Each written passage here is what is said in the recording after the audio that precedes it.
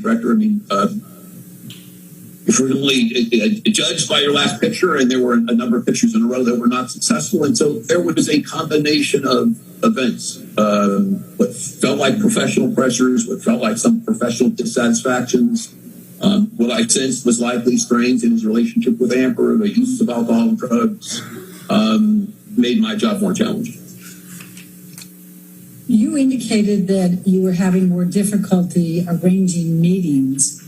What, if any, role did increased use of alcohol or drugs have on your ability to be able to arrange and engage in meetings with Mr. Depp? There were stretches of time when it appeared clear to me that the use of alcohol and drugs was a daily event. And so there were obviously various times when I needed to communicate directly with Mr. Depp. And so some of my conversations with the people I've described involved finding good days and good parts of days when he and I could engage in conversations that he and I needed to engage in, where I knew he would be clear-minded and sober. All right. So were there any periods that you can recall between 2010 and the end of your relationship with Mr. Depp that Mr. Depp had any periods of sobriety? There were certainly stretches of time when he seemed better. There were days and weeks there were stretches of time when he was better, and I couldn't tell you dates, but there were stretches of time when he was better, and more often not.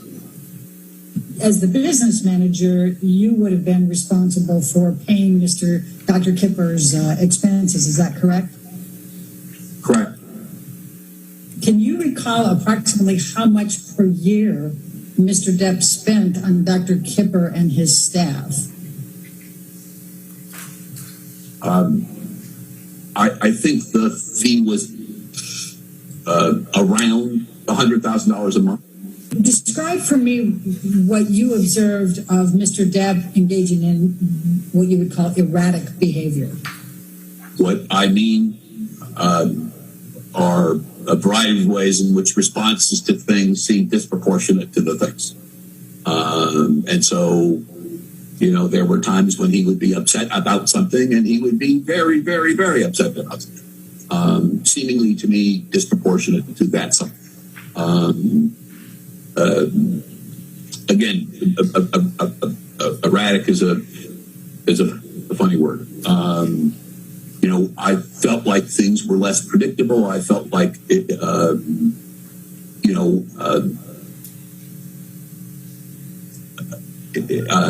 I was, I guess, professionally in a place where I never knew day to day what to expect.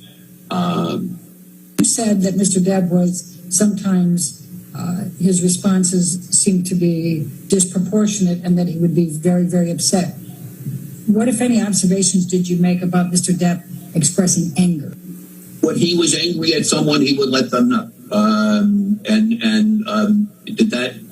Was that sent in my direction? Very rarely, but at times, certainly on a handful of occasions in 2015. But if he was upset at a contractor, he would vent. If he was upset with a security person, he would vent. He would, he seemed to become increasingly less filtered and increasingly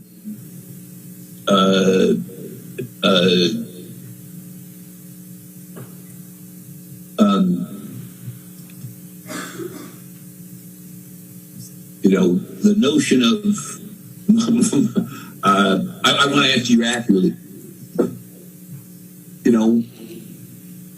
People moderate their behavior.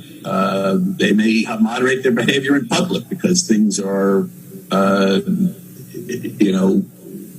inappropriate in a particular setting. People may be upset with an employee, but they're constrained in how the employee is chastised. My experience was that Mr. Depp became increasingly less constrained, less concerned with whether he was going to upset someone's feelings, or just increasingly comfortable venting in an aggressive way when he was upset or disappointed about something. And Did that increase over time, beginning, I think you said around 2010? It began to change in about 2010, and it increased over time, and increased to the point where our relationship began to be impacted in 2015 and was eventually obviously severed in 2016. When Mr. Depp would express his anger and upset, did he use profanity? Sure. Did you observe any increase in Mr. Depp's expressions of anger and upset associated with any increase in financial difficulties or having to discuss financial difficulties? Yes. His financial circumstances in 2015 had reached a point where I was extremely concerned and was on a very, very regular basis expressing that concern. And it seemed as I increased my level of expressing that concern, there was anger directed in my direction. And so my warnings in 2015 that we were in very dire financial circumstances were not met very favorably. So did there come a time that you observed as Mr. Depp's business manager that his spending habits became more increased, perhaps excessive, extravagant? Yes. And when did you observe that? When did that begin?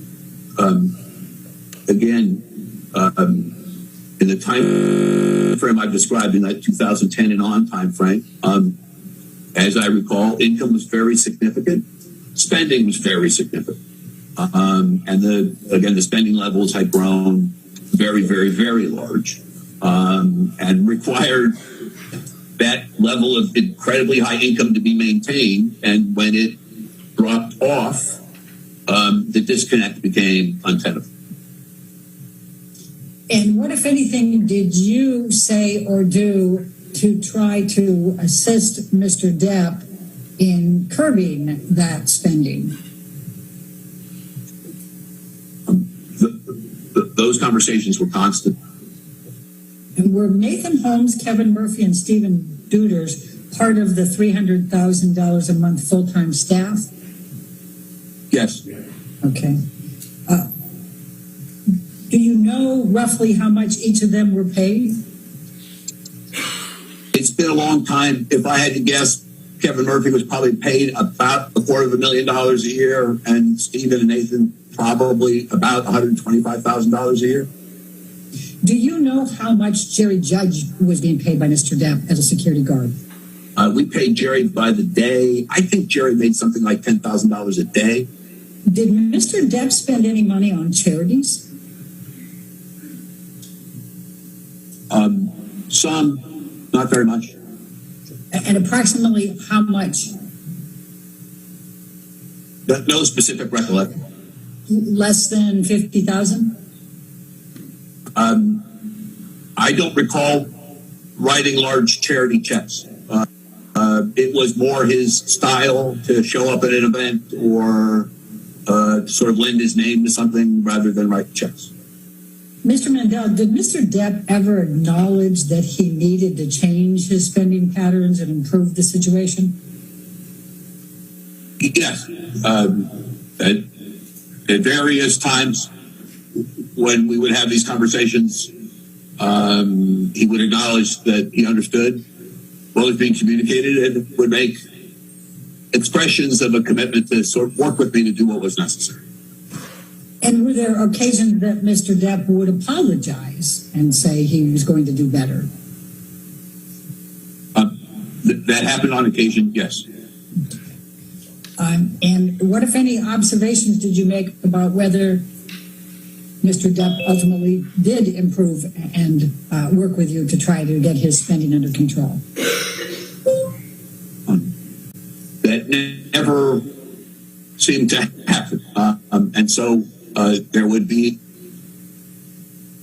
at times, expressions of appreciation, expressions of an understanding, expressions of a willingness to do what was necessary. But there never seemed to be any follow through when the things would be, teed up that had to happen to make those, words real. There was no follow through.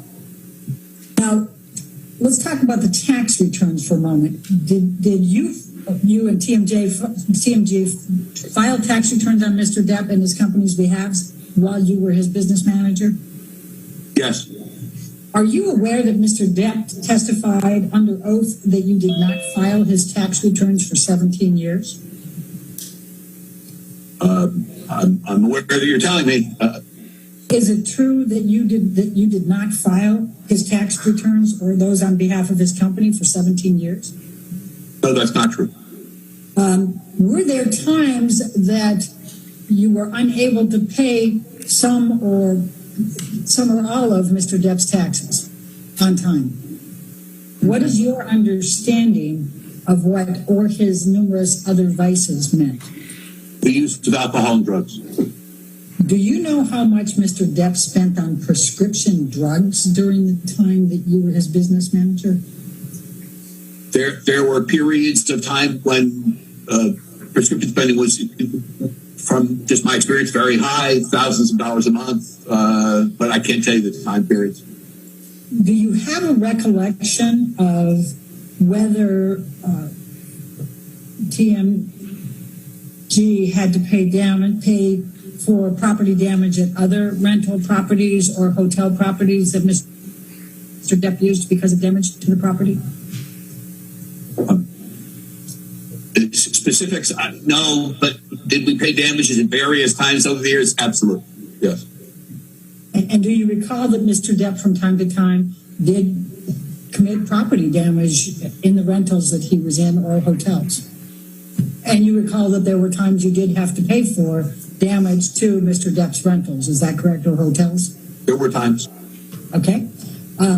Now, you had testified a little bit earlier about needing $25 million by the end of the year. Are you aware of whether Mr. Depp was able to sign on for any movies and obtain $25 million by the end of the year without the assistance of a lending entity? So the first time that you as the business manager were unable to pay Mr. Depp's taxes by October 15 was October 15, 2015. Is that correct? Correct. And you consider that to be an increasingly difficult and alarming situation that you were trying to resolve into late January 2016. Is that correct? That's correct. I showed you earlier exhibit number 8, which was the video clip of Mr. Depp slamming doors and pouring wine, etc., in the kitchen. Do you recall that video? I recall the video, yes. Okay. Do you have a recollection of giving Mr. Depp very bad news the morning of February 10, 2016? I don't recall a specific meeting with a specific date. As I've indicated, there were a variety of meetings in groups and conversations alone and in groups regarding how these very dire financial circumstances were going to be addressed. And as I've indicated, the tone of these conversations became more tense as time went on and these issues were not being addressed. And is it fair to say in the first half of February of 2016, the conversations that you have just described were taking place? Probably even more specifically, Mr. Depp and I began having conversations that took on a more heated turn in July of 15, when it became clear that he was not willing to sell the property in the south of France. And the tone of those conversations became more heated and more contentious as time went on because the circumstances were more dire. And would it be fair to say that your perception was that the circumstances continued to become more dire between July 2015 up through the time of your termination in March 2016? They did. How did you learn of TMG's termination?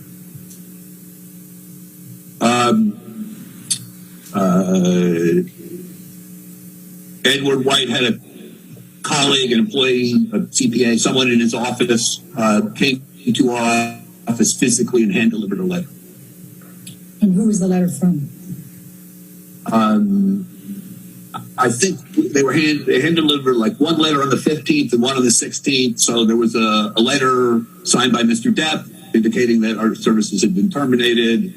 And then there was a letter from Edward White's office, I recall, saying that they were the new people and we should coordinate a transition. Did you have any familiarity with Edward White as of the time of the termination? I had not heard of him. And did Mr. White accept your offers of assistance? For the most part, no. Now, approximately how much did Mr. Depp earn during the period of time you represented him? I recall the amount being reported to be something like $600 million, and believe that amount was probably, close to that. Did you steal $650 million from Mr. Depp? No. Did you steal anything from Mr. Depp? No. Mr. Mandel, did TMG or you take any money other than the fees that you were entitled to from Mr. Depp? No. Mr. Mandel, were you ever found adjudicated by any court, any kind of legal entity, any agency to have committed malpractice, malfeasance, or embezzlement? No.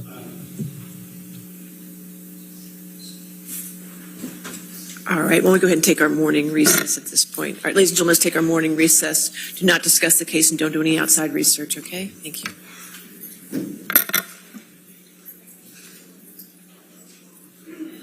Again, court is still in session, if we could. Court is still in session. Thank you. Thank you.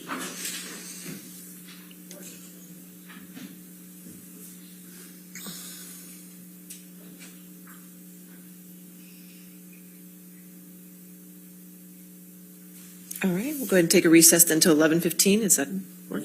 All right, thank you. Recess. All right.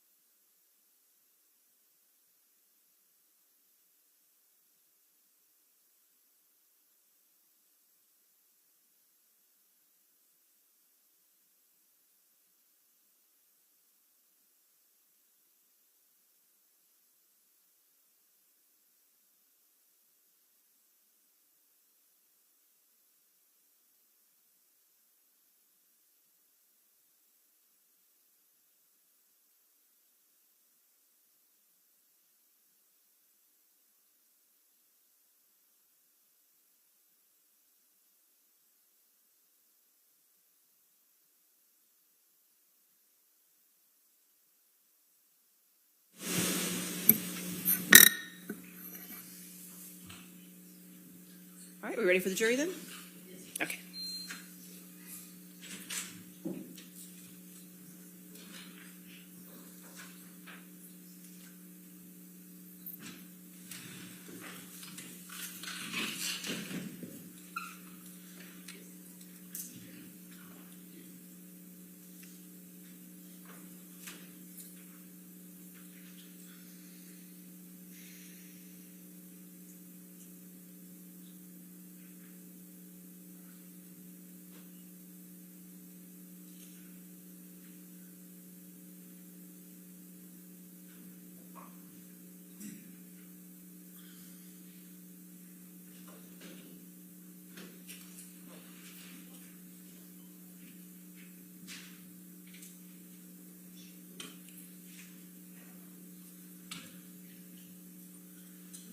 Sit up, just.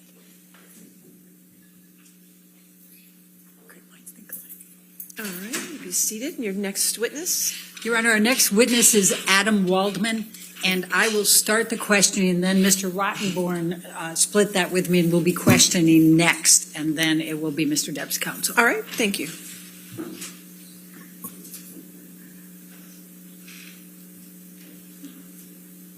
Morning. morning. My name is Elaine Bredehoff, and together with Ben Rottenborn, we represent Amber Laura Heard. Will you please state your name and address? Sure, it's Adam Robert Waldman, Washington, D.C. And what is your current occupation? Attorney. I'm also involved with a skincare company in a variety of capacities. How long have you been an attorney? I think since 1995. Do you currently represent John C. Depp II, who I will be referring to in this deposition as Mr. Depp or Depp? I do. And is this representation an attorney-client representation? It is. Does it include any other type of representation of Mr. Depp other than as an attorney-client? I would instruct the witness not to answer that question on the grounds of attorney-client privilege and attorney work product. He can't answer that question without disclosing communications between himself and his client, Mr. Depp. As you're aware, Ms. Bredehoff, the court has ruled that Mr. Depp has not waived attorney-client privilege and will not be waiving attorney-client privilege. So you're aware of that. So, Mr. Chu, I'm not sure that you heard my question. I was actually asking him if he had any other type of representation relationship with Mr. Depp other than as an attorney-client. I think he can answer that yes or no, but I would instruct the witness on behalf of Johnny Depp not to disclose any communications you've had with your client. No. So just so we're clear, since we had a little bit of record back and forth, the only way in which you represent Mr. Depp is as an attorney-client representation. Is that correct? I'm sorry, Mr. Waldman? I believe that's true. Okay. And you are here today providing this deposition under a subpoena and then subsequent notice, correct? Yes. And when did you first become Mr. Depp's counsel? I think that it was around October 2016. And what is your role in this case as counsel for Mr. Depp? Objection. And I would instruct the witness not to answer that question. Okay, I'll follow the instruction. When did you first meet Mr. Depp as opposed to first start representing him? I first met him in October of 2016. How is it that you came to meet Mr. Depp? The general counsel that I referenced a moment ago asked me to go and have a meeting with him, with Mr. Depp, and to talk about a financial problem that he was having. Did you enter into a written representation agreement with Mr. Depp when you began your representation? I would instruct the witness not to answer that question. That calls for attorney-client privilege. Okay, I follow the instruction. Have you entered into more than one representation agreement with Mr. Depp during the course of your representation? Same instruction not to answer. He can't answer that without disclosing attorney-client communications and attorney work product. Mr. Waldman, when did you consider your attorney-client relationship with Mr. Depp to have begun? I believe it began the night I met him, actually. Sometime in October 2016? Yes, ma'am. Has the attorney-client relationship between you and Mr. Depp been severed at any point between October 2016 and the present? Would instruct the witness not to answer that question on the grounds that you can't answer that question without disclosing attorney-client communications. Okay, I accept the instruction. As Mr. Depp's attorney, you have provided him with advice. Is that fair to say? That's correct. And you have charged Mr. Depp for your advice, correct? I would instruct the witness not to answer that question. You can't answer that without disclosing attorney-client communications. and the fee arrangement in any event is irrelevant. But I'm instructing him not to answer on the grounds of privilege. I accept the instruction. Mr. Waldman, when you provide legal services in an attorney-client relationship, your understanding of that is that you provide advice and your client in turn compensates you in some manner. Would that be fair to say? Yes, as a general matter, that's how I understand an attorney-client relationship, yes. And has Mr. Depp paid you for advice? I do instruct the witness not to answer on the grounds of attorney-client privilege. You can't answer that question without disclosing your communications with Mr. Depp. I accept the instruction. Well, let's go general again and see if maybe we can work at it from that perspective. So in your relationship with your clients, you provide advice and it's up to the client to determine whether to follow that advice. Would that be fair to say? As a general matter, I do agree with that statement, yes. All right. And by the same token, it would be up to the client to determine whether to reject your advice in whole or part, correct? You're still speaking in general. Correct. In general, yes.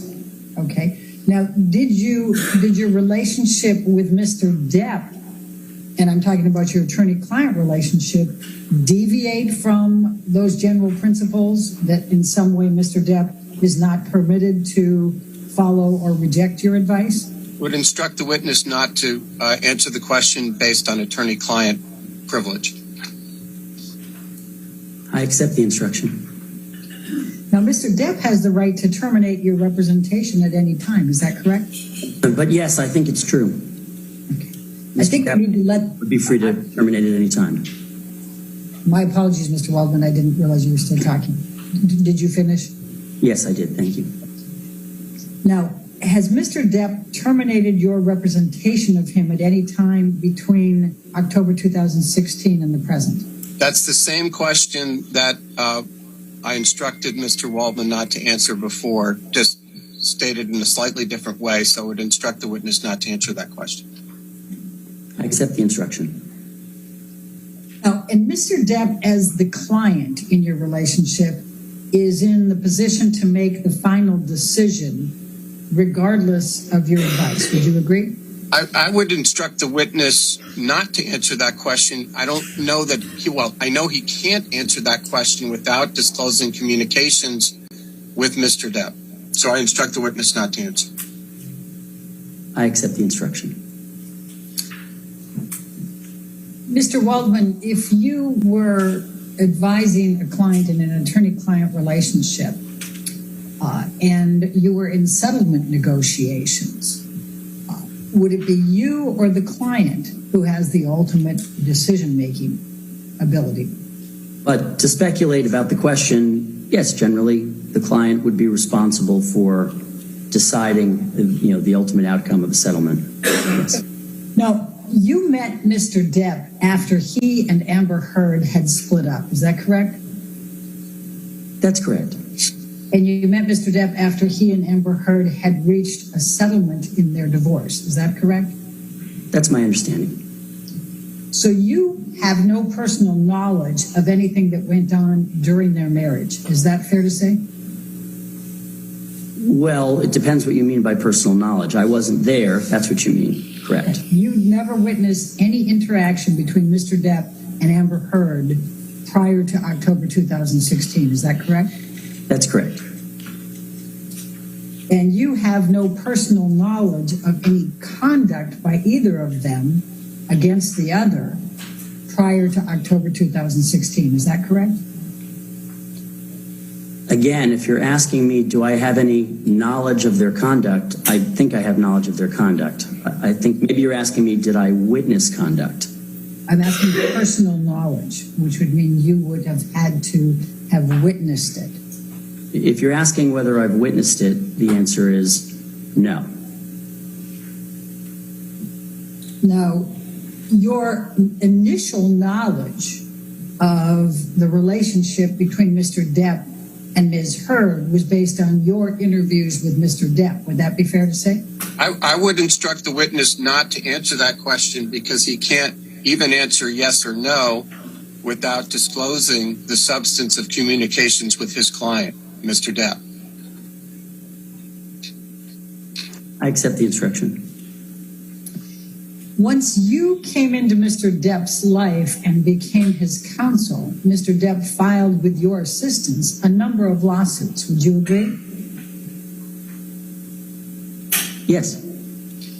Did Mr. Depp terminate Tracy Jacobs as his agent before or after you became Mr. Depp's counsel? Mr. Waldman, I would instruct you not to answer that question if doing so would require you to disclose any communications you had with Mr. Depp. It would. How long had Tracy Jacobs been Mr. Depp's agent at the time Mr. Depp terminated Tracy Jacobs? And again, Adam, same instruction to the extent that that answering the question requires you to disclose communications that you had with Mr. Depp.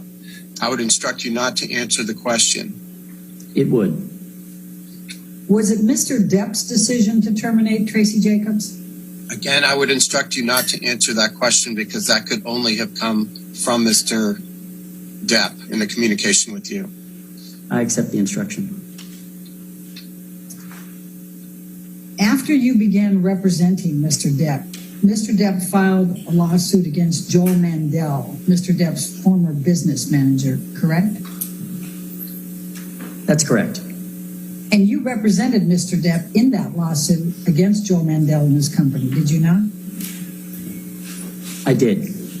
But it was Mr. Depp's decision on whether to file the lawsuit against Mr. Mandel and his company. Would you agree? I would instruct the witness not to answer that question because it would require disclosure of communications between Mr. Depp and Mr. Waldman as to who was advising who as to filing the case against TMG and the Mandel brothers. So I would instruct you not to answer that. I accept the instruction. Did Mr. Depp have the ultimate decision-making ability with respect to the lawsuit against Mr. Mandel and his company? And again, I would instruct you not to answer to the extent it requires you to disclose attorney-client communication. It would. After you began representing Mr. Depp filed a lawsuit against Jake Bloom, Mr. Depp's former attorney, correct? That's correct. And you represented Mr. Depp in that lawsuit against Jake Bloom and his law firm, did you not? I did. But it was Mr. Depp's decision on whether to file the lawsuit against Mr. Bloom and his law firm, is that correct? Again, I would instruct the witness not to answer to the extent it requires him to disclose attorney-client communications. It would. And Mr. Depp, though, was the ultimate decision maker in connection with any decisions made in the litigation against Mr. Bloom and his law firm. Would you agree? Same instruction not to answer. It's basically the same question gussied up a bit. So same instruction not to answer. I accept the instruction. After you began representing Mr. Depp filed a lawsuit against the Sun newspaper and its editor-in-chief, Dan Wooten, correct? Correct. For purposes of this deposition, I may refer to the lawsuit against the Sun and its editor, Dan Wooten, as the UK lawsuit or the UK litigation. Will you understand those references to mean this? I will. What was your role in the UK litigation? I would instruct the witness not to answer that question because it necessarily requires him or would require him to disclose his communications with his client, Johnny Depp. It would. You represented Mr. Depp throughout the UK litigation, correct? Again, I would. And Mr. Depp alleged in the UK litigation that the Sun and Dan Wooten had committed libel by accusing Mr. Depp of being a, quote, wife beater, end of quote, and committing domestic violence against Amber Heard, correct? That's true. It was Mr. Depp's decision on whether to bring the UK lawsuit against the Sun and Dan Wooten, correct? And again, I would instruct the witness not to answer I would instruct him not to answer because it perforce would require him to disclose attorney-client communications as to the thought process that went into filing that particular lawsuit. I accept the instruction. After you began representing Mr. Depp filed suit against Amber Heard, his former wife, correct? That's correct. And you represented Mr. Depp in the lawsuit against Amber Heard from March 1, 2019 up until October of 2020. Is that correct? Yes. And it was Mr. Depp's decision on whether to file the lawsuit against Amber Heard. Is that correct? Would instruct the witness not to answer that question based on attorney-client privilege. I accept the instruction. And Mr. Depp is alleging in this lawsuit that Amber Heard defamed him by suggesting that he had committed domestic abuse against her, correct? Yes. As part of your representation of Mr. Depp, you contacted potential witnesses. Is that correct? Again, I would, that is attorney work product, and that is protected in Virginia. So I would object on that basis, but you can answer that question yes or no. Yes. You also spoke with the press on Mr. Depp's behalf, did you not? And I would instruct the witness not to answer to the extent that it requires disclosure of any communications between yourself and Mr. Depp. It would.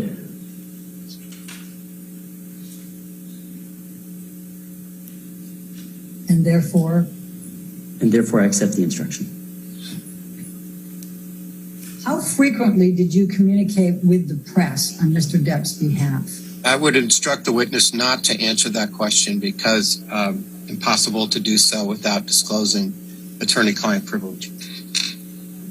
I accept the instruction. Why did you communicate with the press? Same instruction not to answer on the same grounds. I accept the instruction. What were you hoping to gain? Same instruction not to answer the question. I accept the instruction. You remain Mr. Depp's primary counsel for all of his affairs. Isn't that correct? I'm going to instruct the witness not to answer that because I don't think you can answer that without disclosing your communications with Mr. Depp, and we have to be consistent. That's true, and I accept the instruction. Mr. Waldman, I'm going to ask you to take a look at what has been marked as exhibit number 3.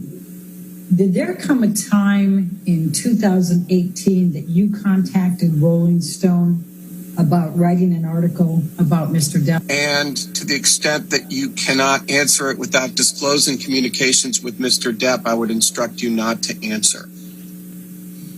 I think it would implicate discussions with Mr. Depp, so I accept your instruction. The author of this article, which was published on June 21, 2018, is Stephen Roderick. Were you present when Mr. Roderick interviewed Mr. Depp? You may answer that question yes or no. It's not yes or no. I was there for some of it. Okay. Was the Rolling Stone interview before or after Mr. Depp filed suit against the Sun and Dan Wooten? I'm not sure. Do you recall whether the publication of this Rolling Stone article was before or after Mr. Depp filed the lawsuit against the Sun and Dan Wooten? I don't.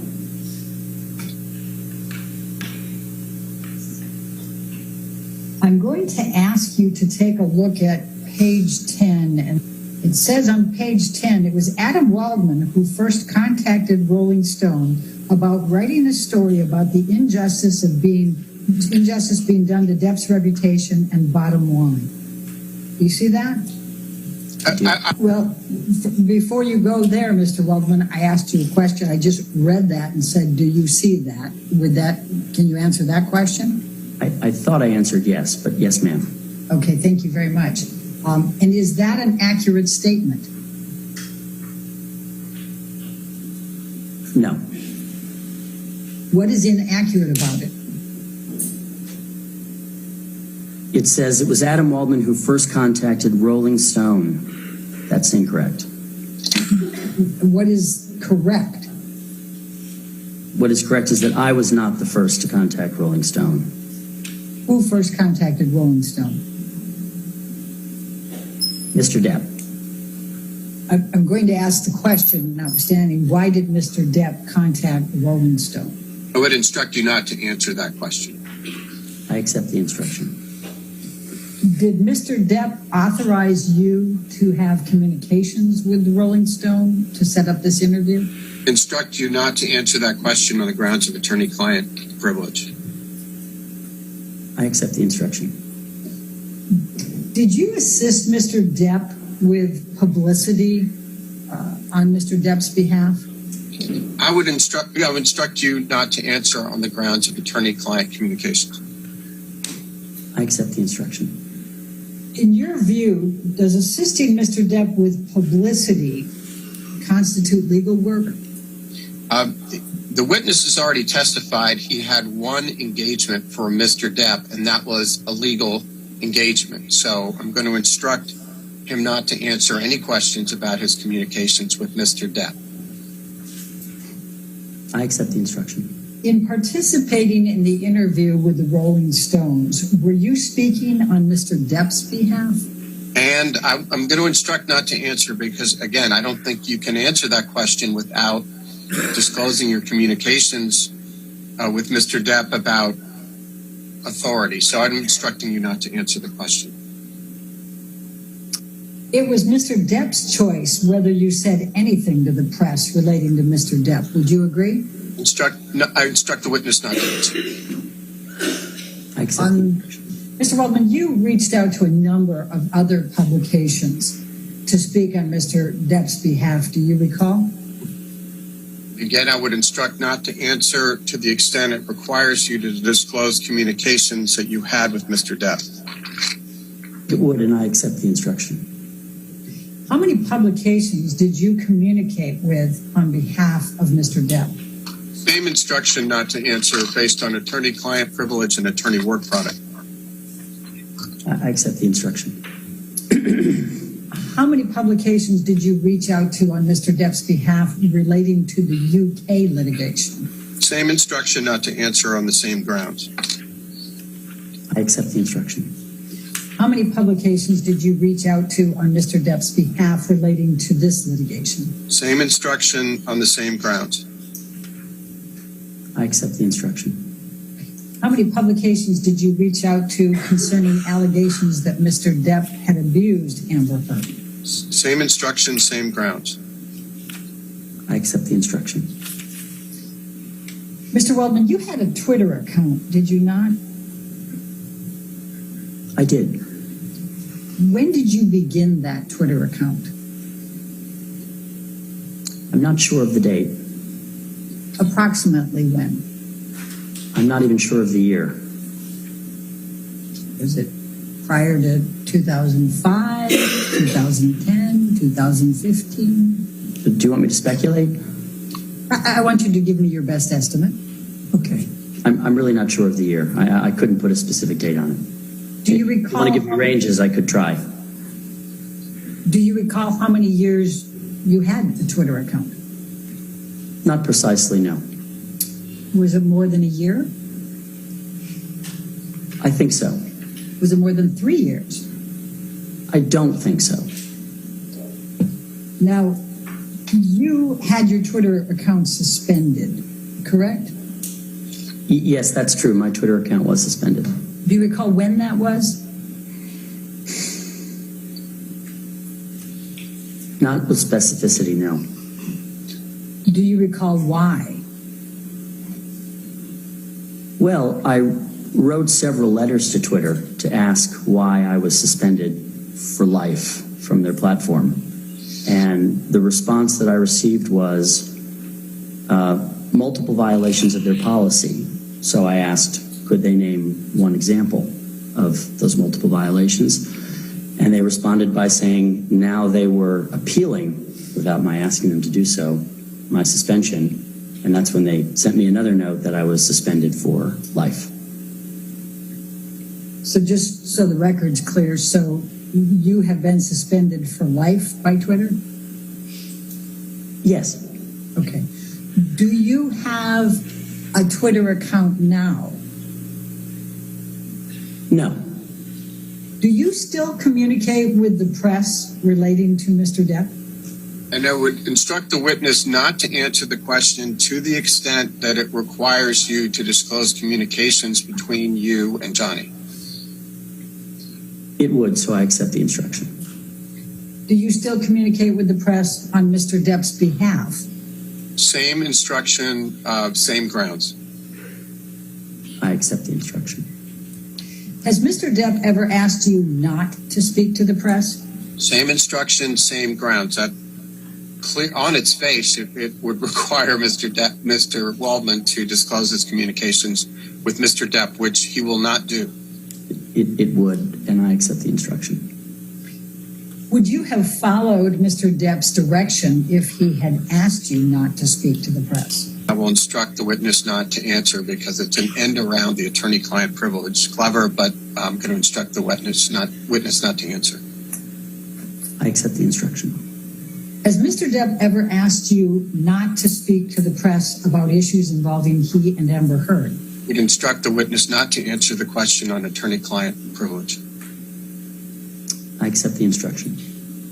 Would you have followed Mr. Depp's direction if he had asked you not to speak with the press about issues involving he and Amber Heard? And I will instruct not to answer on the grounds of attorney-client privilege. I accept the instruction. Has Mr. Depp ever asked you to correct or retract any statements you made to the press relating to Mr. Depp or Mr. Heard or Amber Heard? Would instruct the witness not to answer on the grounds of attorney-client privilege. I accept the instruction. Would you have followed Mr. Depp's direction if he had asked you to correct or retract any statements you made to the press relating to Mr. Depp or Amber Heard? Same instruction, same grounds. And I accept the instruction. Have you ever asked the press to correct or retract any statements you have made to the press relating to Mr. Depp or Amber Heard? I want to make sure I understand the instruction. Are you saying you instruct not to answer in the event it implicates privileged conversations with Mr. Depp? Yeah, I think I'm going to instruct not to answer. Okay, thank you. I understand. I accept the instruction. Mr. Waldman, I'm going to ask you to take a look at what has been marked as exhibit number 4. I think I'm going to try to blow it up just a touch. It looks kind of hard to read. Okay. And it's an article from July 3, 2020 from Mail Online. This is Daily Mail Online. Do you see that? I do. No, actually, if I'm just going to go to page 8, I'm going to ask you to take a look at the following. It says, Adam Waldman, Depp's lawyer, said afterwards, quote, Amber Heard and her friends in the media used fake sexual violence allegations as both a sword and a shield, depending on their needs. They have selected some of her sexual violence hoax facts, quote facts, end of quote, as the sword, inflicting them on the public and Mr. Depp. Do you see that? I do. Did you make that statement? I believe I did. Did you make that statement on behalf of Mr. Depp? Instruct the witness not to answer that question on attorney-client privilege grounds. I accept the instruction. Why did you?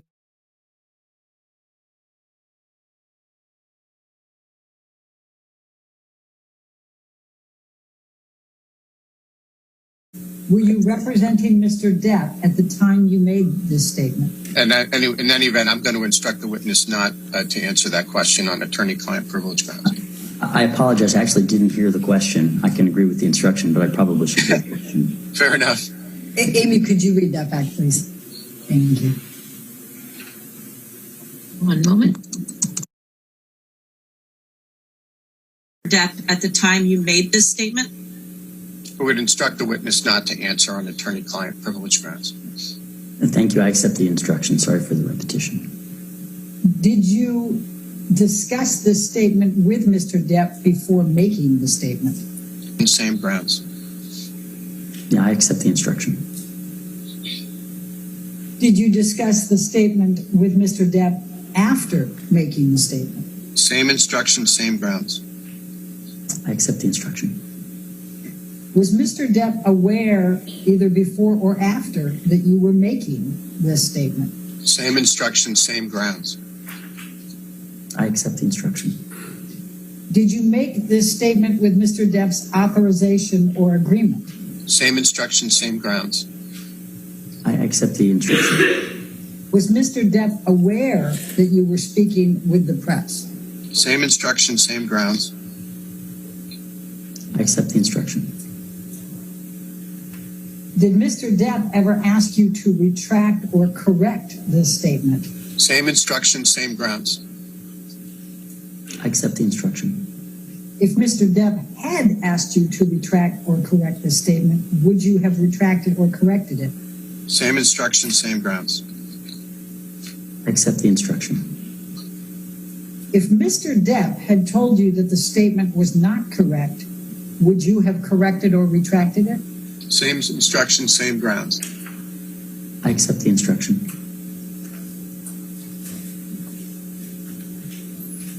Did you rely upon any statements or evidence from Mr. Depp in making this statement? Same instruction, same grounds. Yes, I accept the instruction. And if you could bring up exhibit number 5. Mr. Waldman, I'm going to be asking you a question about a specific statement in this one. If you would like to read the article first, you are certainly at liberty to, and you could take control now and do that. Thank you, I will.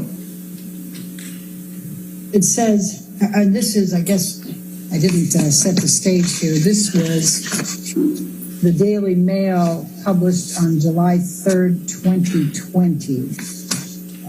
And I'm going to now direct your attention to page 9.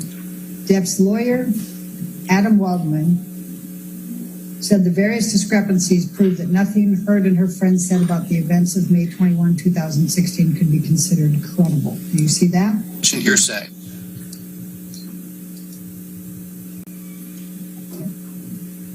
Then I'm going to direct your attention, Mr. Waldman, to the next statement. Quote, quite simply, this was an ambush, a hoax. They set Mr. Depp up by calling the cops, but the first attempt didn't do the trick. The officers came to the penthouses, thoroughly searched and interviewed, and left after seeing no damage to face or property.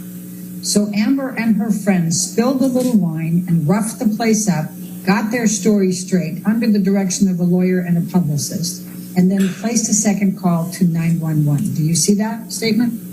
I do. Did you make those statements?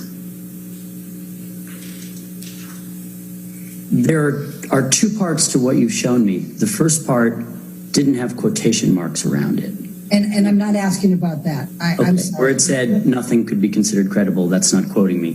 The part Right. with the quote marks, I believe I said that, yes. So starting from quite simply through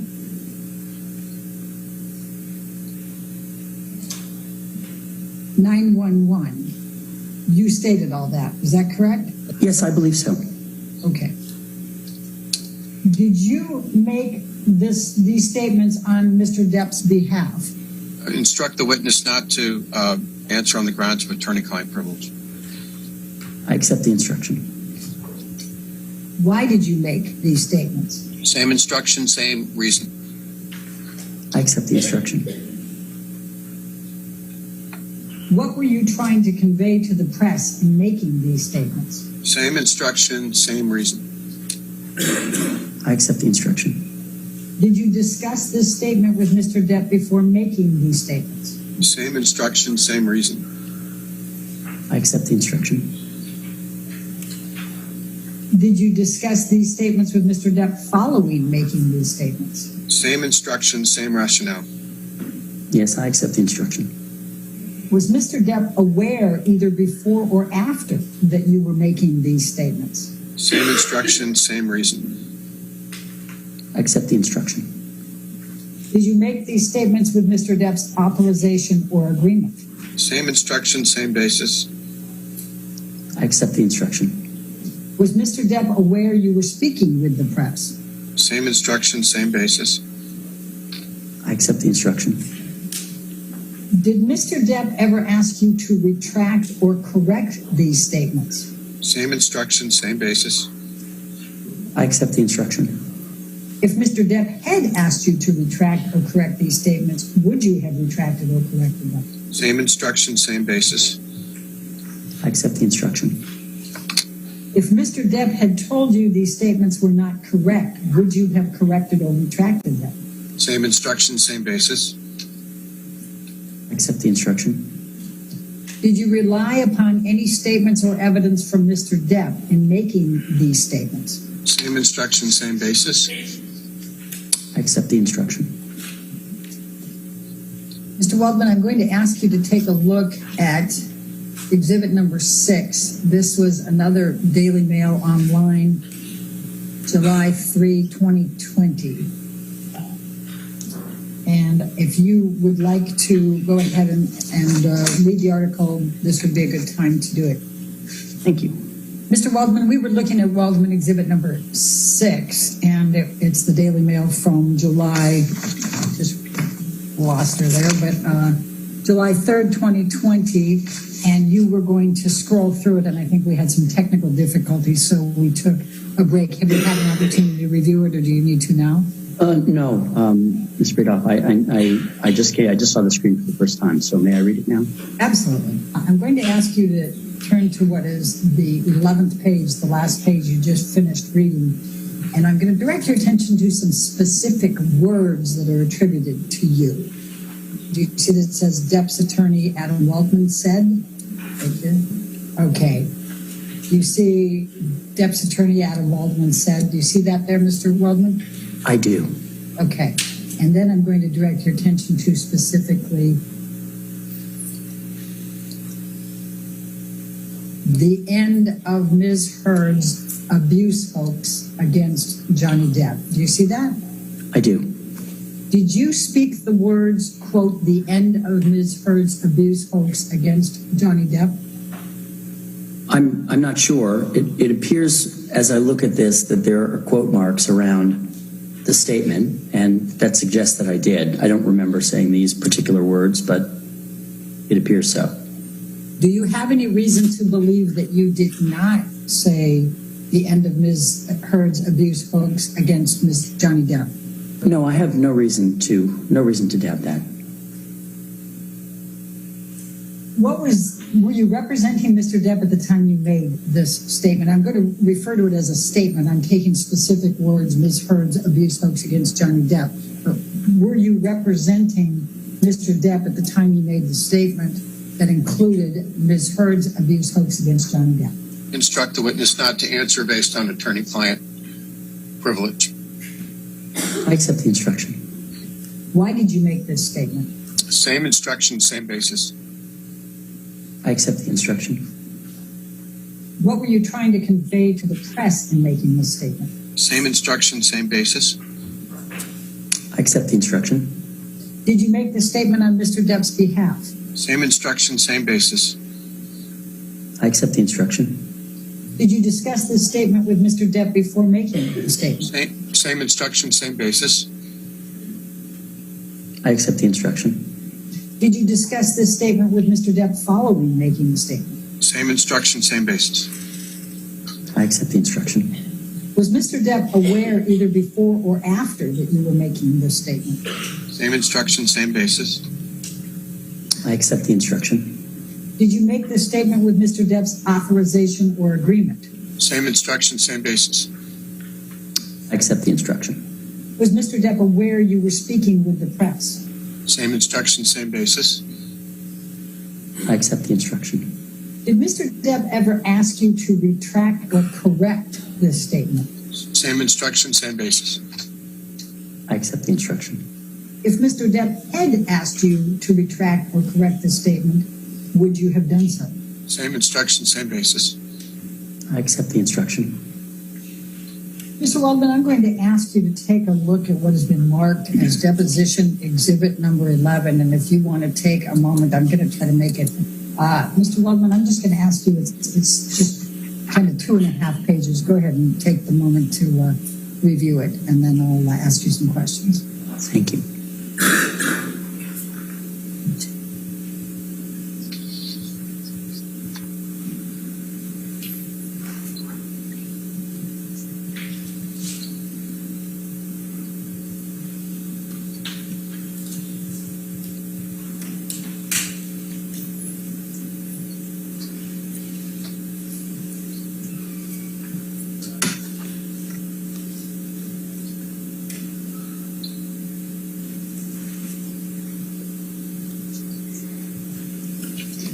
Okay, thank you. I've read it. Okay. So directing your attention to exhibit number 11. So, because there's a number of these, so maybe we can just clear it up right from the start. So we have conversations. You look at the top, conversation, 6 messages, 3 parties, over 209 minutes. And it has this first one, it has a date and a time, and it has a telephone number. Do you see that? I do. Okay.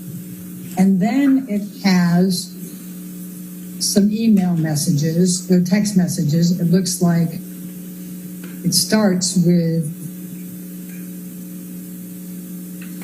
Keith Bishop. Do you know who Keith Bishop is? I do. And who is he? Keith Bishop is a publicist who lives in London. And for what publication? Oh no, he's a publicist. He's an advisor on media. I see. Did you, at any time, did you or Mr. Depp ever employ Keith Bishop in any kind of public relations role? Mr. Waldman, I would instruct you not to answer the question to the extent that it would require you to disclose any communications you had with Johnny, either receiving or giving. I would not be able to answer without doing so, so I accept the instruction. Okay, and then Mr. Bishop says, and this is on 1/28/2020, Adam, I can confirm a meeting with the Mail Online for Monday, 17th February at 10 a.m. You see that? I do. So did you, in fact, have a meeting with the Mail Online on 17th February? I couldn't say sitting here now definitively that we met on Monday the 17th of February, no. But I see this and it wouldn't surprise me if we had. And was Mr. Depp with you when you had the meeting? I believe Mr. Depp was with me when we had this meeting. And you were representing Mr. Depp at the time, correct? I would instruct the witness not to answer that question based on attorney-client privilege. I accept the instruction. When did you obtain the audio tape that you're referencing in this text message? And I would instruct you not to answer the question to the extent it would require you to disclose any communications you had with Mr. Depp, your client. It would, and so I won't be able to answer the question.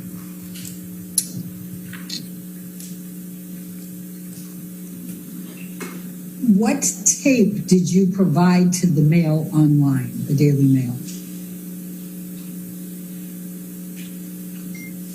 In this, are you asking, forgive me, in this instance relating to this text? Yes. My recollection is that I gave a pair of audio tapes, actually, to them. Whether that occurred sequentially or at the same time, I don't remember, but I provided them 2 tapes.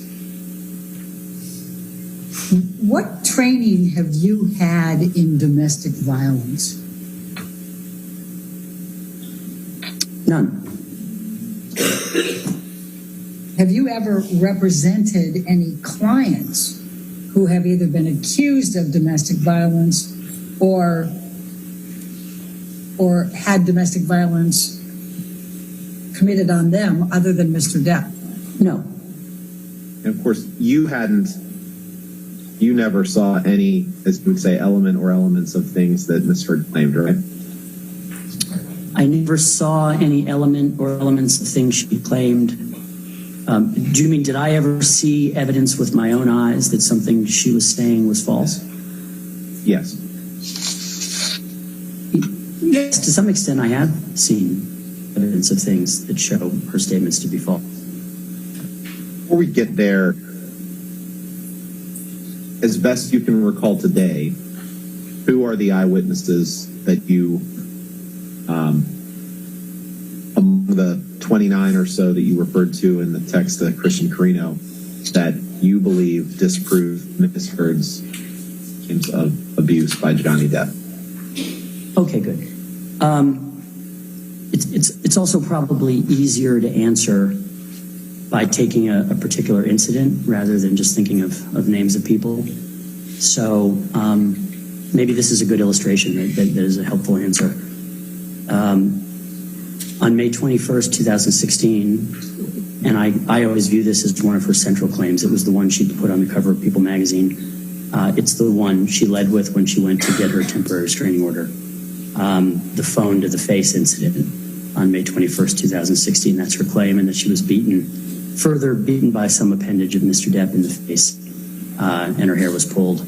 And she showed up on the 27th in court with a lot of bruises on her face. So there are 2 police officers, one domestic violence trained female police officer, who've testified over and over and over that there was no damage to the penthouse, which Ms. Heard claimed was destroyed. That's a direct quote, destroyed. There are, that I can think of, 9 other witnesses, the majority of whom are either neutral or actually Ms. Heard's own witnesses, who have testified in various forums, various times, that there were no injuries to her face whatsoever between the 21st and the 27th, when suddenly there were bruises. Who are those 9? Let's see. Laura Divinier, Melanie Inglesi, Amber's own primary makeup artist. Laura Divinier was Ms. Heard's assistant and decorator, and now works for Elon Musk. Hilda Vargas, Mr. Depp and Ms. Heard's at the time housekeeper. Samantha McMillan, who was Ms. Heard and Mr. Depp's stylist, and a good friend of Ms. Heard. Isaac Baruch, Ms. Heard's and Mr. Depp's friend, close friend, and Ms. Heard's neighbor in the penthouses. Okay, so continuing on, the witnesses, a list of some witnesses to the 21st, to her claims of violence and damage to the apartment. Trinity Esparza, who was the head of the concierge desk at the Eastern Columbia building, and a friend of Ms. Heard's also. Cornelius Harrell, who I think also worked for the concierge desk, or in any event worked for the Eastern Columbia building, and met with Ms. Heard on the 22nd of May, which meeting was captured on CCTV also. Alejandro Romero, who I believe is head of security at the Eastern Columbia building, And I think Brandon Patterson also testified about the absence of bruises. And I should even distinguish, because we're talking about the notion of a hoax, I should distinguish these people specifically have given testimony that Ms. Heard was uninjured between the 21st of May up into perhaps the 25th or 26th of May. And then, of course, she appeared bruised again on the 27th. Some of them have testified that even after the 27th, they were with her and she appeared and that she appeared bruised. But during that period between the 21st and the 27th, I'm not sure if I've listed 9 plus the 2 police officers, but I think that's an illustration of what I was referring to when I in the question you asked me about. Can you please pull up a document labeled ARW 660, please? But you do believe that the pictures and videos Marilyn Manson sent you helped disprove Ms. Heard's allegations, correct? As to that incident, Thanksgiving, perhaps 2013, I think those videos and photographs, yes, demolished her claim. Have you communicated with other social media users about this case other than public messaging platforms? Let me ask that differently. Have you communicated privately with other social media users about this case?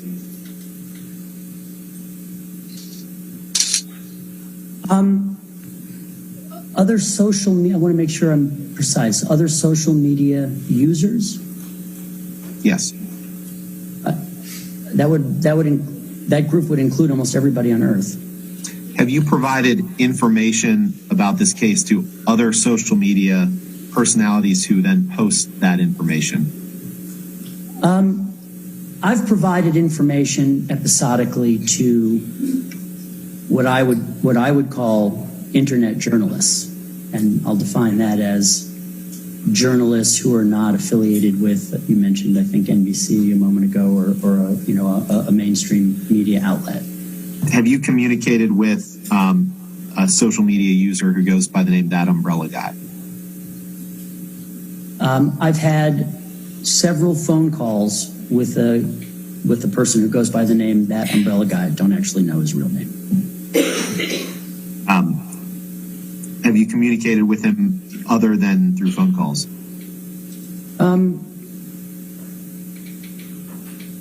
I don't remember doing so, no. What are other, well, let me ask you this. Have you communicated in a similar fashion with someone on social media who goes by the name That Brian Fella? Yes. What about someone who goes by the name The Real Laura B? Yes.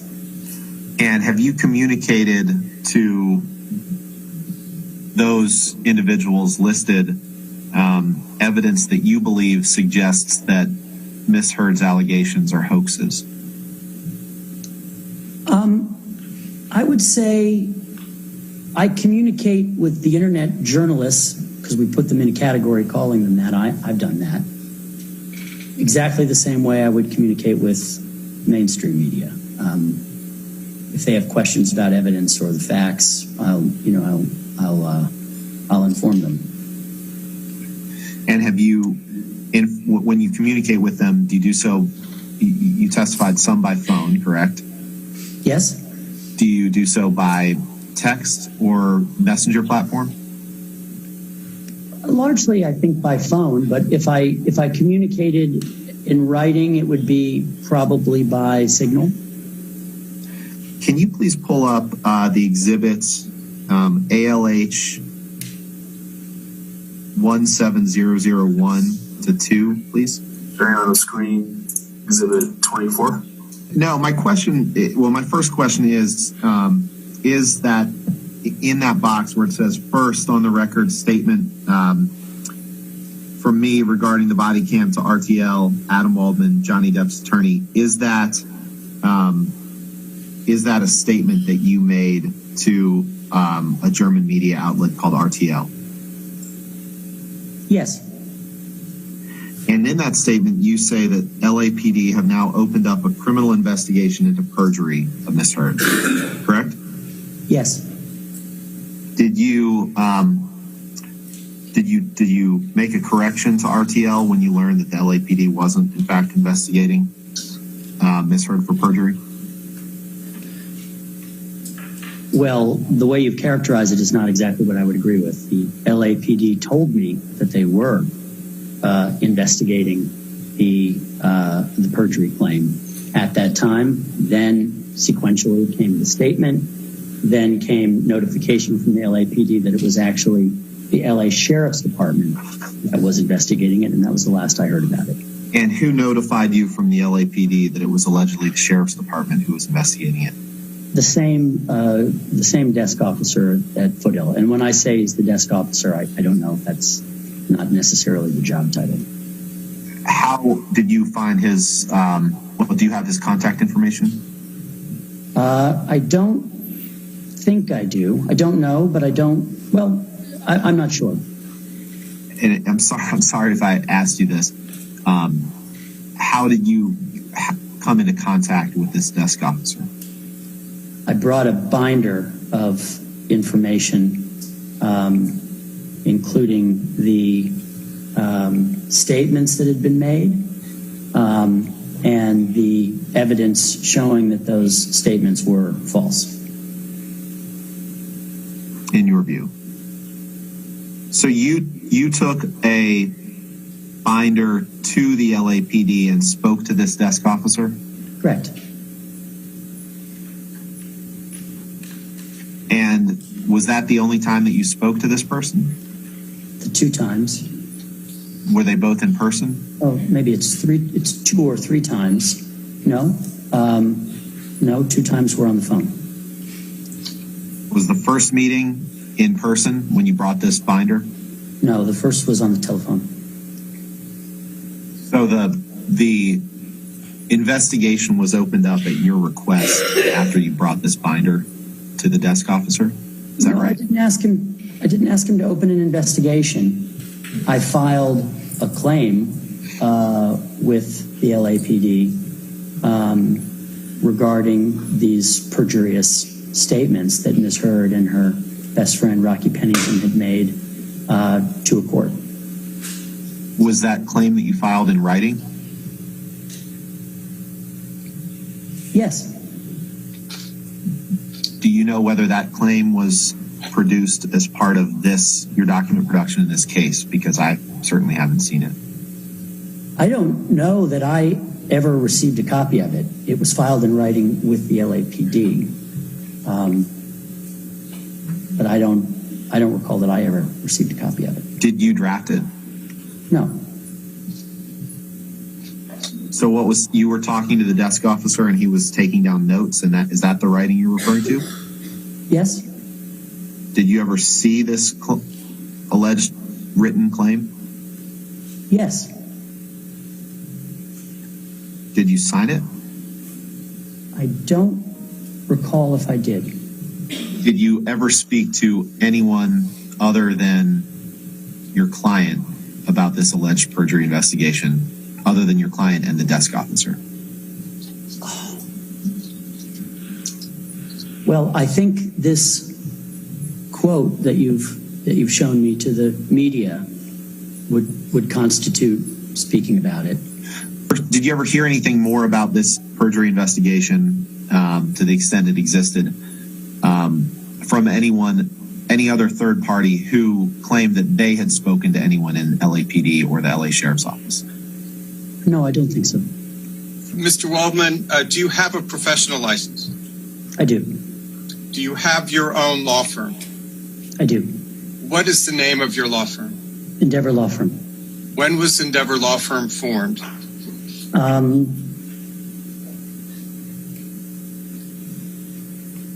I think it was in 2005. And who was it who formed your law firm? It was I who did it. And who owns your law firm? I do. What is your title at the Endeavor Law Firm? Managing member, I believe. And it's none of our business who your clients are, but does the Endeavor Law Firm have other clients other than Mr. Depp? Yes. Does Johnny Depp issue you a Form W-2? I don't think so, no. Do you receive legal training from Johnny Depp or any of your other clients? I suppose the practice of law in general is legal training, but if I understand your question correctly, no. Fair point. Have you ever listed Johnny Depp as your employer on any filings with the IRS? No. But you offer legal services to clients, correct? Yes. All right, I'll say, do you offer legal services to the general public? Probably not to the general public, but I offer legal services. I think that's your question. All right. Yes, ma'am. Your Honor, our next one would be Detective Sandanaga, Sandanaga. It's about 20 minutes. All right, let's go ahead and Okay. have that witness. Is that, And go ahead. we start the questioning. All right, thank you. Get your name and business address for the record, please. Marie Sadanaga, Marie Sadanaga, Sadanaga. And my business address is 100 West 1st Street, Los Angeles, California. And what is your current occupation? I am a detective with the Los Angeles Police Department, and I am the department's domestic violence coordinator. What does it mean to be the domestic violence coordinator for the department?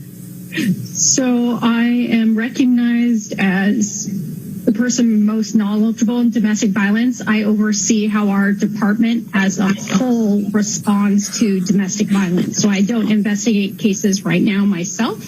I just make sure that officers and detectives are responding to domestic violence how California State Penal Code wants us to. And how long have you been with the LAPD? 17 years. What, if any, policies, procedures, and protocols are in place at the LAPD for domestic violence cases separate from other types? So once we determine there is domestic violence, we have to determine whether there is a crime. Every time we respond to a domestic violence call, per state law, we need to document whether it's a crime or just an incident, which would be when there is not a crime, but there's still paperwork done. So that is part of the officer's investigation. Now, I had asked a little earlier about when the victim is reluctant to press charges.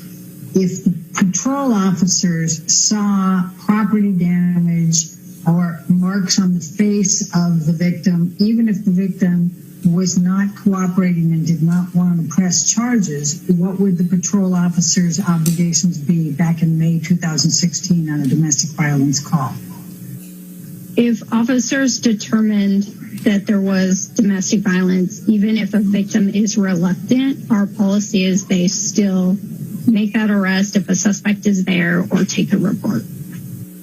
So if there are, when the patrol officers arrive at the scene, and this is May 2016, and there are 4 people that are present at the scene, how many of those individuals are the patrol officers obligated to interview?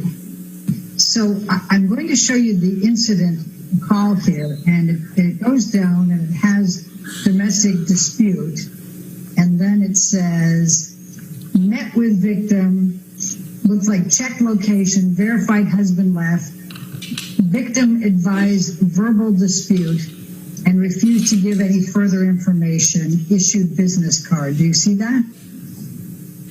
Yes. Okay.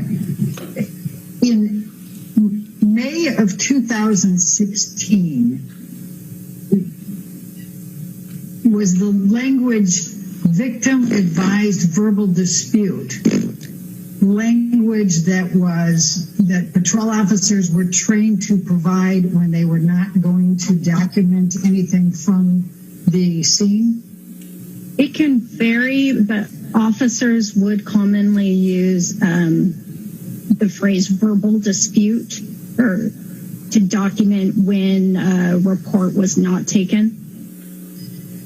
I'm going to ask you to take a look at what has been marked as deposition exhibit number 8. It's dated November 24, 2014. And it's subject domestic violence supplemental report.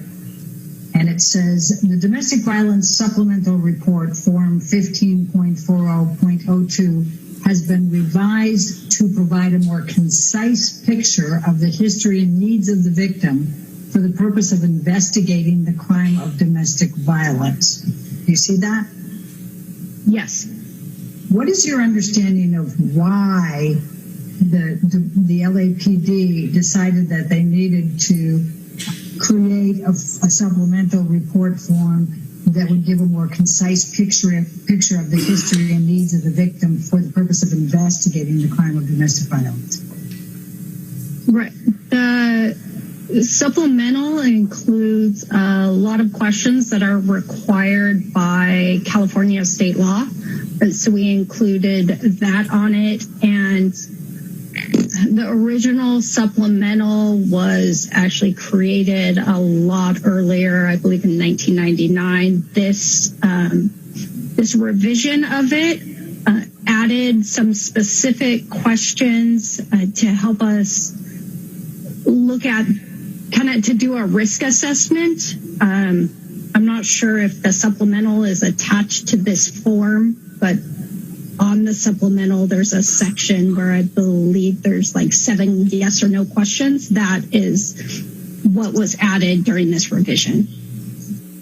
Detective Sadanaga, I'm going to show you what has been marked as deposition exhibit number 9. And do you recognize this supplemental report? Yes. Is this the supplemental form that was referred to in exhibit number 8? Yes. Okay. Now, if we look at this and we start out on the left-hand column, and it has a number of different observations to make of the victim. And it includes shaking, unresponsive, crying, scared, angry, fearful, calm, agitated, nervous, threatening, apologetic, under the influence of alcohol, under the influence of drugs, or other observations. And it says document in narrative. All right. Are these typically characteristics of victims of domestic violence? Yes.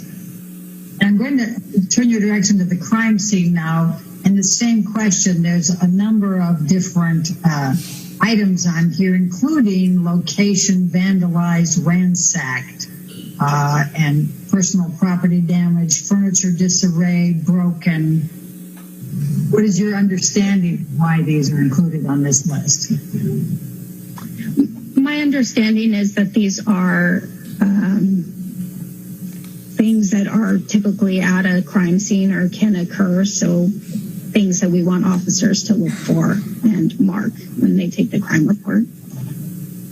And as with the questions I had on the characteristics that are on the list for the victims, are these items that are also discussed with the police officers in their training to look for in even making the determination whether a crime has taken place? Yes, they are. Is there a scenario under which the patrol officers decide that there's no crime, but they see property damage and injury and take photographs? I mean, every situation is different. I believe, one way, if we have a situation like that occurred, then there should be a domestic violence incident report. So there is a place to document your observations and statements from people, and a reason to have those photographs. Even if ultimately the officers determined that it wasn't a crime. And yes, that's why domestic violence incident reports are reports where there are no crime, and that is why we have them, so we can document and have a history of calls and see, in case there is another call in the future, that there is prior history of any type of domestic call, even if it was not ultimately ruled a crime. Would that incident report include if there were interviews with witnesses and if there were any photographs or notes taken? Yes, there is still a narrative that is written where everything, the officer's investigation and observations and any photographs are listed. And was there an incident report in place in May of 2016 for patrol officers to use in domestic violence calls? Yes. Could you please describe the purpose of an incident report as of May 2016 and what was included typically in an incident report? So the purpose of domestic violence incident reports were to record when officers responded to a call of domestic violence that did not result in a crime. They are actually required by state law for us to document every domestic violence incident that we respond to. And in that report, it's the same. I keep calling it a face sheet. That's not the official term, but the same as a crime report that we would take it on, but you fill out the information. You just do not list a suspect because we have no crime.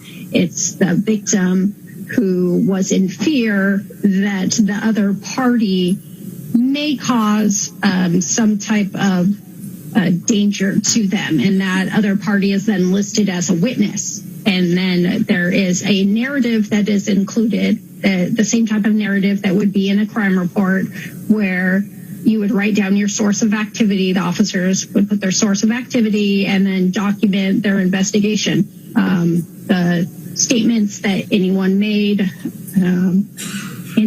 as we ask on domestic violence calls, what type of relationship it is, how long they've been together, any prior incidents of domestic violence. All that would be included in the narrative of an incident report.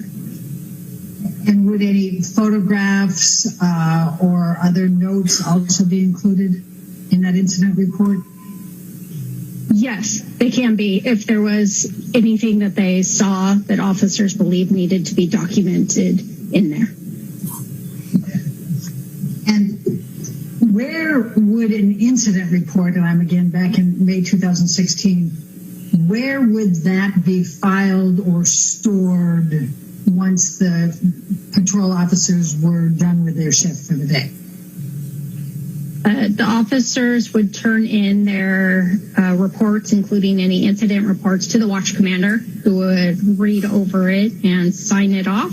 And if it is approved, it would go to our records unit at that division to create a report number on it. And then it does get assigned to a detective, just so that we have it on file in case there's any future incidents. Do officers at some point have to make a determination as to whether domestic violence has occurred?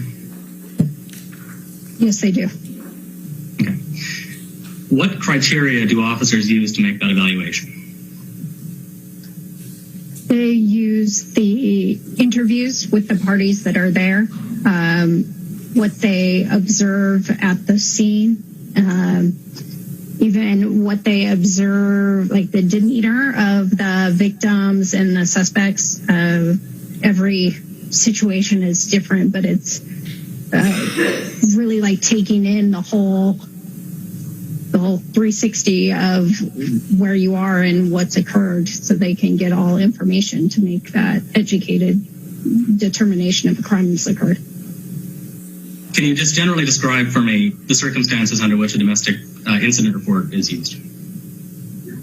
We take a incident report when we determine there is no crime, but that one of the parties is in fear that either their life was in danger or they could be a victim of some type of serious bodily injury. So the third incidents you would have, or where we don't take the incident report, is where both parties state it was an argument, there was no physical injury, both parties say we weren't afraid that the other was going to do any type of harm to me. Okay. And so in that case, in that third case that you just described, would there be any documentation required typically? On that third one, when we don't have the fear, so it makes it no incident report, it's only documented on that daily field activity report. Ms. Benohoff asked a line of questions earlier on in the deposition about victims of domestic violence being reluctant to come forward and speak up. Do you recall that? Yes.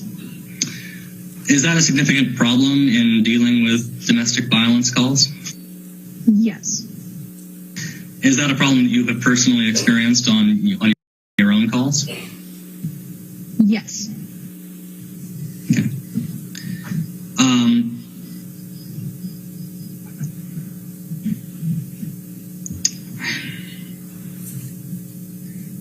When confronted with a person who's unwilling to make a statement,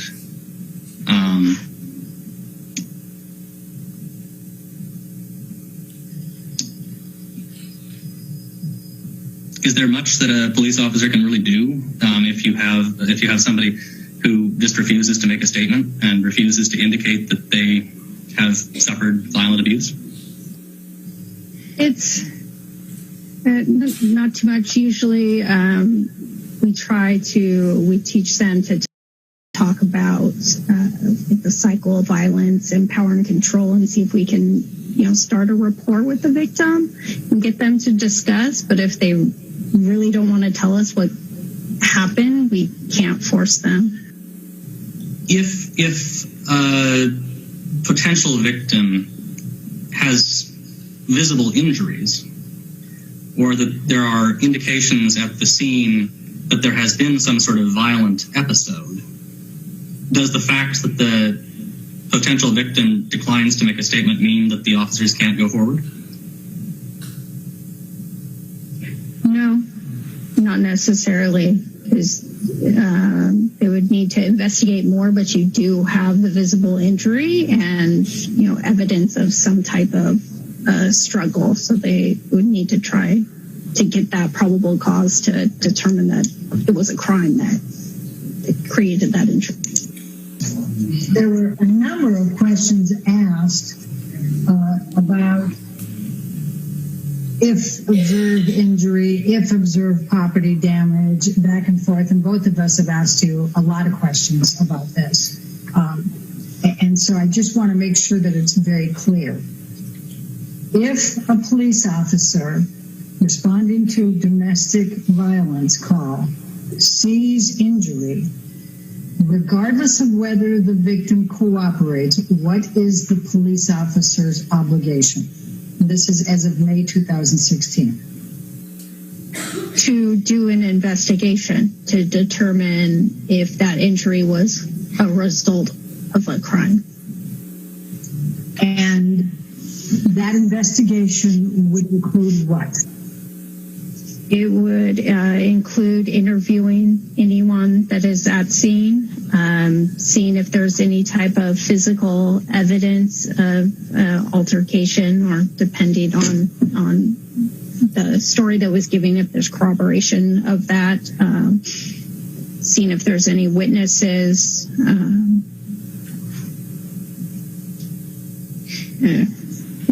kind of depends. Each one's different, but just doing a thorough investigation.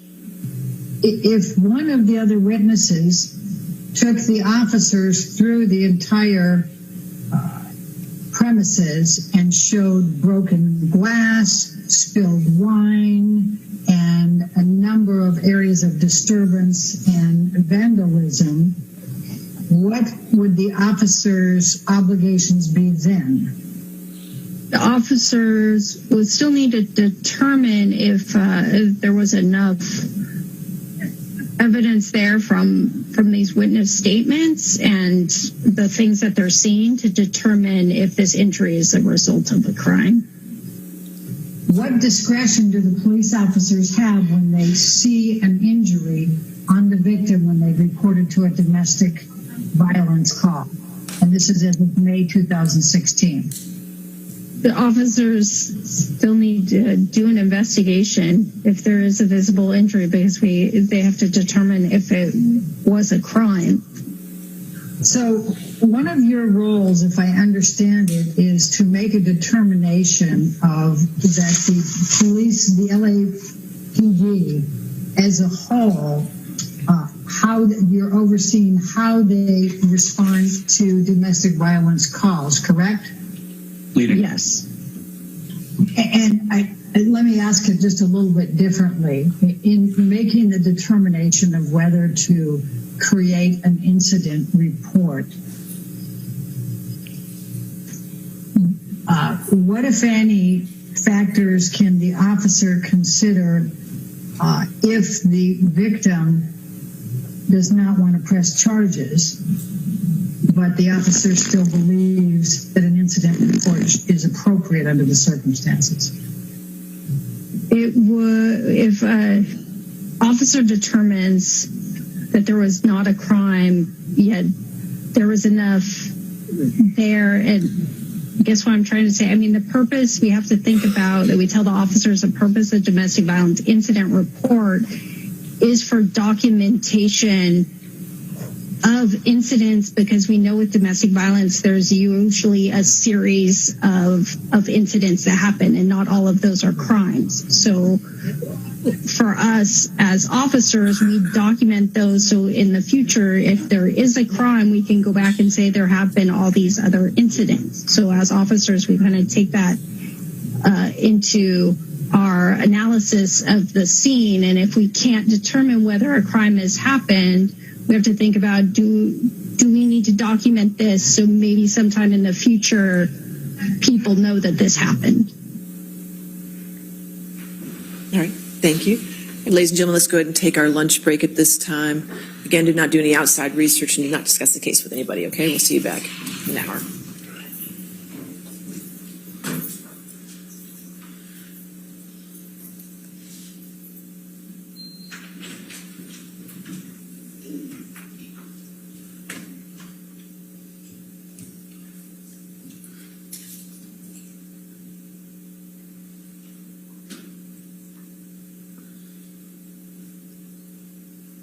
All right, so we'll be back at 1:45. Is your next witness on a deposition, or? It's going to be live, all right, so we'll take care of the TV then. All right, we'll see you at 1:45. Thank you.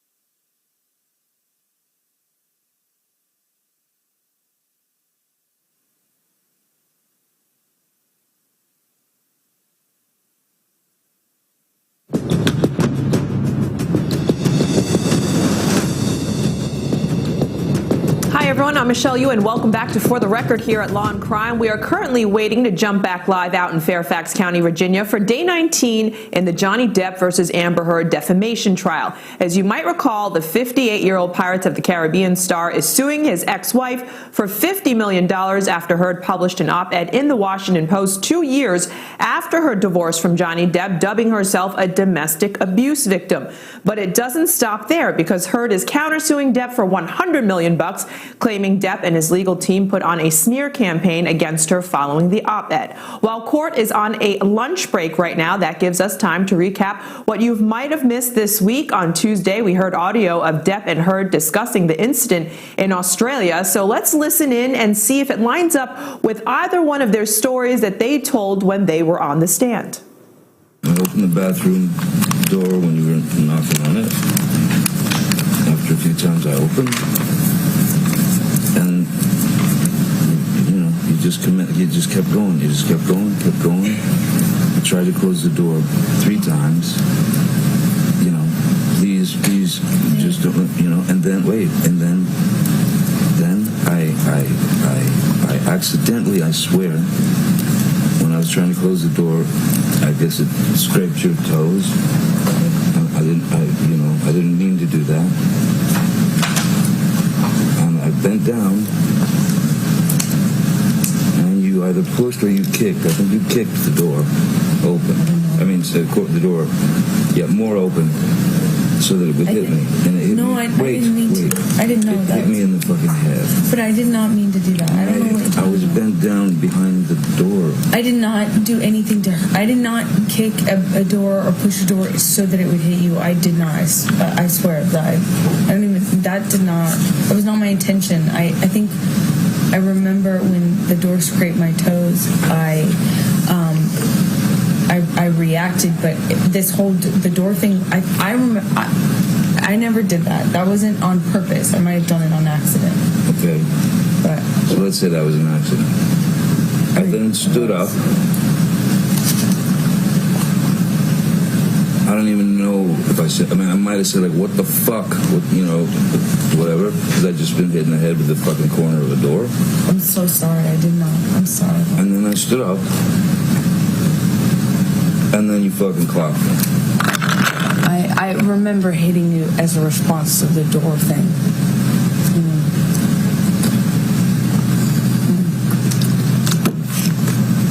And I'm really sorry about hitting you with the door or hitting your head. I did not mean to, nor...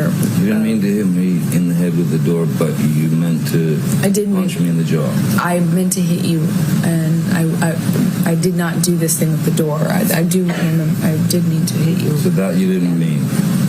The door? No, God, no, I didn't. But punching me in the jaw. I didn't. Okay, I'm sorry I hit you. I did mean to hit you, but it was in response. I just reacted in response to my foot. I just reacted, and I'm sorry. It's below me. Your foot? That was why you punched me. Yeah. But I'm sorry. I'm sorry if I...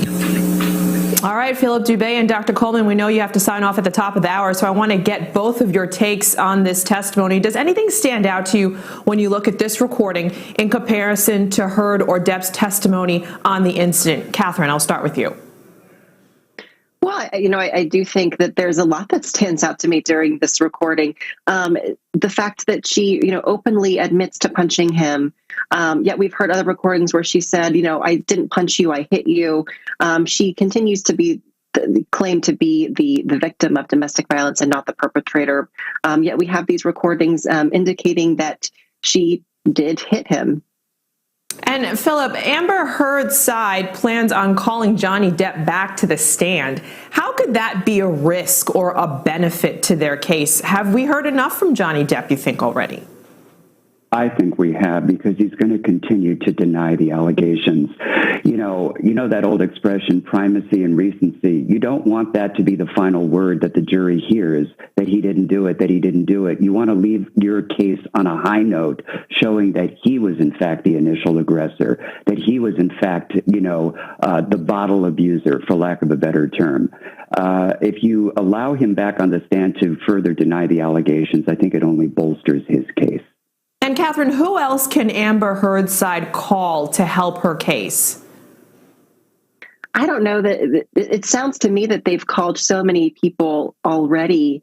And even if they are to call, people who can bolster her side of the case, Johnny Depp's team has just done such a fabulous job knocking down the credibility of pretty much anybody who witnesses in her defense. And Philip, how many witnesses standing out to you aside from Amber Heard here? I mean, who have you liked hearing helping Amber Heard's case thus far? Her makeup artist. She was absolutely fantastic, credible. I mean, she testified to all the injuries that she had to cover up. These were not some, blemishes from wearing too thick of makeup that caused, some eruptions on the skin. This was not somebody who accidentally scratched themselves when a fly was at their face. These were clear bruises around the bridge of her nose, cut to her lower lip. I mean, this was, in fact, what I call a fact witness. Raquel Pennington was also a fantastic witness. And, she's got no dog in the fight. They're estranged from one another. She gave some very compelling testimony about seeing injuries in the past. All right. Well, thank you so much, Philip and Catherine, for joining us. Anjanette Levy is out in Fairfax, Virginia, and we'll have a Q&A coming up right up next. More Johnny Depp versus Amber Heard in just a moment.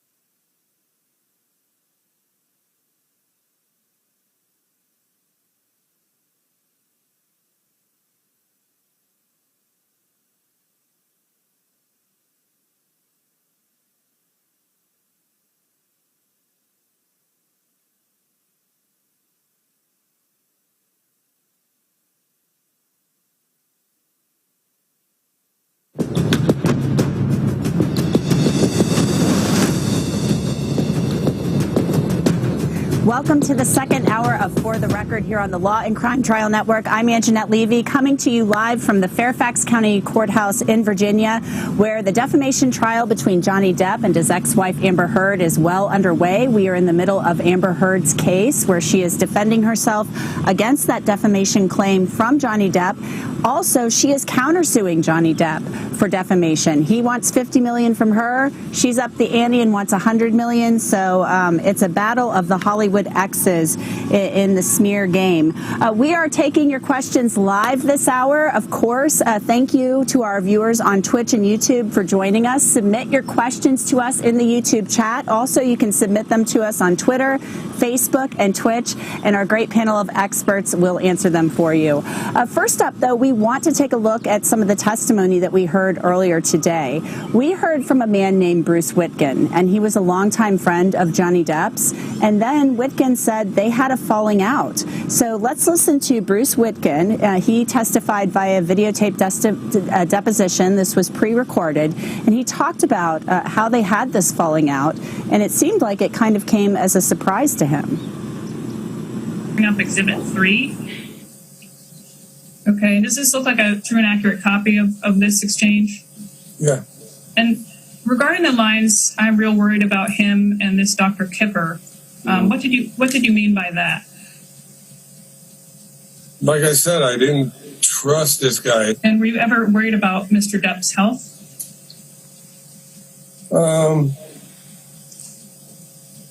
Yeah, I mean, I would be, you know. I love the guy. You know? I didn't know what he was taking, but they just both seemed like zombies. And why were you concerned? Just because I saw how he looked and know what he's going through, and so yeah, I was concerned, but couldn't get back in there to try and help. Were you nervous for him in relation to drugs and alcohol? Yes. So you did have some health concerns or not? Well, yeah. I mean, like I said, we're not as young as we used to be, and you know, there was a part during that time that he was hitting it pretty hard. You could tell, and I just didn't want anything to happen to him. And those concerns related to Mr. Depp's health? Yeah. And they related to Mr. Depp's drug and alcohol use? Yes. Have you noticed a certain intensity of Mr. Depp's relationships? Yes. And have you ever observed Mr. Depp exhibit any jealousy when he's been in a relationship? Yes. And do you remember when? I go all the way back to my sister-in-law. I mean, you can definitely have a jealous streak in him. Can you remember any specific examples? You know, when he was younger, he was jealous of Nick Cage or jealous of Adam Ant because my sister-in-law knew them. And besides that initial time period, did he ever tell you about any jealousy with any other women or any other times? Yeah. You know, he brought up a few with Vanessa, which were ridiculous. A lot of it was in his head and not in reality. You know what I mean? And what about with Amber? Did you ever encounter any talk from JD of jealousy with respect to Amber? Yeah, there were a couple mentions if she was doing a movie with some guy or stuff like that. In terms of jealousy, would anything make Mr. Depp more bothered or less bothered? Like I said, it would if she was on a film or doing something that he couldn't be around it to see what was going on. I think he'd work himself up. You know, I have a vague memory of him hanging at Mance's house for a couple of days. Do you know what kind of professional help, more specifically? I mean, yeah, to kind of clean up. I mean, he tried to clean up a couple times, and he did. I think he needed that, and he needed therapy. You know, and I recommended that to him. He did it a little bit, but then he stopped. Because from my experience, it's deep-rooted issues that he's dealing with. It has nothing to do with him. That's my opinion. Okay, so that's Bruce Witkin, a longtime friend of Johnny Depp's, and he is testifying. This is a witness for Amber Heard. In her case, he had a falling out with Johnny Depp. He said it took him by surprise. You heard him saying there that Johnny Depp could sometimes become jealous in his relationships with women and that it was often in his head. He talked about not trusting Dr. Kipper. So there were a number of things there that I'm sure Amber Heard's team will point to say, look, this guy was controlling, he was jealous, things of that nature, things that they've alluded to and said already through opening statements and other testimony. So let's talk about this. Remember, we are taking your questions live here from the Fairfax County Courthouse. So submit them on the YouTube chat, Twitter, Twitch, and Facebook, and we'll do our best to answer them. So joining me this hour, Lisa Lockwood, former SWAT team member and crime analyst. Lisa, it's so good to see you. I know we've been texting. And Matt Mangino, currently a criminal defense attorney and former prosecutor. So thanks to both of you for being with us this lunch hour.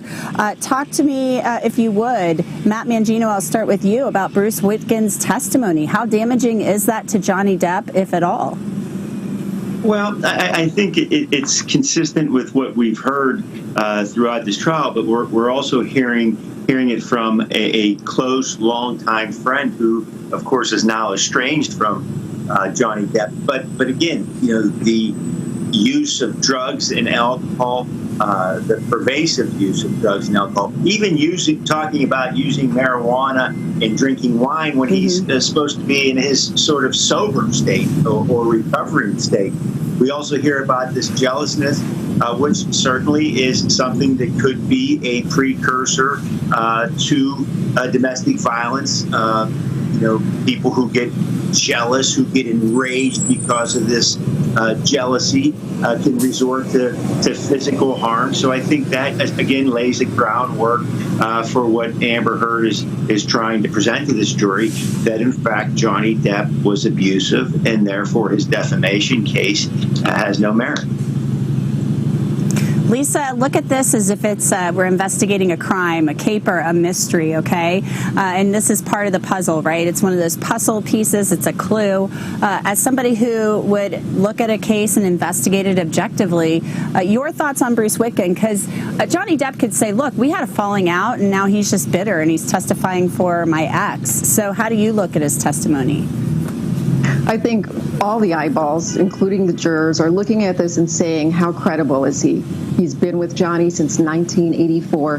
They've had a long, enduring relationship where they partied together. He never said they abused drugs, but they partied because that's what the culture was. And then all of a sudden he was cut out of his life. So is this guy sore in some capacity? We have to look at that as a factor for him potentially saying things that may be damaging. However, he comes across as authentic. He comes across as somebody who is telling the truth, who is scarred and hurt that he no longer has a relationship with Johnny. And he knows probably has nothing to gain right now because he has been completely cut out of his life. So if you were trying to get points with Johnny to get back in, this is not the way to do it. However, I do think that the authenticity is coming through, and the jury is probably seeing that. And you know what I think, too, Lisa and Matt, we've heard, it seemed like the theme today was Johnny Depp cutting people out of his life. Tracy Jacobs, his former agent who had been with him since the beginning, and then also Bruce Witkin and the former business manager, the money man, Joel Mundell. So he severed ties with, it sounds like, quite a few people around the same time. All right, we are taking your questions as we've told you and as we've been doing every day. So let's get to some of those questions. Keep them coming on Twitch, Facebook, Twitter, and YouTube chat. The first question, I'll throw this one to you, Matt. Twitch comes from Twitch, Miss Ellie_R. She asks, how are video depositions from a considerable amount of time ago? As you've noticed, some of these were filmed or recorded in 2019, 2020, 2021. They're from a considerable amount of time ago, occurring prior to when this particular trial started. Why is that allowed in court? Matt, tell us why. Well, as long as the person who's subject to the video deposition is also subject to cross-examination by the party who has not called that witness, then in fact that testimony would be admissible at trial. If you think about it, actually, some of this testimony is closer in time to the incidents that they're actually testifying about. So you could argue that their recollection is even fresher than it would be if they came here in person to testify. But as long as there's a cross-examination, and of course there's objections that are raised during these video depositions, the court's already resolved those objections in most instances, so it's not as though the court has to deal with that at the time. It actually speeds the process up to a certain extent as well. So it's done frequently in civil cases. Interesting. And I do think it does speed things up. It might not be as compelling to watch because you don't have somebody live in the courtroom. However, you see they cut out a bunch of chunks. You see the quick edits there. And so it does kind of keep things moving along. All right, Lisa, this is a great question for you. It comes from @CharlieHK83 on Twitter.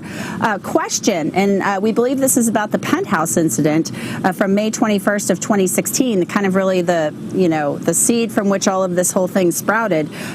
Is it a crime not to report domestic violence for friends and people on site, especially with Amber and with her claiming that she feared for her life? I think that's a great question, Lisa. You take it from here.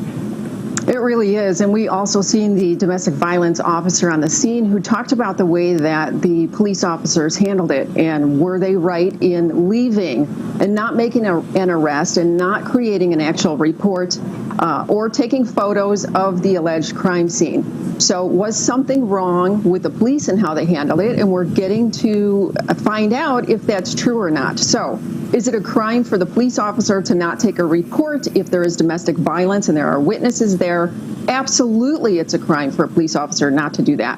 However, if you have a reluctant witness, there are ways to try and further the investigation because they are fearful, and it happens a lot of times in domestic cases. So you open the investigation, you leave the scene, and then you continue with the interview. But everybody on that scene should have been interviewed by the police officers to find out if there was cause, if there was a crime. So, Lisa, do you think they did drop the ball then, the cops who responded, both sets? Because remember, there were two separate calls with 4 different officers, 2 sets of 2. Right, and I did hear the testimony from them. So if there's a disarray in the house where you're compelled to take pictures to say, let's take this a little bit further, there was no indication of that. So the police officers did not make that incident report. So that's not to say they didn't tour every single room to find out. I don't know that. I don't know if that came forward or not. So they would be defunct if they did not take the crime scene pictures. And also they had an obligation to interview everybody there. Her friends were there. There were witnesses. But she was the one who ultimately said, nope, it was just verbal. It's okay. It's okay. It's okay. You take that with a grain of salt, but I still believe in writing a report, especially in high profile cases when you know it's going to come full circle. Yeah, and just I think it's important we point out too, I believe Officer Sines testified that they did a sweep of the whole penthouse. So she was one of the first 2 officers. She was that first pair. They didn't have their body cameras. The second 2 did. All right, Matt Mangino, this is a great question for you. These are you guys have great questions. Keep them coming. I love these questions. This comes from Gerhard Van Niekerk. Gerhard Van Niekerk, I think that's a good German name, from Facebook, asks, during the trial, we heard a lot of recordings between JD and Amber. Who made the recordings? Did they record because they knew they would need them one day? Great question. Matt, what's your feeling on that? Well, why else would you record something? If you're going to record something, you're thinking about using that at some future point. Otherwise, there would be no sense in making a recording. So obviously, these recordings were made with the idea that at some point, whether it's a criminal prosecution or it's a civil case or it's a divorce action, these tapes were going to be important. Memorializing these conversations and these incidents were going to be important. So I don't think you can think of recording in any other way but to preserve it for some future purpose, maybe not even knowing what that purpose is, but knowing, hey, this is a tumultuous, toxic relationship. It's probably not going to end well, and I need to be able to substantiate my side of this story somewhere down the road. And I just want to add to that just some little tidbits we heard from testimony from Johnny Depp and Amber Heard. Johnny Depp said he started recording her and told her he was going to do it because she would often deny what she had said to him, and he wanted her to be able to hear it. Amber Heard then said this was a way for them to help with their communication. That's why they were doing this.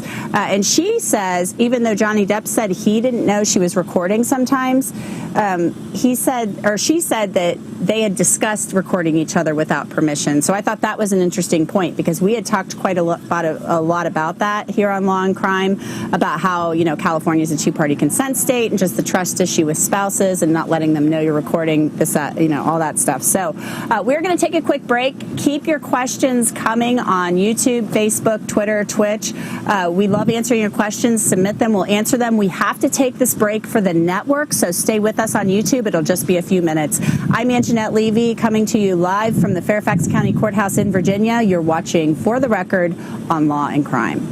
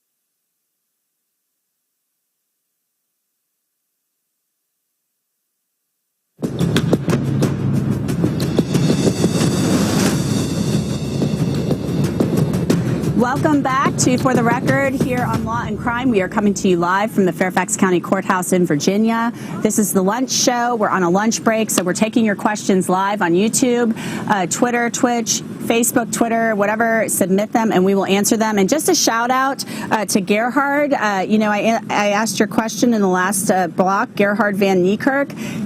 I said it was a good German name. He's Dutch. He's from the Netherlands. So we are not ignoring you. We love you watching from the Netherlands. Thank you. Welcome to everybody from the Netherlands. So just a correction there. I stand corrected. All right, let's look at some testimony from Whitney Enriquez. She is the younger sister of Amber Heard, and she was called to testify for her sister yesterday, and she was the only live witness that we heard from yesterday. Everybody else was a videotaped deposition, and she's a big witness for Amber Heard and for Johnny Depp, because Johnny Depp said they were like really close, and she even said they were really close. He called her sis, she called him brother, all this stuff, and she was there on March 23rd of 2015 when there was this big blow-up fight between Johnny Depp and Amber Heard. Amber Heard had testified that she saw text messages on Johnny Depp's iPad between him and another woman, and that upset her. She went and woke Whitney up and said, he's cheating on me. Travis McGivern, the bodyguard, testified that he was called because Johnny Depp wanted to leave. Debbie Lloyd, the nurse, was also there, and there was this incident at the top of the stairs, and Travis McGivern had actually said that, Amber Heard, he was trying to leave, and she punched him in the face to get him to, I guess, fight with her or something to that effect, but that's what Travis McGivern said. Well, Whitney Enriquez tells a totally different story. So let's listen to what Whitney Enriquez told the jury yesterday. We'll discuss on the other side. But I'm standing up there talking, I'm at the top of the stairs with my back to the stairs, and that's when Johnny runs up the stairs. And again, I'm facing Amber. He comes up behind me, strikes me in the back, kind of just somewhere over here. He strikes me in the back. I hear Amber shout, "Don't hit my f***ing sister." She smacks him, lands one, and then he grabs, at that point, that's when Travis runs up the stairs after Amber landed one. But by that time, Johnny had already grabbed Amber by the hair with one hand and was whacking her repeatedly in the face with the other as I was standing there. Travis pulls them apart. I get Amber into mine. I close the doors behind me and lock them. I then hear Johnny's voice shouting. Never mind, with tracker, sorry. I hear Johnny's voice shouting, I hate you. I hate you both. You fucking whores. And I hear crashing. I hear crashing and banging and smashing, and he starts screaming like an animal. And I then just moved Amber into the next room and I just kept her there all night. After the staircase incident, what, if anything, did Mr. Depp ask you to sign? There was an NDA on my kitchen table. Can you tell the jury what an NDA is? It's a non-disclosure agreement. It's basically, my understanding is it's a contract to keep things private, to keep your mouth shut, essentially. All right. And you were given one or asked to sign one? I was asked to sign one. I don't believe I signed it. I left sometime after. So you moved out after that? It was after this point that Johnny had accused me of selling stories to the media, which were absolutely untrue, but I moved out after that point. Okay. All right. Pretty interesting stuff about all of that. Now, I think I need to bring this up. Something happened on Cross, and I'm not sure a lot of people took notice, but I tweeted about this immediately yesterday after I heard the name Jennifer Howe. One of Depp's attorneys asked Whitney Enriquez, "Do you know Jennifer Howe?" And she said yes. Well, guess what? Apparently, they were really good friends, and after she moved out of the penthouse, she moved to Jennifer Howe's apartment and stayed with her for a while.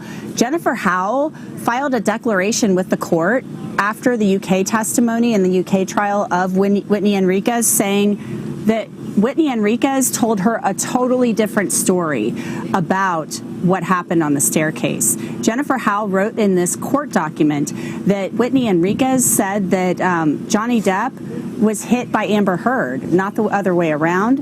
And she said apparently that she feared that Amber Heard would kill Johnny Depp. This is what this Jennifer Howe woman says. So, Matt Mangino, my question to you is, do they bring that up? Because that document, that declaration is hearsay, right? So they bring up Jennifer Howe, Are they going to call Jennifer Howell on rebuttal to impeach the testimony of Whitney Enriquez? They only asked about her. They didn't say anything about what Jennifer Howell reported saying in this document. Well, yeah, I think they're setting the groundwork for her acknowledgement, Whitney's acknowledgement that she knows Jennifer Howell.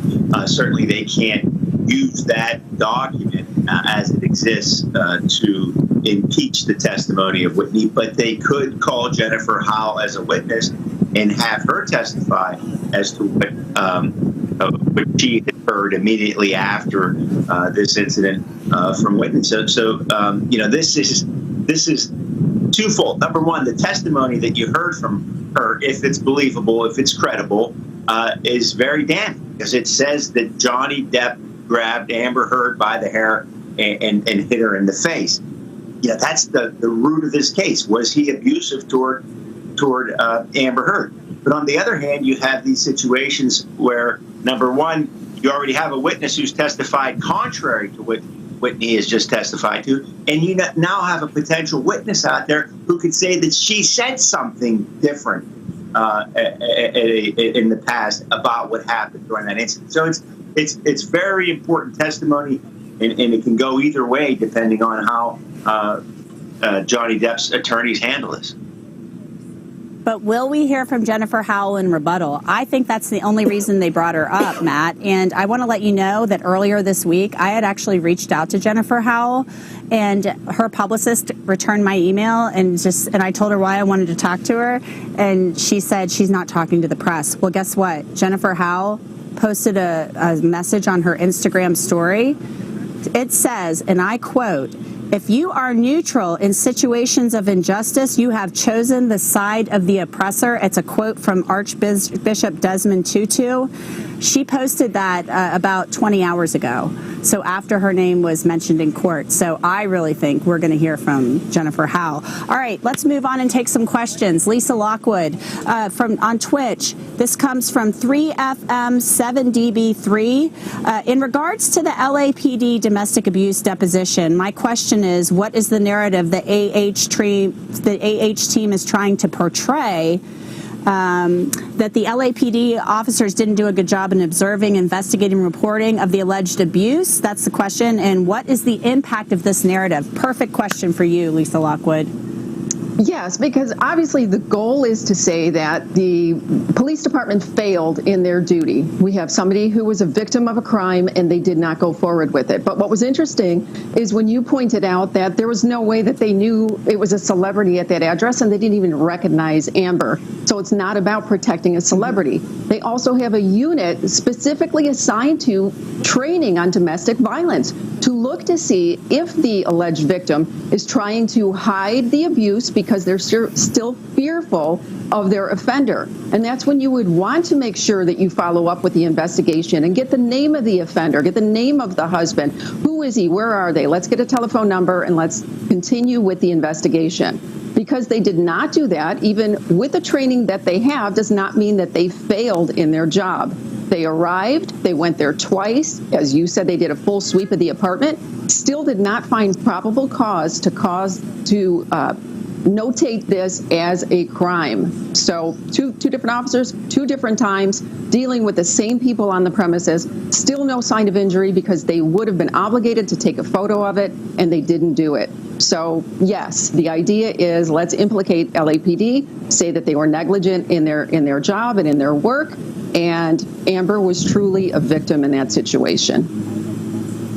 And Officer Sines, I believe her testimony was that she was trained in investigating domestic violence. So, and I think she had a newbie kind of police officer with her that day. So, yeah, they said they didn't know who Amber Heard was. They didn't know it was her. Io Tillett Wright is the one who called 911, her friend. They didn't know Johnny Depp lived there. They didn't know it was his apartment. So, I think thinking everybody was circling the wagons to protect Johnny Depp, I'm not sure that's going to go anywhere. Also, they said she wasn't cooperative. Nobody was cooperative, and they left the business card there in case she wanted to file a report, which she didn't. But days later, she did file for the domestic violence TRO. All right, my question, if you are taking it, this comes from Jenny White on Facebook. Has Johnny taken any accountability for his hand in the destruction, I think is what she meant to type, of the relationship, damage to his career, damage to property, and lastly, damage mentally, physically, verbally to Amber Heard? Matt Mangino, has Johnny Depp taken any responsibility in this, in your opinion? Well, I don't think he has. Obviously, I mean, I think he's made some statements about this was a toxic relationship and that sort of thing. But he can't. He can't take any responsibility, certainly for any emotional or physical or sexual abuse, because that is what this case is all about. This case is about the position that he's never physically abused, sexually abused Amber Heard, and that he's never abused any woman. And in fact, he is the subject of abuse in this case. And so, you know, I'm sure that you'd like to sit there and say, well, you know, there were good days and bad days, and I shouldn't have done certain things. But this is a civil lawsuit in which he's suing her, she's counter-suing him. It's tough to take any responsibility under these circumstances, even if he wanted to, and I don't think that he can at this point. Sure, because he says it wasn't true, and she says it wasn't true. So, but it's going to be up to the jury, right? They're the ones who are the finders of fact. They're the truth determiners, I guess, if that's even a word. All right, we are taking your questions here on our YouTube Q&A. It's the lunch show. Keep the questions coming on our YouTube chat, Twitter, Facebook, and Twitch. We will answer them. We have to take this quick break for the network, so YouTube people, you viewers, stay with us. We'll be back in a few minutes. You are watching For the Record on Law and Crime, live from the Fairfax County Courthouse.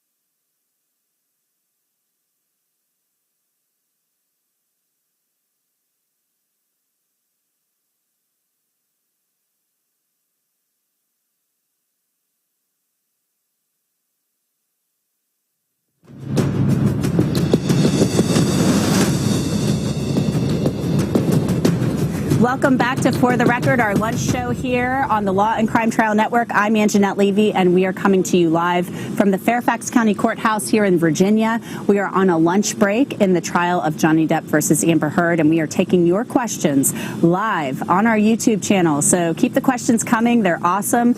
Submit them in the YouTube chat, on Twitter, Facebook, and Twitch, and we will answer them the best we can. All right, so this morning we heard from Tracy Jacobs, and this is a woman who was with Johnny Depp from the very beginning. She represented him for, I think she said, more than 30 years, right? Well, he parted ways with her around the same time that he parted ways with Bruce Witkin, his friend. You know, these things seem to all happen around the same time. And so let's listen to Tracy Jacobs. She was his agent. She represented him, as I said, from the very beginning, talked about the Pirates of the Caribbean franchise and how he just made so much money off of that, meaning that she made money off of that. So the more money these people make, the more their representatives make because they get a percentage. So she was being questioned by Amber Heard's attorney, and she brought up the reasons why Depp was struggling to land jobs in the last 10 years or so. So this was pretty interesting testimony. Let's listen to what Tracy Jacobs had to say. And how did it become far more complicated in the last 10 years you represented him?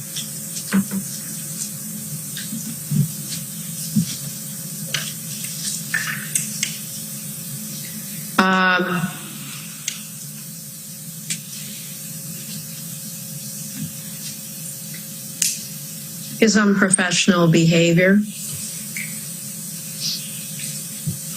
Anything else?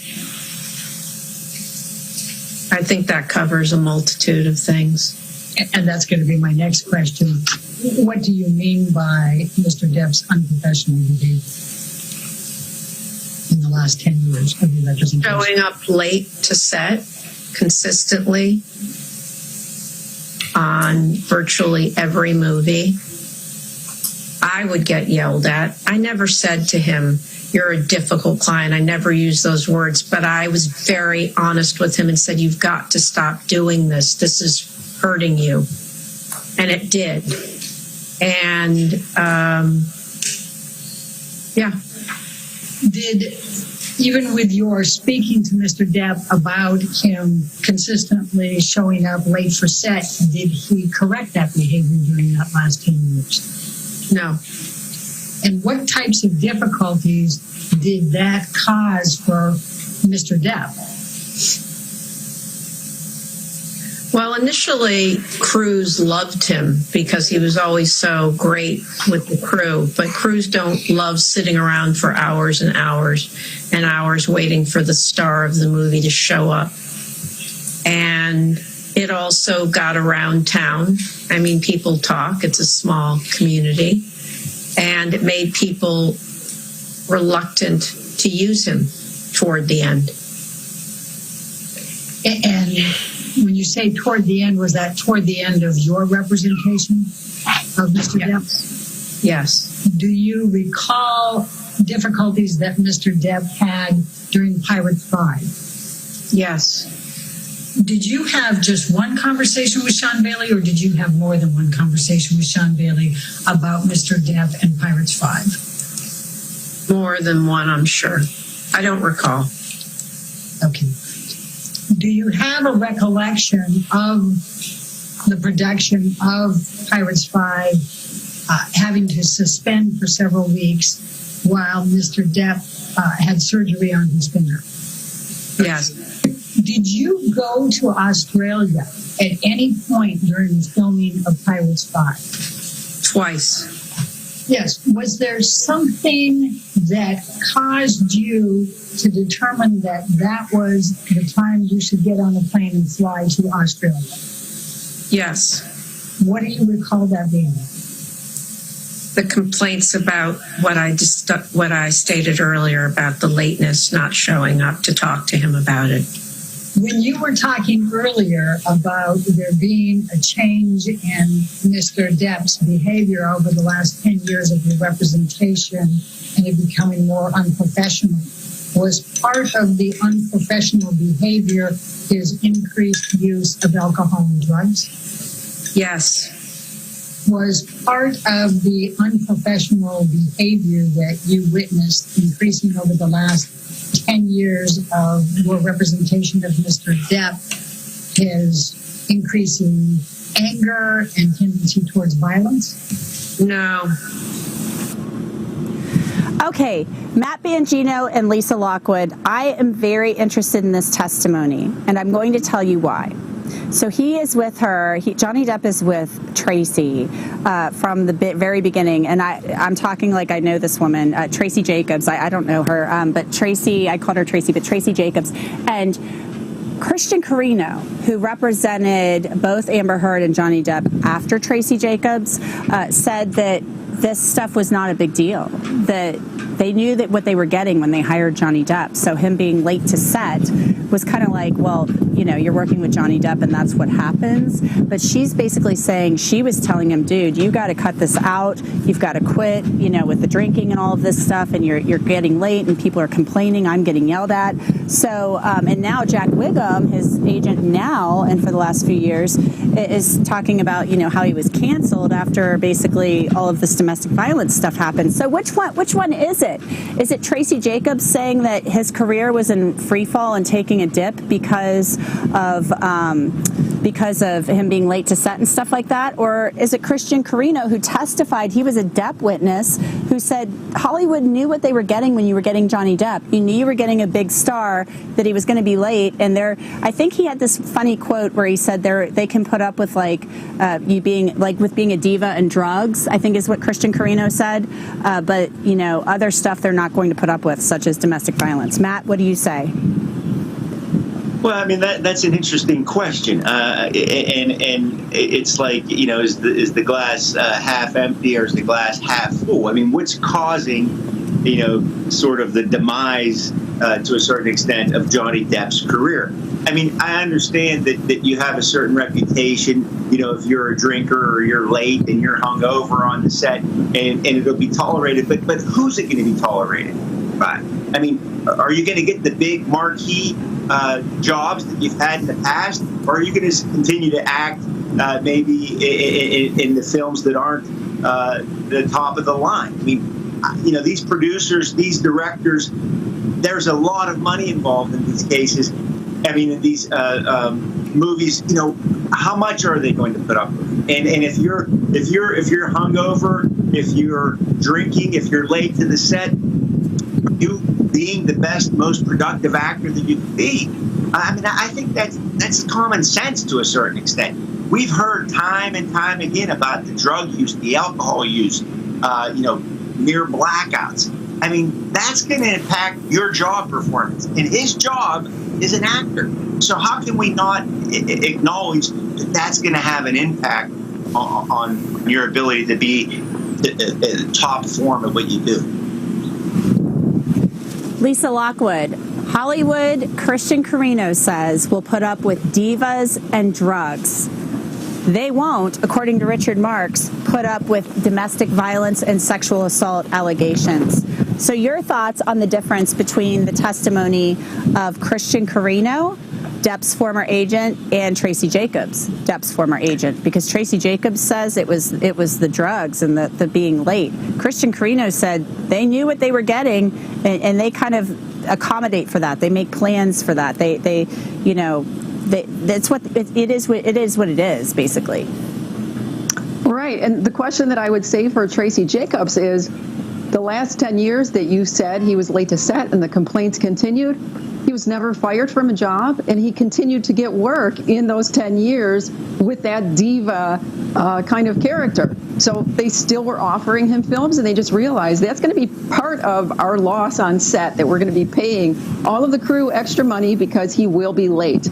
So I think that's what they'd been dealing with it. And when Johnny did his full sweep with letting everybody go, you better believe somebody who had been in his life and helping his career for close to 30 years, as you mentioned, is going to be sore about it. He made her work a little bit hard in those last 10 years, allegedly.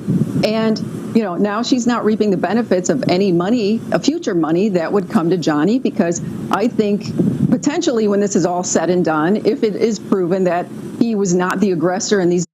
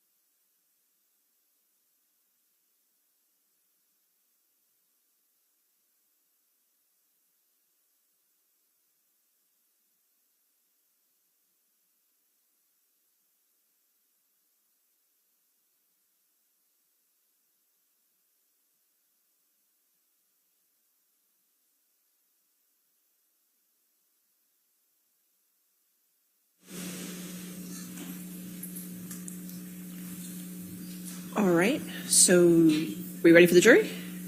Yes. Okay.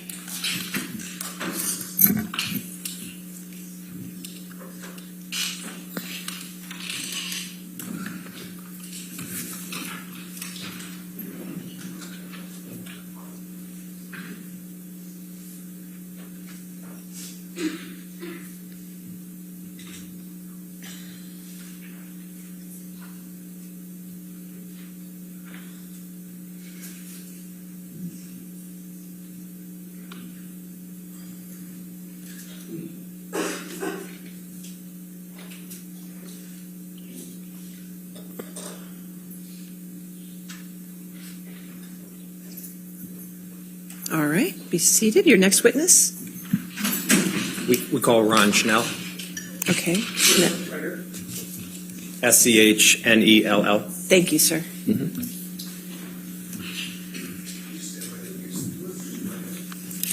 Do you solemnly swear or affirm to testify truthfully in this case and penalty of law? Yes.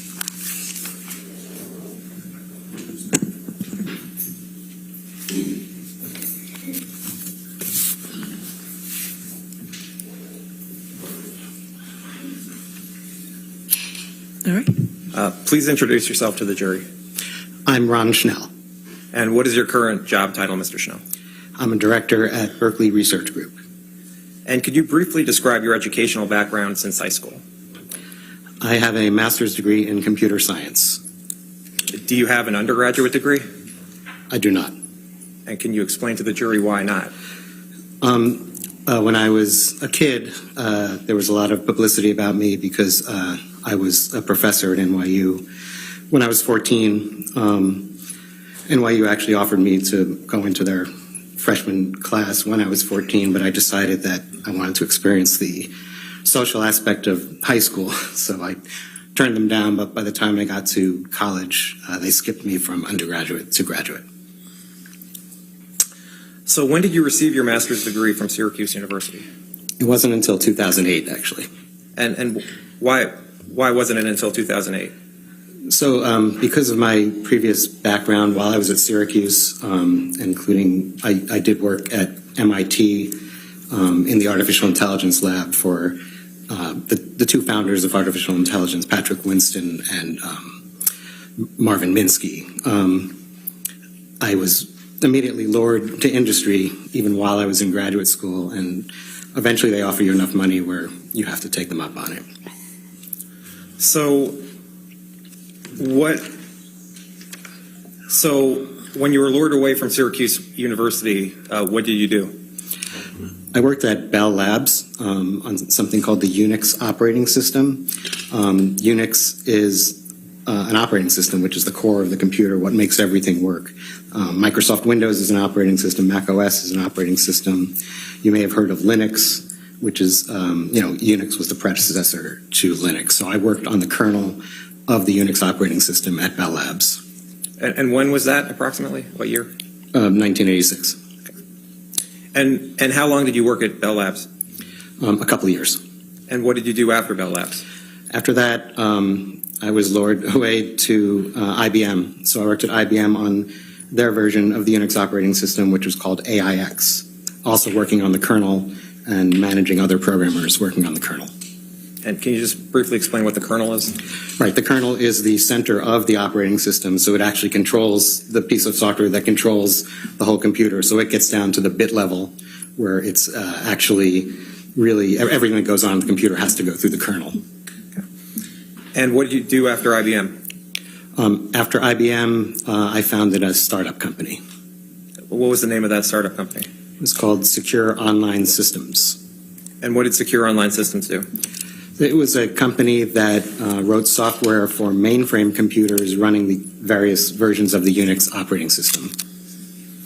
And were there any other investors in Secure Online Systems, Inc.? Yeah. My business partner in that was Sylvester Stallone. And what eventually happened to Secure Online Systems? Well, it was, as I said, a software product that ran on mainframe computers running Unix. And we actually completed the product and it ran very well, but mainframes running Unix kind of ceased to exist back then, so we had to shut it down. So what did you do after the company shut down? Then I went to work at Sun Microsystems, working on their version of Unix, which is called Solaris, also working on the kernel. And approximately how long were you there at Sun? Approximately 5 years. And did you also work for Drivers Aces Inc.? Right. Coincident with that, I also founded another startup called Driver Aces, and we wrote what are called device drivers to run on the Unix operating systems. A device driver actually teaches the computer how to talk to hardware devices, so it also runs within the kernel. Have you founded any other startups? Yes. And what was the other startup? What was at least one of the other startups? So the last startup I founded was called mailcall.com, M-A-I-L, and that was a startup that allowed you to read and manage your email on your cellular phone before there were smartphones. So a computerized voice would read you your email and you could speak a reply into the phone or send it to a fax machine, basically let you manage your email on the road. And what happened to mailcall.com?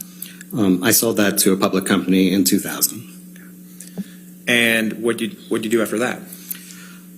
After that, I ended up working at Equifax, one of the 3 credit bureaus in the United States, running software development for their internet marketing division. And how long were you in that position? Until 2005.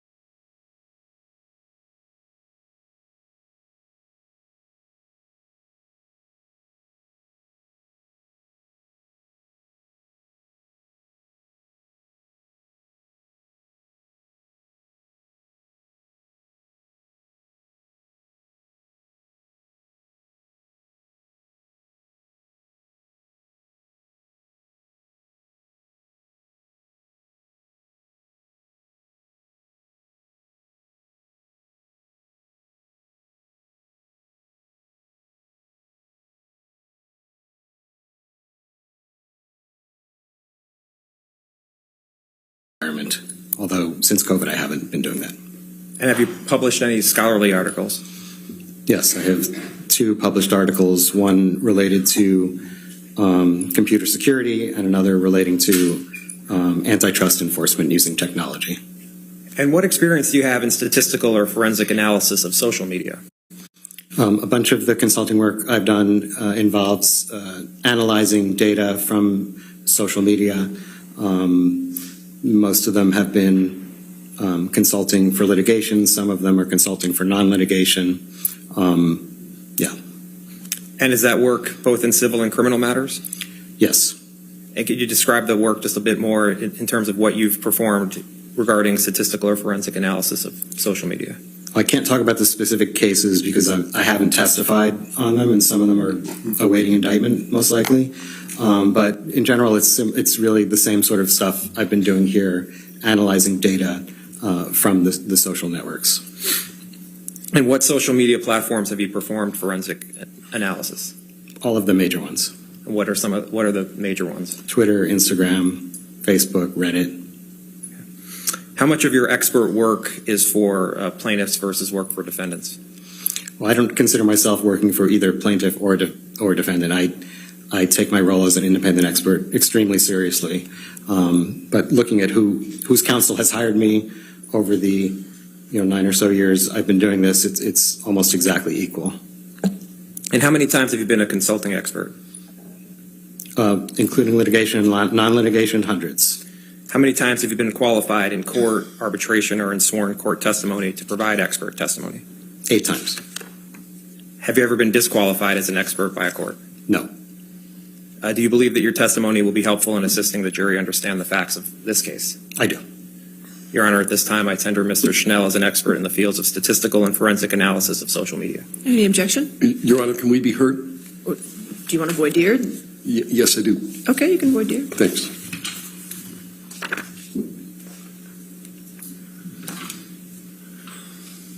Sir, my name's Wayne Dennison. Good afternoon. Good afternoon. You made here an analysis of certain tweets and hashtags, right? Right.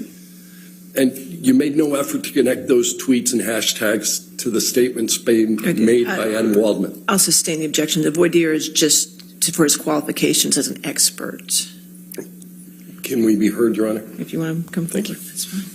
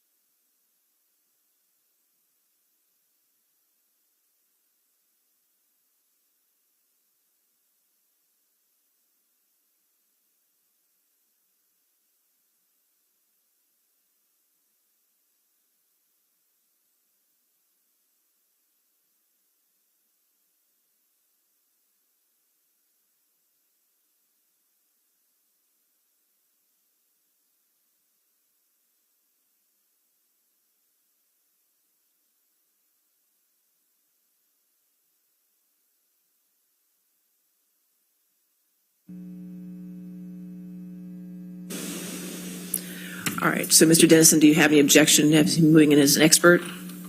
No.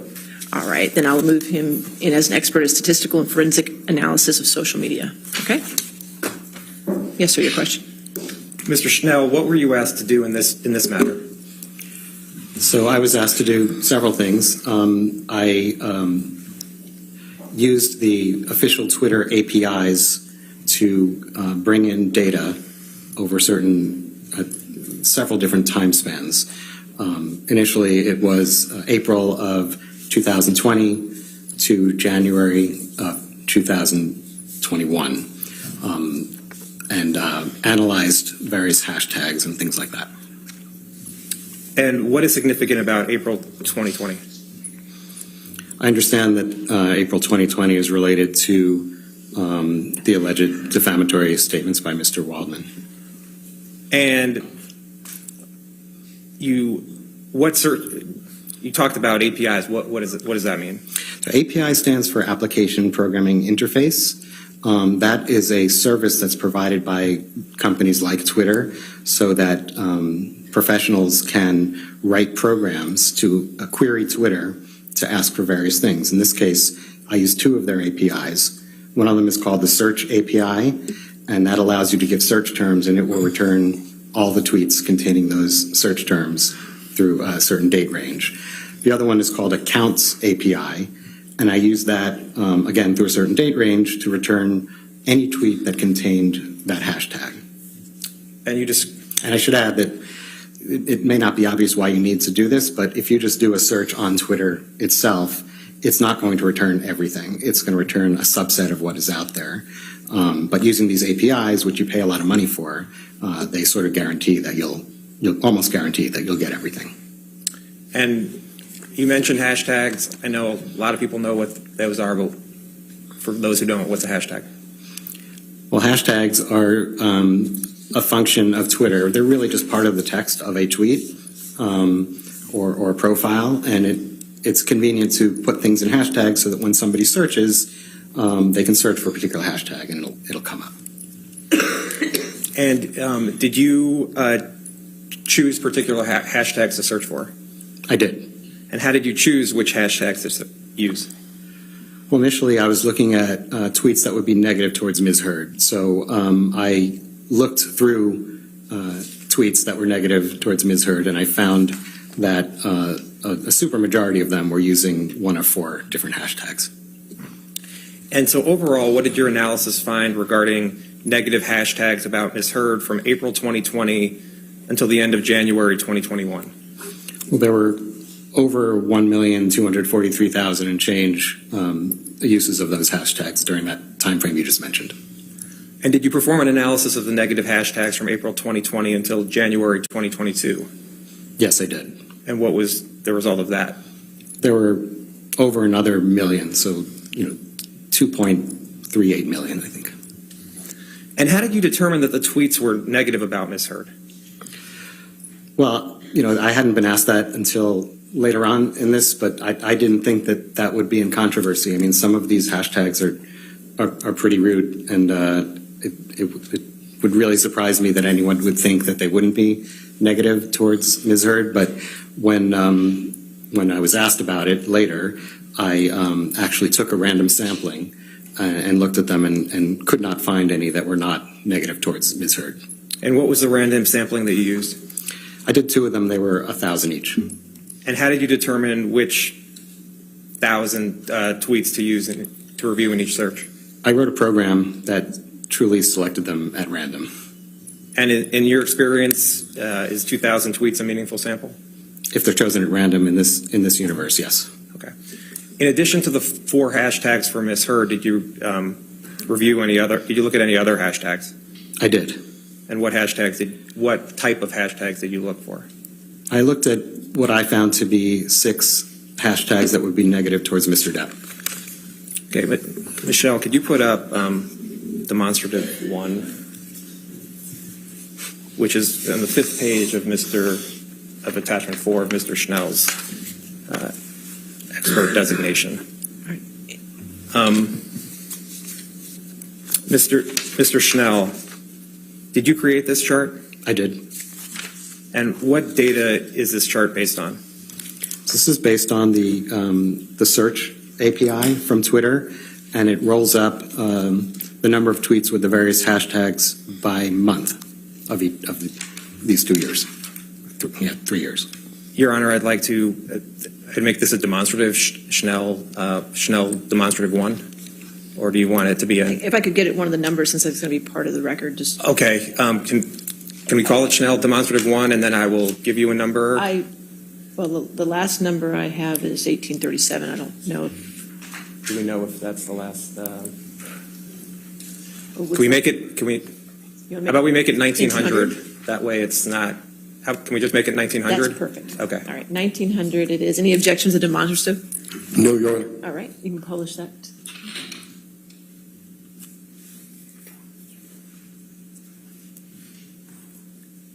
And is this the chart you made, Mr. Schnell?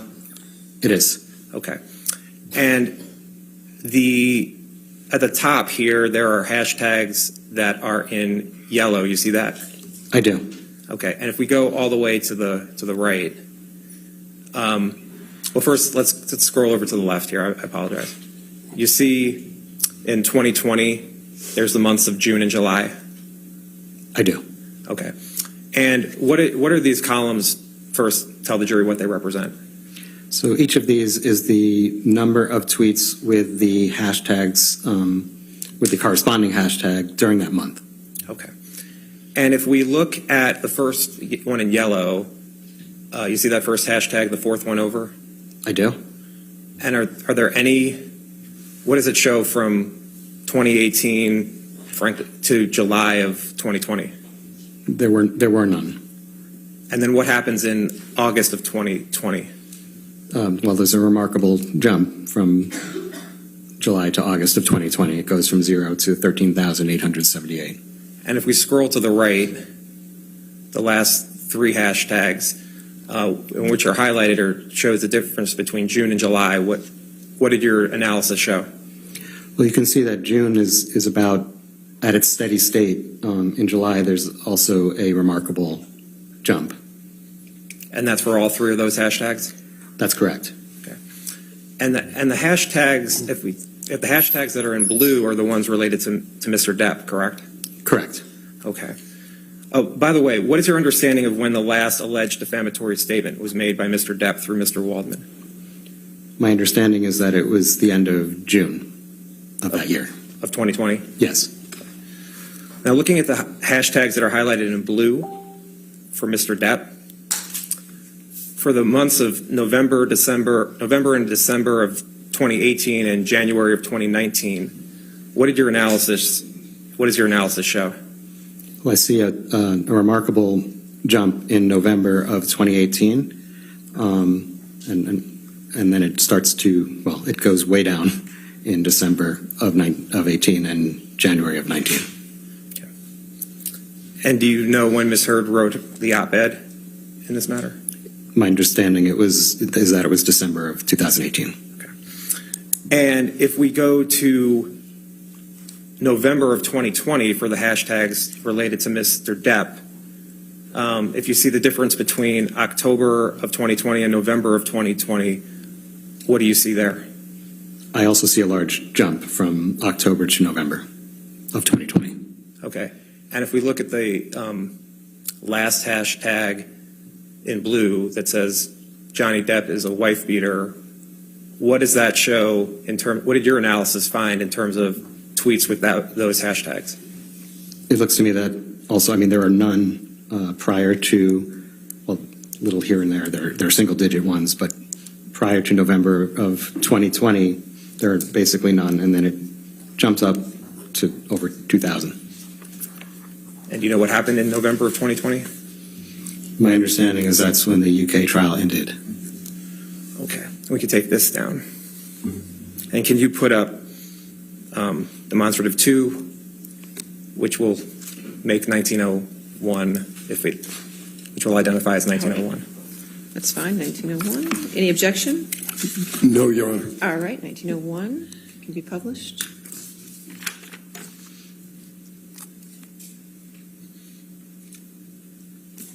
And Mr. Banya, what data is this chart based on? Oh, I did the same thing. Mr. Schnell, what data is this chart based on? This chart is actually based on the data we just looked at, but out until January of 2022. And it's just another way of displaying the numbers in graphical form so that we can see peaks and valleys. And what are the dotted lines? So if you look at the top, you can see that the dashed lines are the negative hashtags towards Ms. Heard, and the solid ones are the negative hashtags towards Mr. Depp. And what is being shown here? In your analysis, what is shown with the tweets related to Ms. Heard? Well, you can see that there's a huge spike in February of 2020, which I believe Mr. Waldman just testified that that's when he leaked an audio tape of some kind. There's also a notable, remarkable spike in July of 2020, in November of 2020, and then in March of 2021. And the spike in February 2020, that came before the alleged defamatory statements, correct? Which one? The spike in February 2020. That is correct. And even though that spike came in before the alleged defamatory statements, even taking account for that spike, what time period has more negative tweets about Ms. Heard, before or after April 2020? Right. So even taking into account this really large spike in February of 2020, and you look at from the beginning of 2018 until the beginning of 2022, there are a majority of the negative tweets are between April of 2020 through the beginning of 2022. And Do you recall at your deposition being asked that a spike in negative hashtags occurring before April 8th, right before April 8th, 2020? Objection, hearsay. I would ask about his attorney. Overruled. Good. I remember questions regarding particular dates, yes. And what's your understanding as to why there was more negative tweets in April 6th and April 7th than April 8th, 2020? Objection, no foundation. Was there more negative tweets in April 6th, on April 6th and April 7th than in April 8th, 2020 as it relates to Ms. Heard?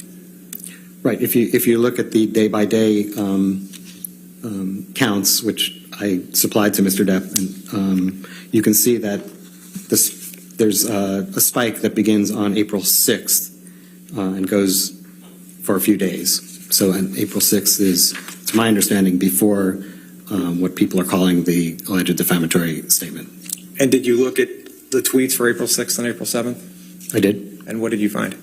I found that there are Waldman statements that are the same as on the 8th, on the 6th, and the 7th. The Daily Mail on the 6th and Vanity Fair on the 7th. And what terms were being used? Well, hoax is certainly used in each of them. I think abuse hoax is used in one of them. I don't have it in front of me, but generally speaking, in the 7th, I think it's the same exact terms that are used in the one on the 8th, but the 6th may be slightly different, but it has the word hoax. Okay.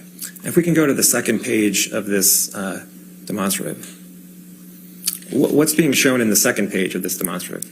So this is generally, it's the same data as the first one, but I've removed one hashtag, the Justice for Johnny Depp hashtag, because it kind of overwhelms all the others because there are so many of them. And by removing it, it sort of rescales the graph and you can see the others much better. And even though they looked really tiny in the previous page, you can see that they're big numbers, over 100,000 and stuff. So this shows, and if you look between the two, you can see that the curves are the same. So it shows like a mathematical correlation between all the hashtags. So what do you mean by mathematical correlation? Well, they're correlated. You can see the numbers go up and down at the same place. So I'm understanding the hashtags are essentially all going up and down at the same times? Correct. Okay. Thank you. And can we put up demonstrative exhibit 3? Which would make 1902? 1902. That's yes, fine. Thank you. All right, any objection to 1902? No, this is demonstrative. Demonstrative, yes. Okay. You can publish that.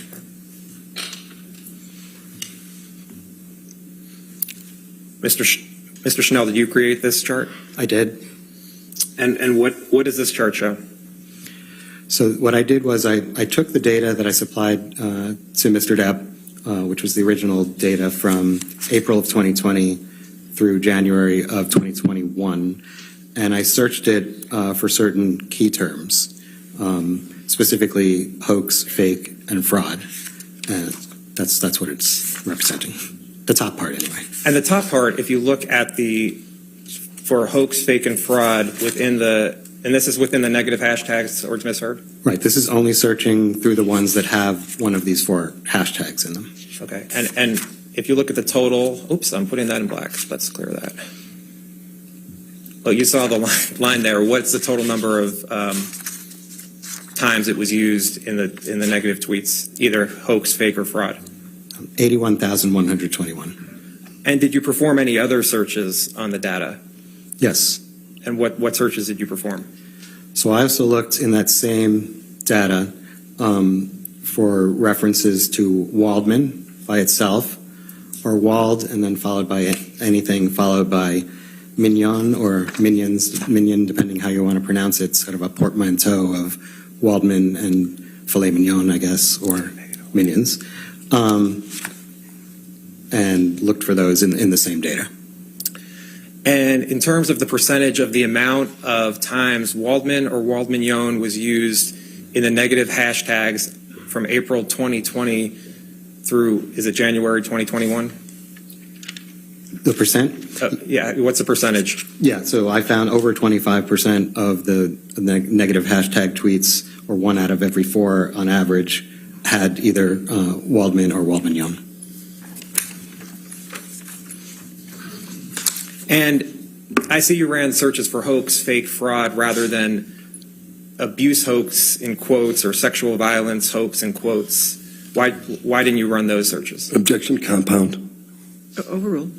So if I had put them in quotes like that, say abuse hoax in quotes, that would require that it show up in exactly that way, with the same spacing and the same order.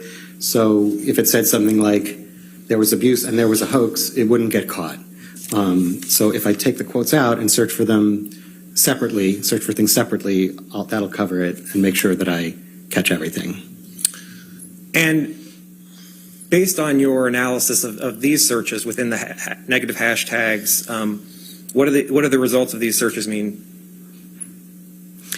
Well, obviously I can't read what's in people's minds, but when I read the disclosure of Mr. Depp's expert, Mr. Banya, he stated that if these terms, particularly the Waldman term, objection, hearsay. He's an expert. No, overruled. If these terms had shown up a lot of times in the negative hashtag tweets, then that could show that they were, paraphrasing the impetus of why people tweeted these. So I sort of adopted Mr. Banya's opinion on that and found this large number. So I agree with Mr. Depp's expert that this could show a substantial correlation. And to what level of confidence do you hold the opinions you just provided to the jury? To a reasonable degree of scientific certainty. Thank you, Mr. Schnell. I have no further questions. All right, cross-examination.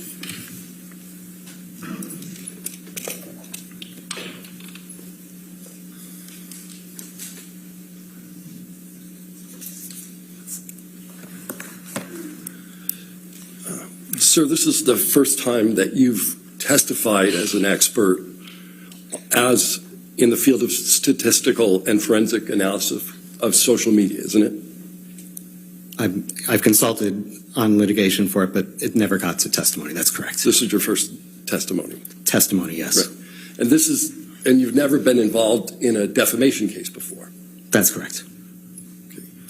And you're being compensated for your time here today and the work you did, correct? Berkeley Research Group is being compensated, yes. At $600 an hour? That's what they're getting paid. Right. And you're aware that Mr. Depp is being sued based on allegedly defamatory statements. What are the dates of those statements? My understanding is there was something around April 8th, I believe April 27th and June 24th, somewhere in the end of June. Okay. And where do you understand those statements to have resided? In the public media. In any particular article or? I didn't consider that. All right. So you're not offering an opinion on how widely the articles that contain those statements were read? That's correct.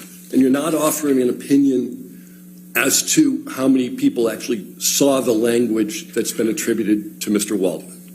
Only a minimum number of people who could have seen it based on the tweets that referenced him. Okay. And you don't know even where those references appear in the articles? I'm not sure what you mean. There are statements by Mr. Waldman that appear in articles. Do you understand that? I do. Do you know in what portion of the articles the statements appear? I've looked at the articles, and from that, I've seen where they appear. And where, in general, do they appear? In the middle, the end? What's your sense? That I'm not sure of. I mean, the ones I looked at on the 6th and 7th, I think they were towards the top. All right. So you testified that you reviewed a number of hashtags that you deemed were negative towards Ms. Heard. That's right? Yes. Yeah. And the four you picked, at least the negative ones, Justice for Johnny Depp. That's from one of them, right? That's right. Amber Heard is an abuser. That's one of them. That is one of them. We just don't like you, Amber.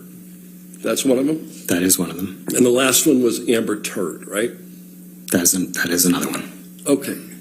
And these 4 hashtags you identified and searched for, you don't believe they have any connection, or you testified that you have no connection to these 3 Waldman statements. The hashtags aren't connected to Waldman, right? Well, I did an additional analysis that did show how many of those had Waldman connected to them, and I found that 1 out of 4 of them did. Right. But when you were deposed, you were asked whether these were related, these particular hashtags were related to any of the Waldman statements, and you said no at that time. I said more than that. I said I didn't know, and then I said I'm looking at Mr. Banya's opinion, where he says they would be if they were in large number, and I'm adopting his opinion and agreeing with him that they must be connected. So you're adopting an opinion that hasn't been rendered in this case yet by anybody but you? Well, I know that Mr. Banya has testified. Okay, what I'm saying is I know that Mr.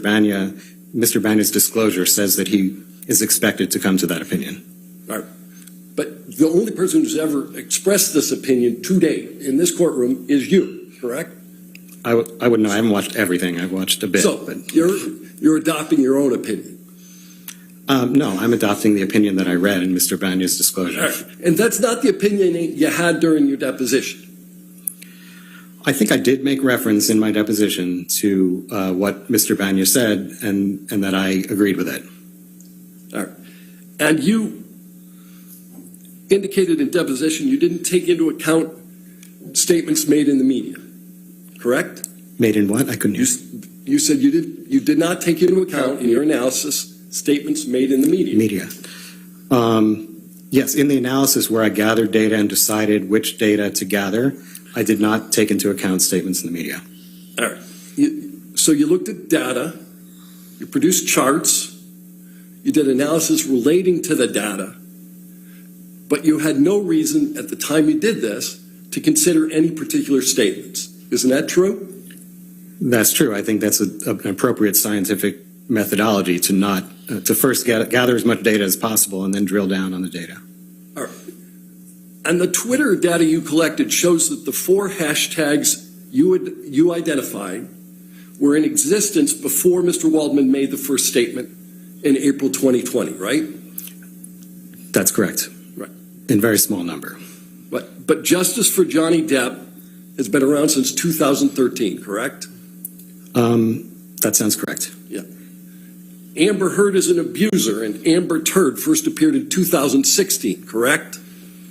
I don't recall, actually. Right.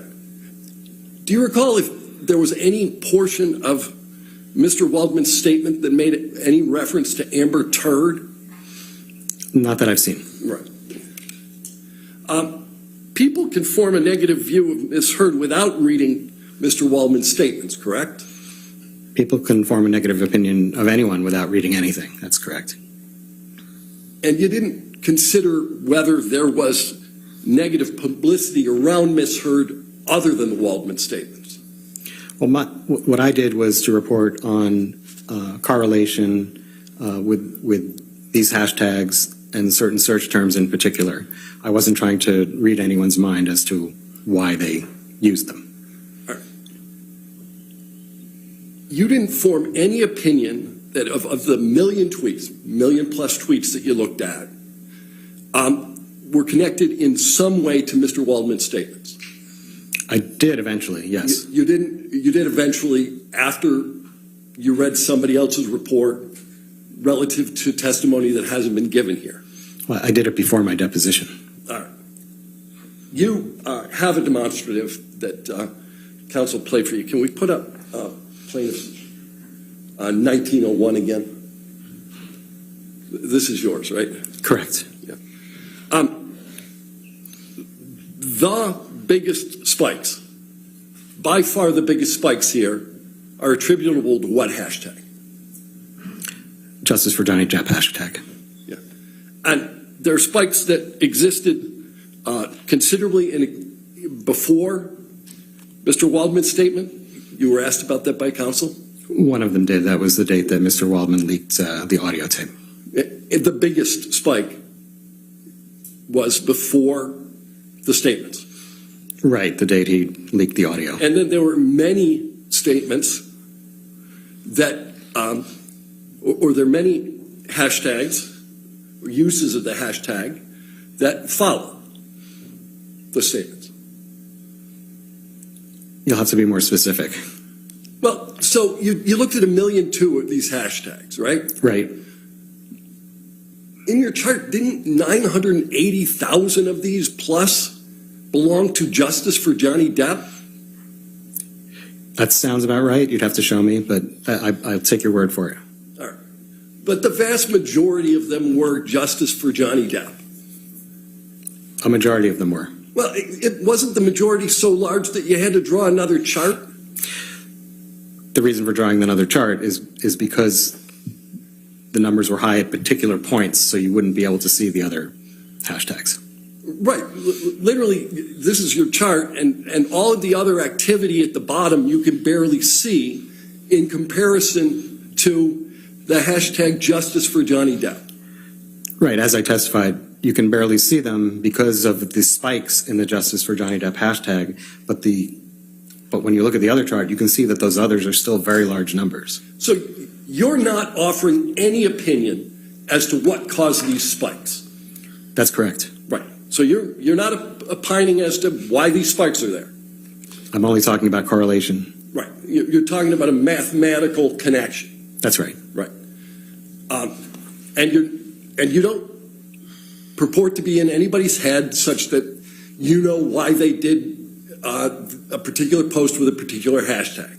That's correct. All right. There's a second spike that appears to be in July of 2020. Yes, the pointer was pointing to a different one, but yes. Yeah.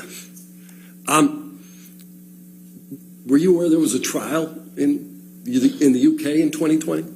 I'm aware. And in July? You're saying it was in July? No, but as of the time of that spike, there was publicity around a trial, correct? I don't know how much publicity there was. I know the trial was going on then. All right.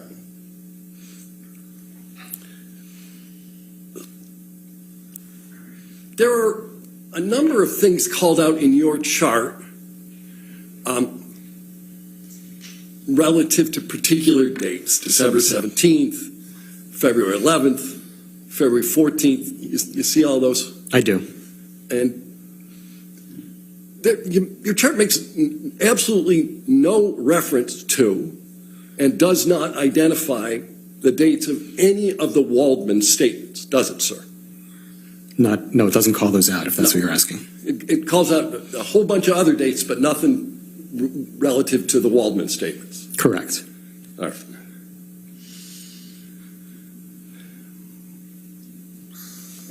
All right. At some point, you ran searches for additional search terms: hoax, fraud.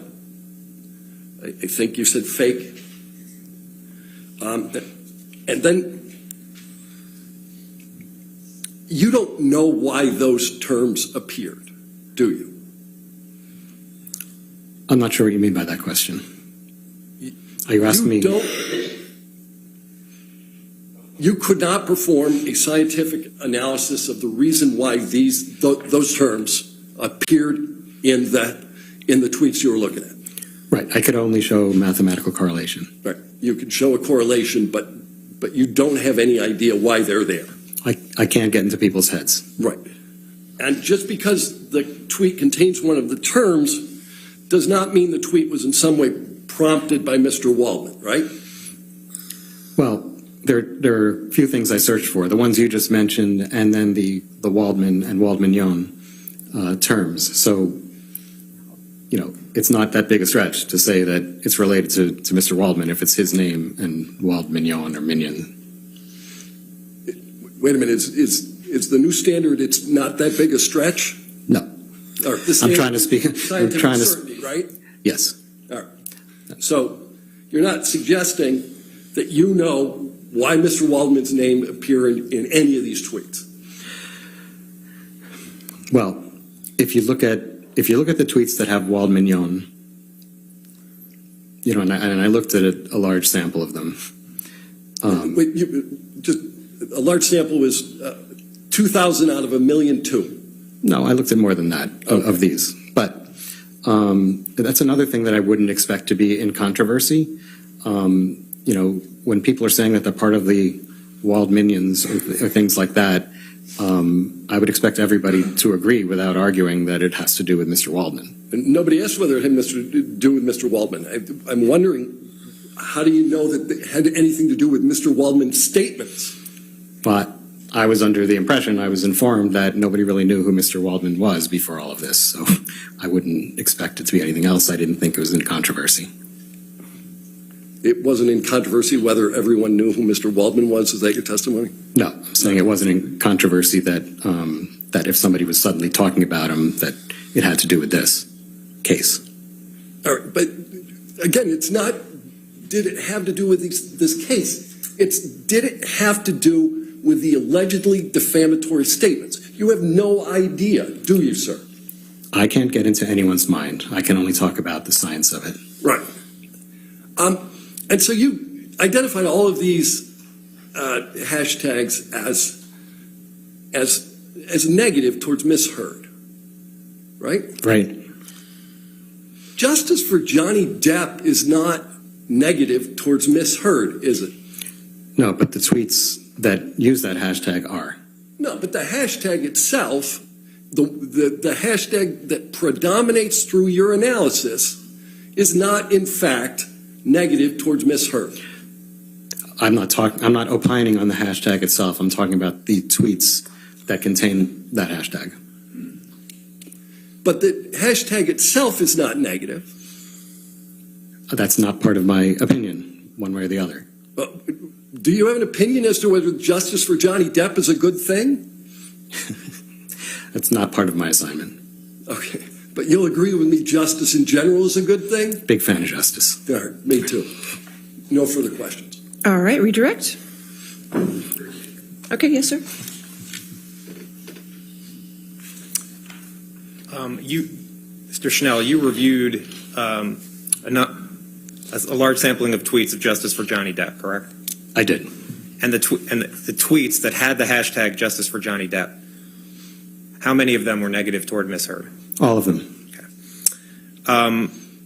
And what percentage of the tweets with negative hashtags between April 2020 and January 31st, 2021 contain the terms Waldman or Waldmignon? Overruled, I'll out. Over 25%. 1 out of 4. And in your analysis, how far in time do the tweets containing the terms Waldman or Waldmignon go? Like how far to now? Well, beyond the scope of cross? He was asking about. Overruled.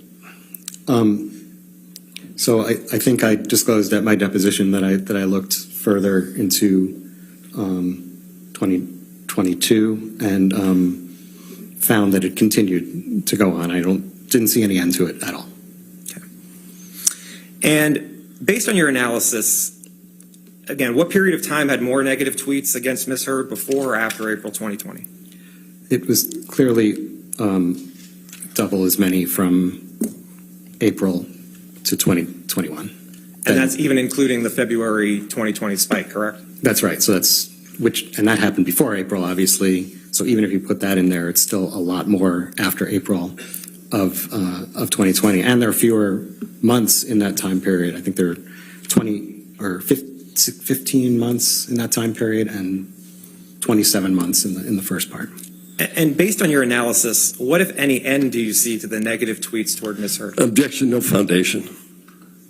Based on his analysis up until the time? I'll sustain the objection. Okay. Did you see any, based on your analysis, at the end of the time of your of your analysis what was happening with the negative tweets toward Ms. Heard?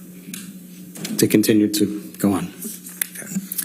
Mr. Chanel, after your cross-examination, have any of your opinions in this matter changed? No, they've not. Thank you. All right. All right, so you can have a seat in the courtroom or you're free to go. Okay, sir? Thank you. All right, your next witness? Okay, sure.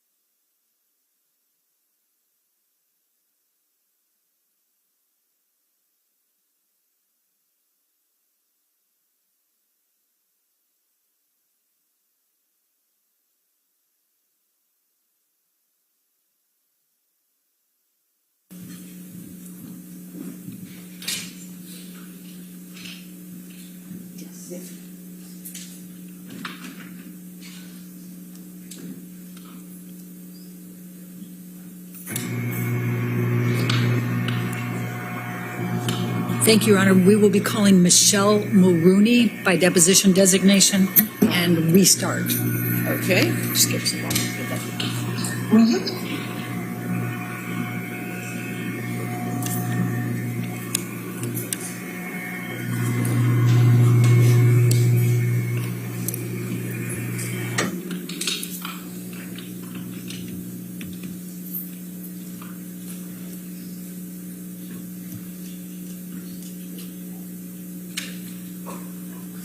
All right, you just want to spell the last name for me? It's Mulrooney. All right.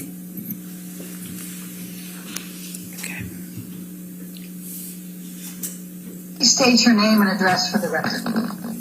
Michelle Mulrooney, Los Angeles, California, 90067. Ms. Mulrooney, what is your occupation? I'm a partner at Venable LLP, an attorney practicing. Could you just please describe give me a brief description of your educational background and work history? Okay, I attended USC and received my undergraduate degree in 1982. And then I again attended USC and received my law degree in 1985. I then worked for Gibson, Dunn and Crutcher until 1991. And then I worked for an entertainment law firm that was originally called Armstrong Hirsch. When I joined it, then later morphed into several names. And then in 2011, I joined Venable LLP as a partner. Thank you. What are your areas of practice and expertise? I'm head of the estate planning, the West Coast estate planning group for Venable. And does that estate planning involve any aspect of marital estate planning, such as things like prenups and postnups, prenuptials, postnuptials? Yes, we frequently do prenups, cohabitation, and postnup agreements for our clients. Would you please briefly describe what a prenuptial and a postnuptial is? A prenuptial agreement is where spouses contract on the economics of their marriage before they are married, and they discuss things as the nature, and they contract the things as the nature of the property, community separate, etc., and also things like spousal support. And in a postnup, the clients do that after they're married. They contract on the same issues. Do you regularly represent actors? Yes. I'm asking very narrowly, did there come a time when Amber Heard contacted you for representation respecting a prenup or a postnup agreement? At some point, I was contacted about an Amber Heard prenup. Ms. Mulrooney, I'm going to show you what has been marked as exhibit number 3, and it's an email from you to a Dana Lowry. Do you know who Dana Lowry is? Yes. Yeah. And could you please tell us who Dana Lowry is? She's a family law attorney practicing in Los Angeles. And this is dated Monday, February 2, 2015. And says, I look forward to working with you. Please send me, this is from you, please send me the bullet points for the economics of the deal. When you are back in the office tomorrow, I will have Amber's business manager get her financial information to me ASAP.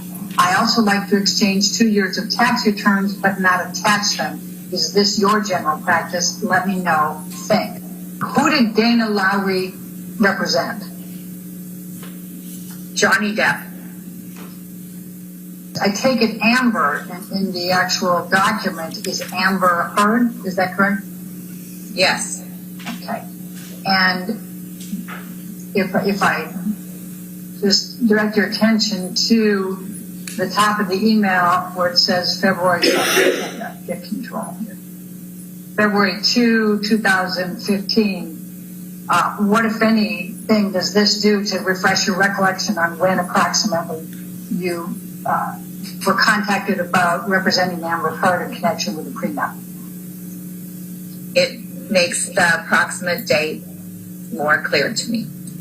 Okay. And based on this, when approximately were you contacted to represent Amber Heard in connection with the prenup or postnup? The early part of February, the late part of January, or the early part of February 2015.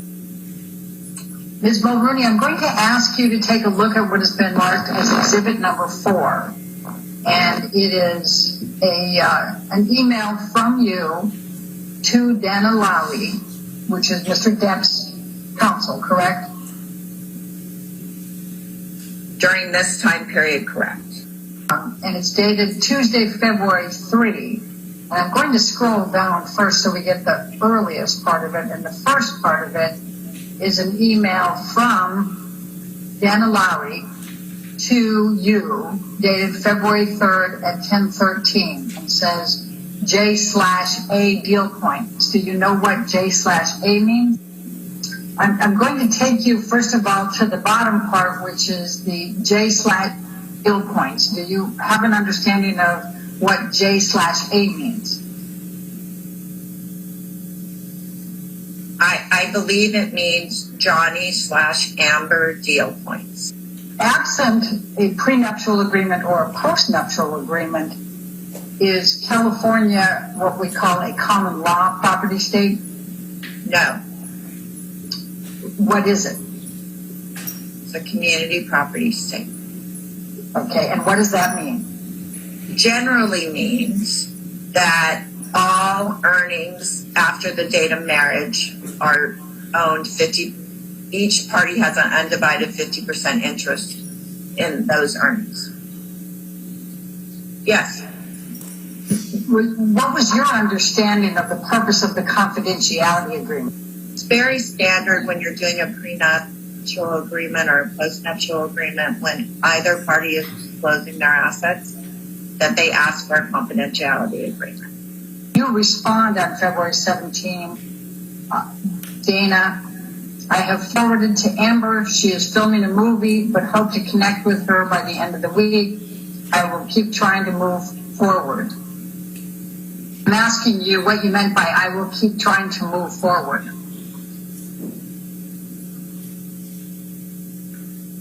I assume I meant that we're trying to get a postnuptial agreement signed between the parties, and that's what I was hired for. Show you what has been marked as exhibit number 7. And I'm going to start again with going down to show you where the stream is here. And it says, on February 17, that's the same email we've seen a couple times now, where she's attaching the confidentiality agreement, telling you she'll have a draft post-nup agreement, but she's getting the signed confidentiality agreement first. And then I'm going to direct your attention to the very top part, and that is Wednesday, February 18. And it's from you to Dana Lowry, and it says Amber is sending the signed confidentiality agreement to me. I assume I will receive all the underlying financials and a list of anticipated future revenue streams and documentation pertaining thereto. What did you mean by underlying financials and a list of anticipated future revenue streams and documentation pertaining thereto? I mean, this is typical for an actor. They have profit participations, back ends. I wanted to have a list of what his future revenue would be. He might have had movies booked that he would render services after marriage. I just wanted to see the pro forma. What did you mean by back ends? Back end is either profit participations or royalties, Sometimes it's box office bonuses. You just have to look at the underlying agreement on each movie, TV show, etc., to track what the revenue will be from each project. And why is that relevant? I want to know what they're going to make during the marriage. I want to know the income during the marriage. And those are all components of what they make during the marriage? Correct. Okay, thank you. All right, and then you said, I can't really comment on the document until I get this information. What document were you referring to there? The post-nup agreement that I anticipated she would send. How much time expired between when you were sent the confidentiality agreement for Amber Heard to sign and when you indicated back to counsel for Mr. Depp that Amber is sending the signed confidentiality agreement to you? The next day. What, if any, communication did you receive from Mr. Depp in connection with the post-nup agreement? I received one telephone call. And whom did you receive that telephone call from? Mr. Depp.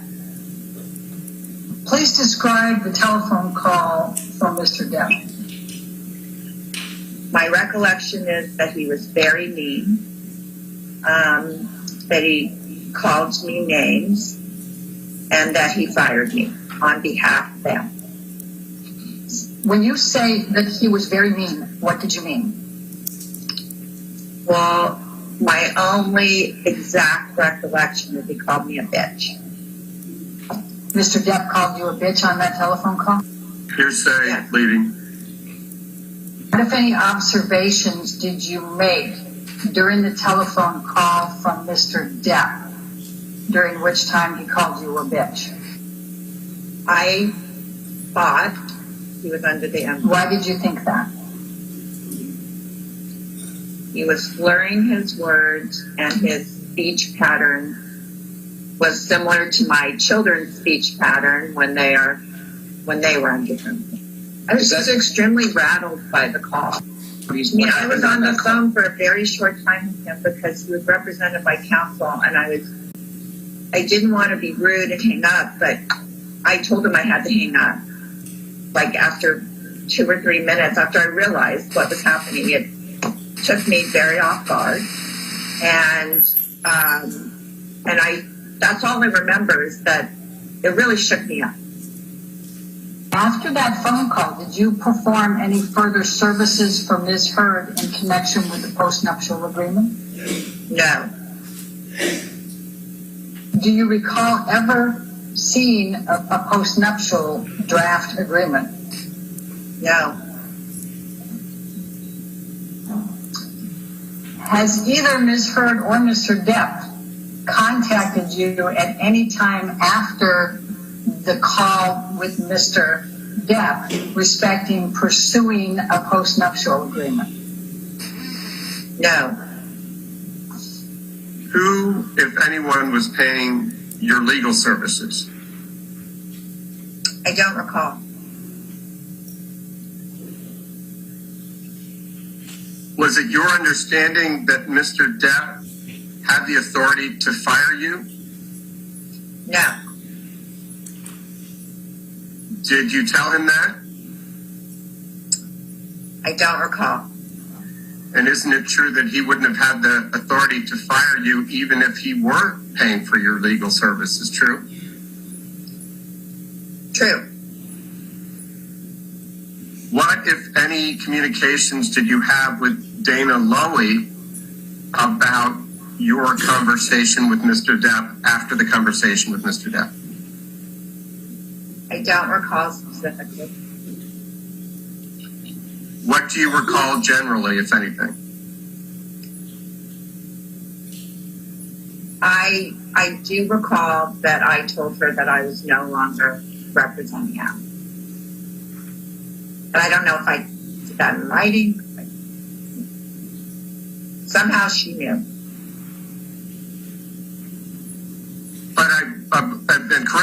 I'm wrong, but I believe you testified that Mr. Depp did not have the authority to fire you, correct? Correct.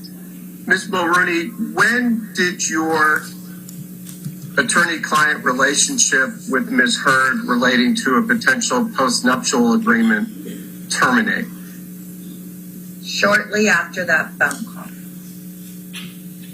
When you say shortly after that phone call, can you give us a time frame of how long it was after the phone call? Within a few days, could be one. He didn't have the power to fire you, correct? Correct. Do you have any recollection of ever receiving any more communications from Dana Lowry furthering the post-nuptial agreement after Johnny Depp called you and told you he was firing you on behalf of Amber and called you names? No substantive, I recall that there was no more substantive conversations. Is there any question in your mind that it was Mr. Depp who called you? No. All right. Yes, ma'am, your next witness. Yes, Your Honor, we'd like to call the Disney corporate representative. All right.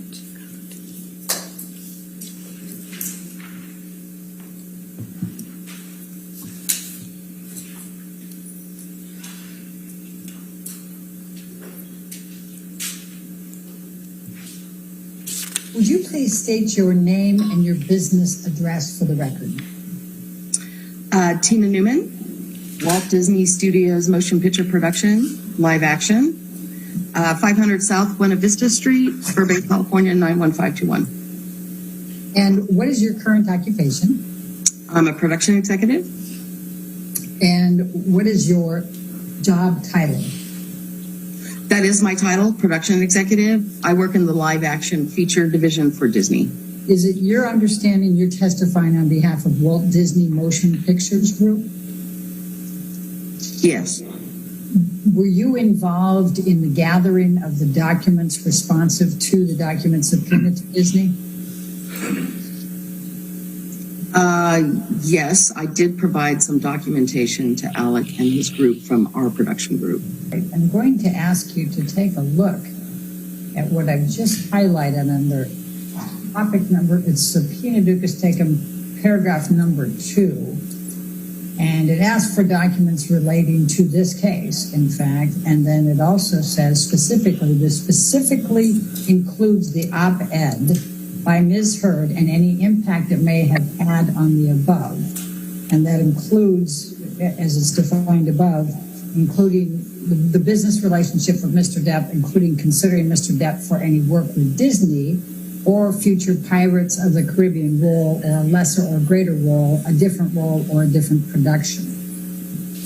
Do you recall seeing in any of the documents you reviewed, either being involved as the corporate designee or in preparing as the corporate designee, do you recall seeing an op-ed written by Ms. Heard? No. Do you recall in your preparation as the corporate designee of Disney and your review of the documents that were produced by Disney, any document that referred in any manner to the op-ed written by Ms. Heard? I would say no. Do you remember seeing in any of the documents you reviewed that were produced by Disney in response to the subpoena duces tecum, the word op-ed in any of those documents? I don't recall that, no. Did you have any discussions with anyone at Disney about any future Pirates of the Caribbean role, a lesser or greater role, a different role, or a different production? No. Did you have any discussions with anyone at Disney about the impact of the op-ed by Ms. Heard on the relationship between Disney and Mr. Depp, including considering Mr. Depp for any work with Disney, any future Pirates of the Caribbean role, a lesser or greater role, a different role, or a different production? No. Do you know whether Mr. Depp is being considered for a role in Pirates 6? No. And when you say no, I think I have to probably ask clarification. Does that mean you don't know one way or the other, or he is not being considered? I don't know one way or the other. Do you know? Well, I'm sorry, go ahead. I was just going to say that decision doesn't fall within my job responsibility. It's above my head. It's the best way to say it. So what is the knowledge you have about Pirates 6? Like I said, I just know that it's a project that's possibly in development at the studio. That's it. Do you know whether anyone at Disney has ever even read the op-ed written by Ms. Heard? No. Are you aware of anyone else at Disney who has knowledge of the topic areas in the deposition notice, that's deposition exhibit number 2, that beyond what you know? I can't honestly say. I can't speak for someone else. Like I explained earlier, my knowledge and what my job functionality is at the studio plateaus, and there are people that I work under, and those particular persons may or may not have more knowledge, but I can't speak on behalf of them. Is Disney aware that Mr. Depp has testified under oath that he would not take another Pirates of the Caribbean franchise role for $300 million and a million alpacas? No. Would Disney entertain paying Mr. Depp more than $300 million and provide him with more than a million alpacas to be able to obtain his services for any future Pirates of the Caribbean role? No. I'm going to show you what has been marked as deposition exhibit number 52 to Alan Horn. Who's that? He was our co-chairman. Of Disney? Yes. And Alan Bergman, who's he? Same. He's the other co-chairman of Disney, or was at the time. And then Sean Bailey, you indicated, was the president? It's our president of production, correct. Okay, and then Ricky Strauss, who's he? I believe at the time he was the head of our marketing group. And Paul Rader? Paul Rader is the head of communications. All right, and this is from Angela Shaw, and it's dated 5/10/2017. Do you see that? Yes. And it says, subject HR, Johnny Depp, a star in crisis, and the insane story of his missing millions. Do you see that? Yes. Okay. Do you have any understanding as to why Angela Shaw was sending this communication to this group, the two co-chairmen, the president, vice president of production, head of communications on this particular day? I don't know what the intent of the email is, but obviously we have a relationship as a company with Johnny, so I assume that's why she may be bringing it to their attention. All right, and just to take that a little bit further, given that Disney has a relationship with Johnny Depp, if there is publicity relating to Johnny Depp, whether it be positive or negative, that would be relevant to Disney, would it not? Yeah, I mean, I can't say how it's relevant to Disney, but given that Angela is part of communications, it's her job to, keep the studio abreast, I guess, of anything concerning the company. So that's about as far as I can read into it. Okay. And so that's your interpretation of why Angela Shaw sent this to that group of people, was to keep them apprised of this particular article on Johnny Depp. Would you agree? Yeah, that would be my assumption. Yeah. I'm going to ask you to take a look at what has been labeled as exhibit number 53, and it is Disney 114 through 137. And I'm going to ask you if you recognize this document.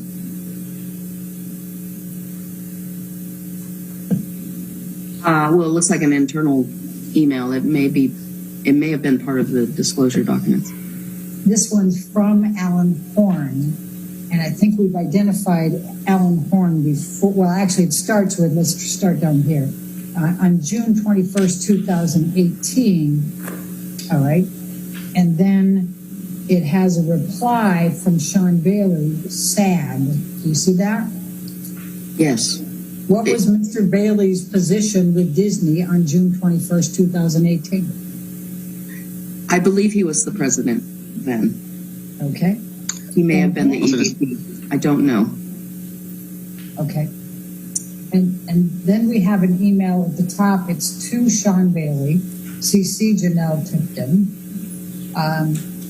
And then it has some copies to some other people. It's from Alan Horn. I believe we said he was one of the co-directors. Is that correct? Co-chairman. Co-chairman. Okay. And Alan Bergman. The other co-chairman. Okay. And do you have any recollection of ever reading the Rolling Stones article about Johnny Depp back in this time frame? I honestly don't remember if I ever read this document. I may have. Do you have any understanding of why this would be sent from Alan Horn to these other individuals on the top? Again, same as before, just because of the fact that we have a relationship with Johnny. So they may have determined it was important to bring it to their attention. All right, Ms. Newman, I'm going to show you what has been marked as deposition exhibit number 54. And do you recognize this document? Yes, it looks like a email. Please describe it for me. It's an email. Well, it started from Scott to myself. Scott Sellers is in Post Finance, and then I replied to Scott. So it looks like an email exchange between the two of us. All right, and you said Scott Sellers is in Post Finance? Correct. What is that? He handles all finances once film goes into post-production on any given picture. Also reporting for the studio, internal reporting, finances. All right. And this is July 14, 2018 that he's sending this to you, correct? Yes. Do you recall reading the story that was in the Rolling Stone, The Trouble with Johnny Depp? I mean, to be honest, I don't really remember much about the story, but obviously I must have looked at it and commented. Right, and in fact, you commented depressing. Do you see that? Yes. Okay. And just to go back to refreshing your recollection on the template, do you see that it has importance and received on this when you sent it back? Yes. Mm-hmm. Ms. Newman, I'm going to ask you to take a look at what has been marked as deposition exhibit number 56. And it is a document also produced by Disney, and there's the date stamps, Disney 167 through 177. And I'm going to ask you to take a look at the top there. This is to Alan Bergman from, and it has THR's Today and Entertainment. Do you understand what that is? Yes. Okay. I'm going to ask you to turn down to 169. It says, Johnny Depp's legal team prepares for court hearing about Amber Heard abuse claims. The actor's camp is previewing the evidence that it will present in an upcoming court hearing in the UK this fall, tied to a defamation lawsuit against The Sun for an article that labeled the actor a, quote, wife beater, unquote, Katie Kalani reports. Do you see that? Yes. Do you have a recollection of learning about this and reading about the UK case in this time frame? We're talking October 2018. I may have seen a headline come across my desk in the same manner as Alan received it, but that's probably as far as it went. Ms. Newman, I'm going to show you what has been marked as deposition number 60. And it's dated November 5, 2020, and it says Disney reportedly scraps plans for Depp's POTC 6. I'm assuming that's Pirates of the Caribbean 6 return. You see that? Question was, did you see it? Yes, I see it. As you sit here today, are you aware of any document in Disney's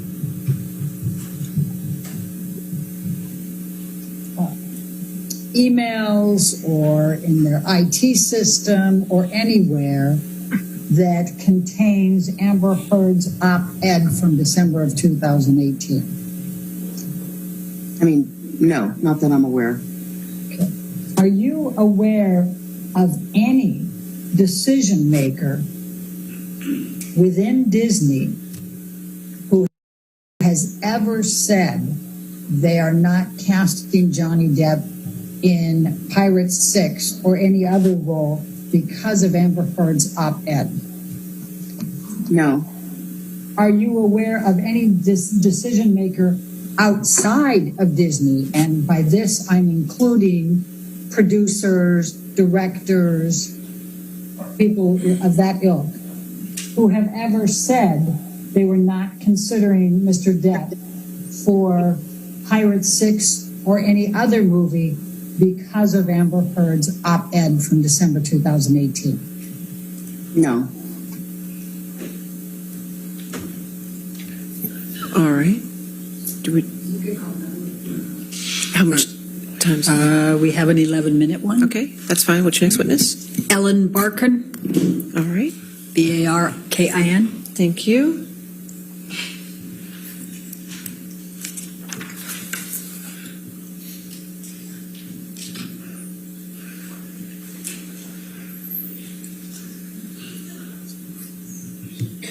Good morning, Ms. Barkin. Good morning.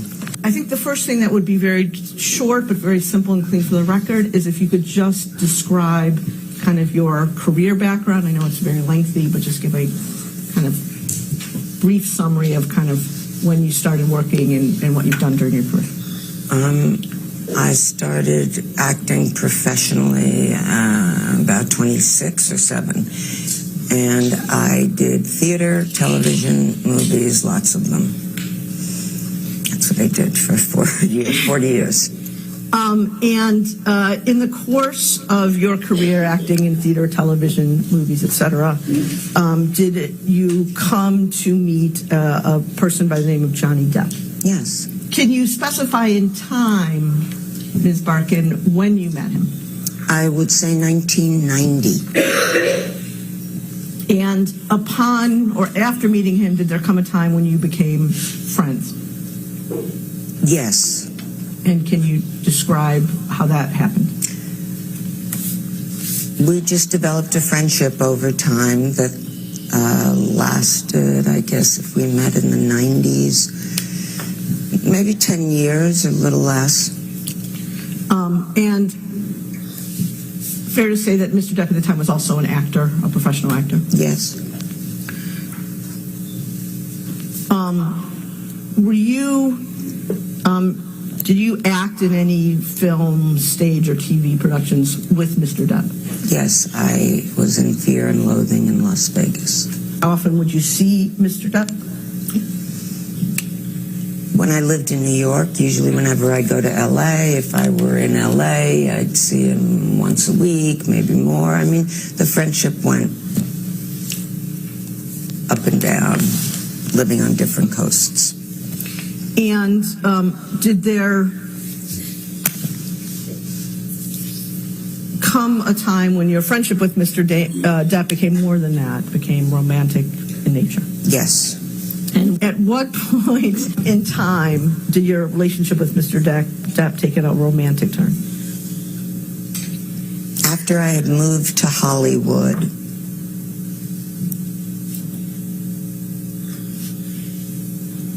and he, switched the buttons. Recall what year you moved to Hollywood? Yes, 1994. when you said switch the buttons, can you tell me what you meant by that? The friendship went from a purely platonic friendship to a romantic one. At that point in 1994, when the relationship turned romantic, change that to sexual. To sexual. Thank you. For how long did your relationship with Mr. Depp remain sexual? Several months. Anywhere between 3 and 5, 6. And during that period, how often would you see Mr. Depp? That period when it was sexual? I'd say I'd see him 3 or 4 times a week. And again, I'm not looking to pry into private details, but can you tell me like where you would see him? Just give me some sense of that. Yeah, he would come to my house, or I would go to his house. And both houses in LA? Yes, about 10-minute drive apart from each other. And at either when you were at his house, where you didn't stay the night, or where you were at his house when you did stay the night, were there other people in the house who saw you there? Who would those people be? He had an assistant. His sister.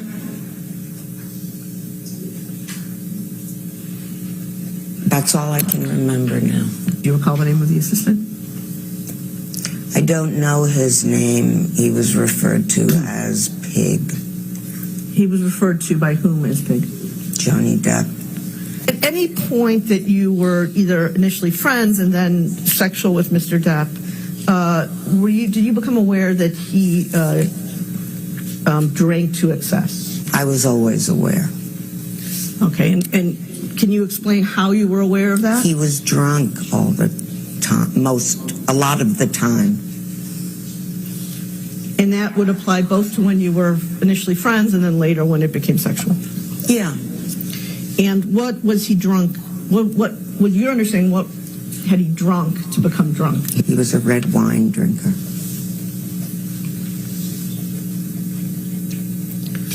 Okay. In addition to alcohol, were you aware at that time that Mr. Depp was taking any prescription medication? No.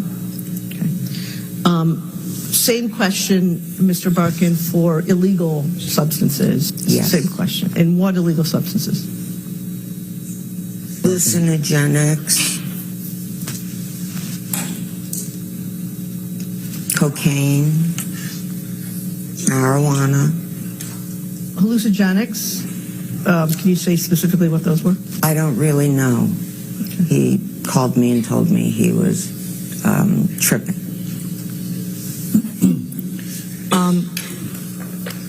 With respect to any of that, hallucinogenics, cocaine, or marijuana, did he do any of that in your presence? Yes. More than once? All the time. When you say all the time, how many times, again, in the period that you were both first friends and then sexual with Mr. Depp, do you think you saw him? I couldn't even tell you. I mean, I just know he was always drinking or smoking a joint. But would it be fair to say more than at least dozens of times? Yeah. Over the full course, oh yeah.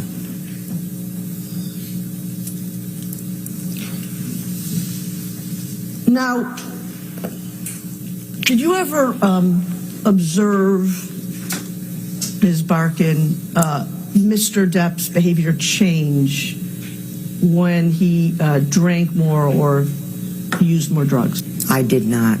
So he was kind of the same all the time, fair to say? Was not the same. He was high. Did there come a time, Ms. Barkin, when Mr. Depp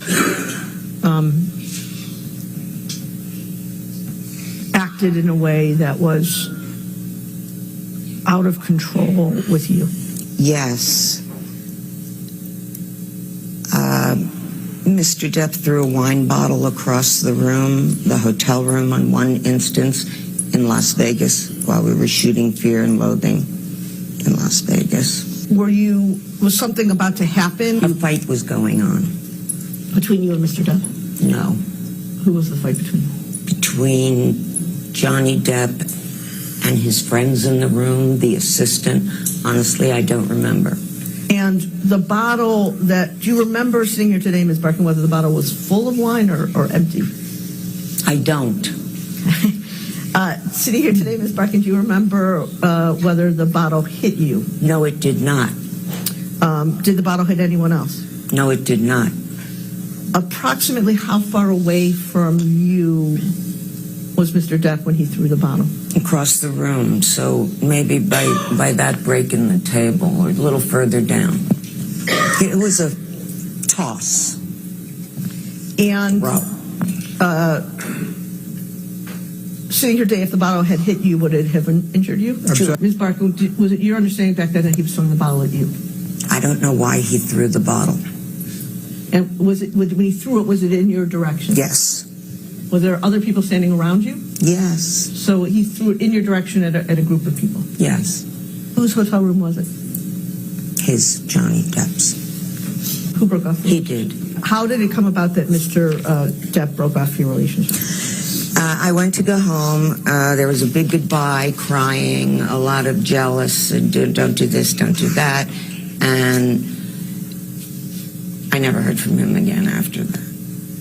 And did Mr. Depp not want you to go back to Los Angeles at the time? Yes, he didn't want me to go. I was only supposed to be there for 2 days. I stayed for longer. And you just referenced, you just used the word jealous. How did that come up? What did he say that indicated to you that he was jealous? He's just a jealous man, controlling. Where are you going? Who are you going with? What did you do last night? I had a scratch on my back once that got him very, very angry because he insisted it came from me having sex with a person who wasn't him. During the time that you were in a sexual relationship with Mr. Depp, was it common for him to say things to you about being controlling, to use your words, or being jealous of you? Yeah, very common. And when, in these instances, when Mr. Depp became jealous or controlling, did he also become angry? Yeah, and demanding. All right. Ladies and gentlemen, let's go and take our afternoon recess. Please do not discuss the case and do not do any outside research, okay? We'll see you back in 15 minutes.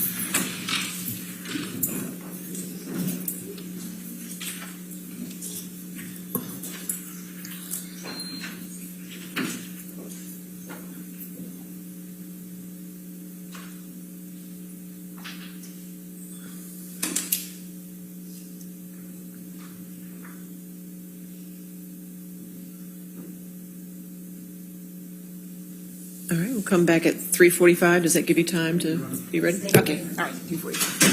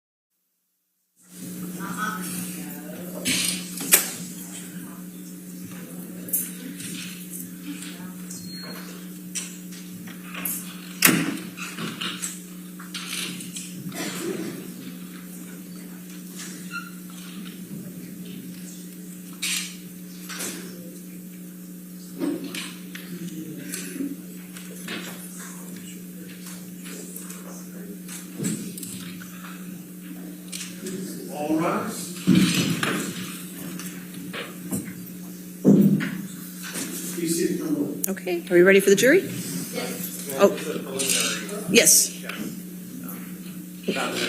Okay, you want to approach with...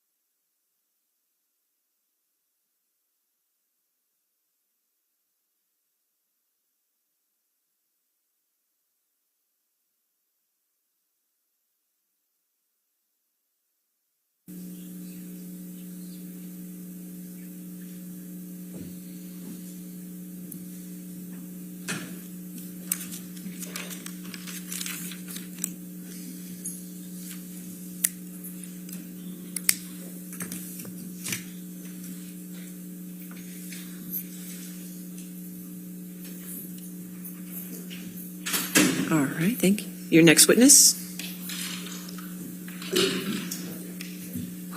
Your Honor, we call Dr. Alan Blaustein. All right. Blaustein. Thank you, sir. Oh, and I'm asking questions first. I believe I may be the only one asking questions. All right. All right, thank you. Can you please provide your full name? Alan Scott Blaustein. You're a doctor, correct? Correct. And you're a psychiatrist?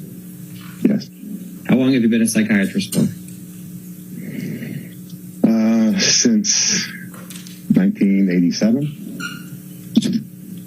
And you went to medical school? Yes. What medical school did you go to? Northwestern University. Now, Johnny Depp was a patient of yours, correct? Correct.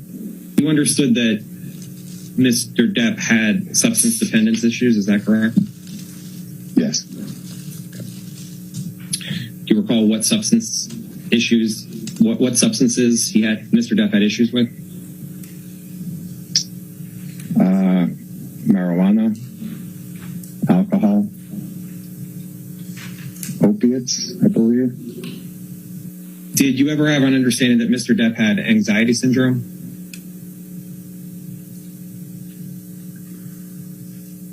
I knew Mr. Depp had anxiety.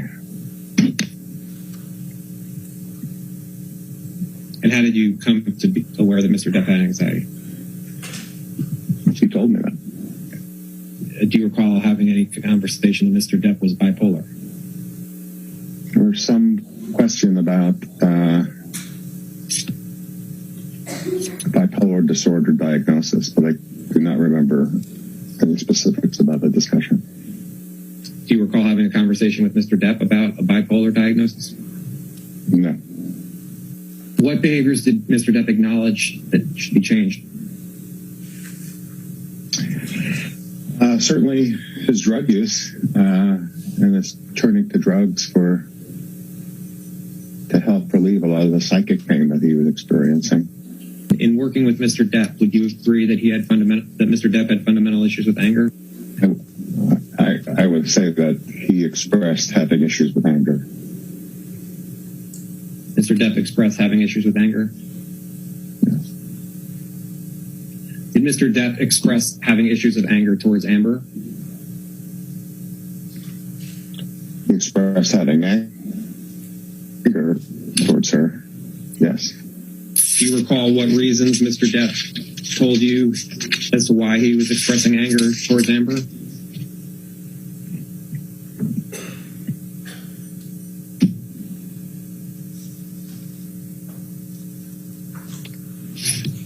I can't, no, I'll have to say no. In working with Mr. Depp, was he ever suspicious of Amber having affairs? I can recall now he expressed feelings of jealousy, but I don't remember if it was about affairs. Do you recall any more detail about what Mr. Depp was feeling jealousy toward Amber about? No.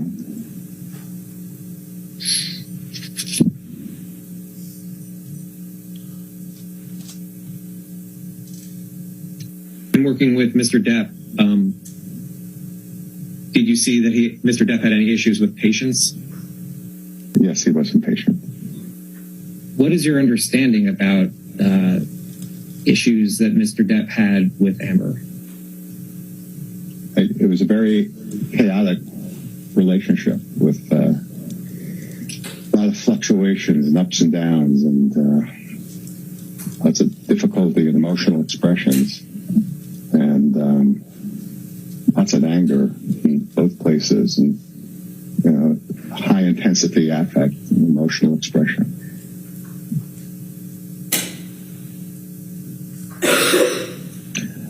A lot of love, a lot of disappointment, a lot of fears. Dr. Blaustein, I'm showing you what's been marked as Blaustein Exhibit 3. Do you recognize this document? Yes. Okay. What is it? It's my invoice billing document. Okay.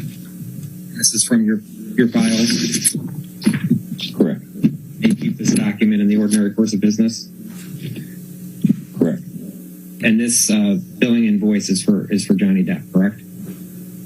Correct.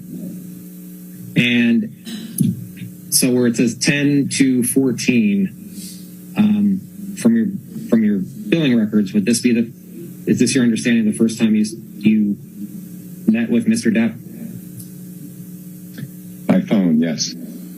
And in total, if we look at the number of sessions you either met or spoke to Mr. Depp that weren't canceled or he didn't show up, my count, it comes to 18 times you met with Mr. Depp. Does that sound about right? Looks like 18 times. Did you have any concerns about any of the amounts of medications that Mr. Depp was taking? I had concerns about the Adderall that I would have expressed to him. And what were the concerns about the Adderall?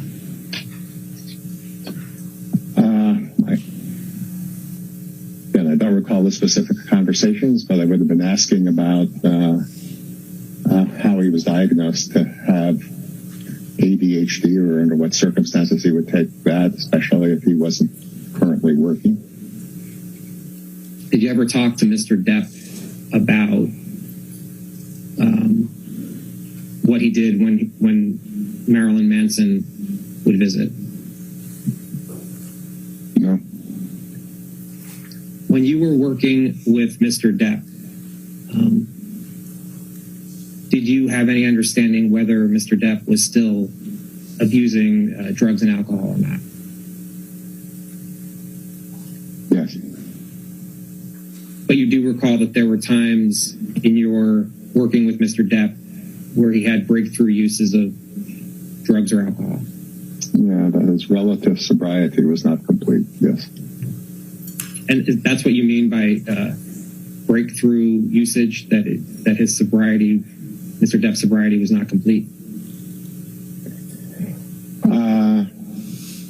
Well, relative sobriety. Again, I said relative sobriety because he did continue to use marijuana throughout, almost entirely throughout the time that I knew him, with a short time exception, I think.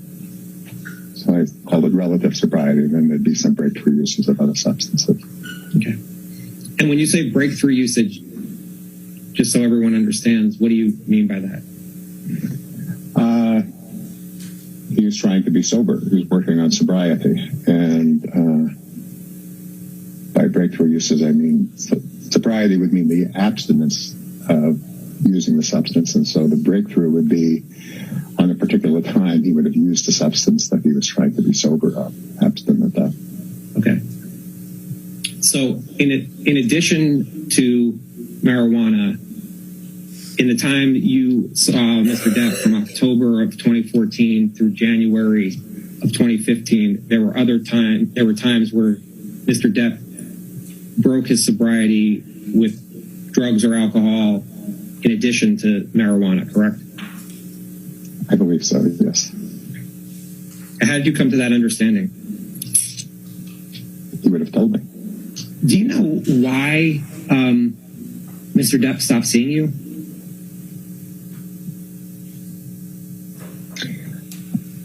I know he was preparing to leave to Australia to go to work, and I assumed that was the reason.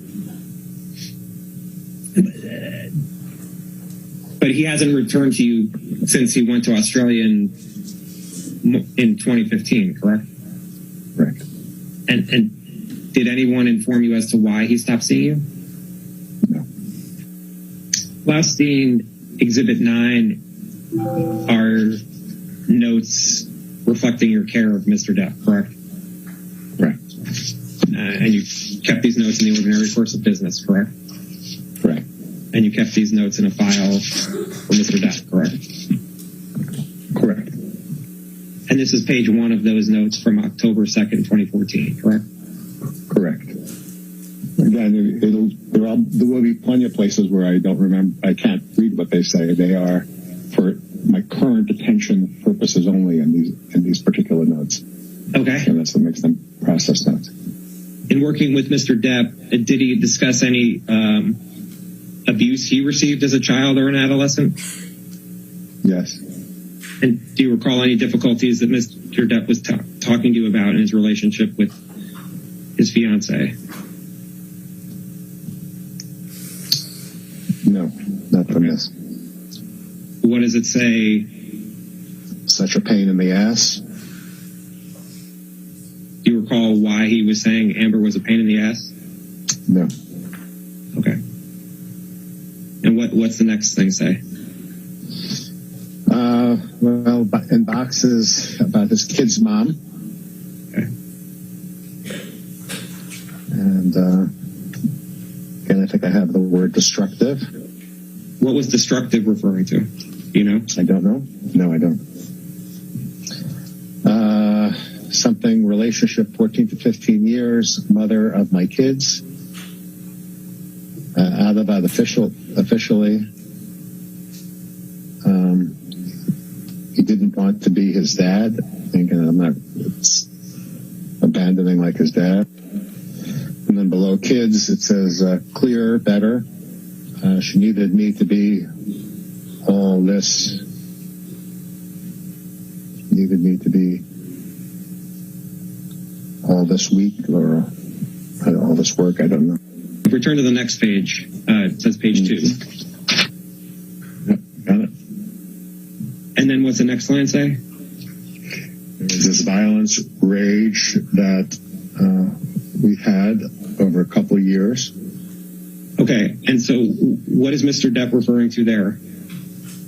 I don't recall. So do you recall that in working with Mr. Depp that he spoke about violence and rage in other relationships in addition to his relationship with Amber? Or rage and chaos. I don't remember violence, but I do remember rage and chaos. Now, again, the context of this is I had met him at this point. So this is an initial telephone consultation. So to see whether or not he was going to start therapy with me. But in your working with Mr. Depp, was he talking about rage and chaos with relationships in addition to his relationship with Amber, correct? Yes, yes. What other relationships was he talking about rage and chaos? Again, I don't have the specific recollection, but I think it included the mother of his children, and arguments about not child custody, child care, or visitation, or access to the children. On the left, it says raise 2 kids, 15 and 12.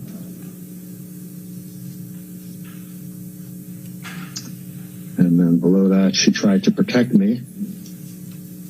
She tried to protect me too. You know what that's referring to?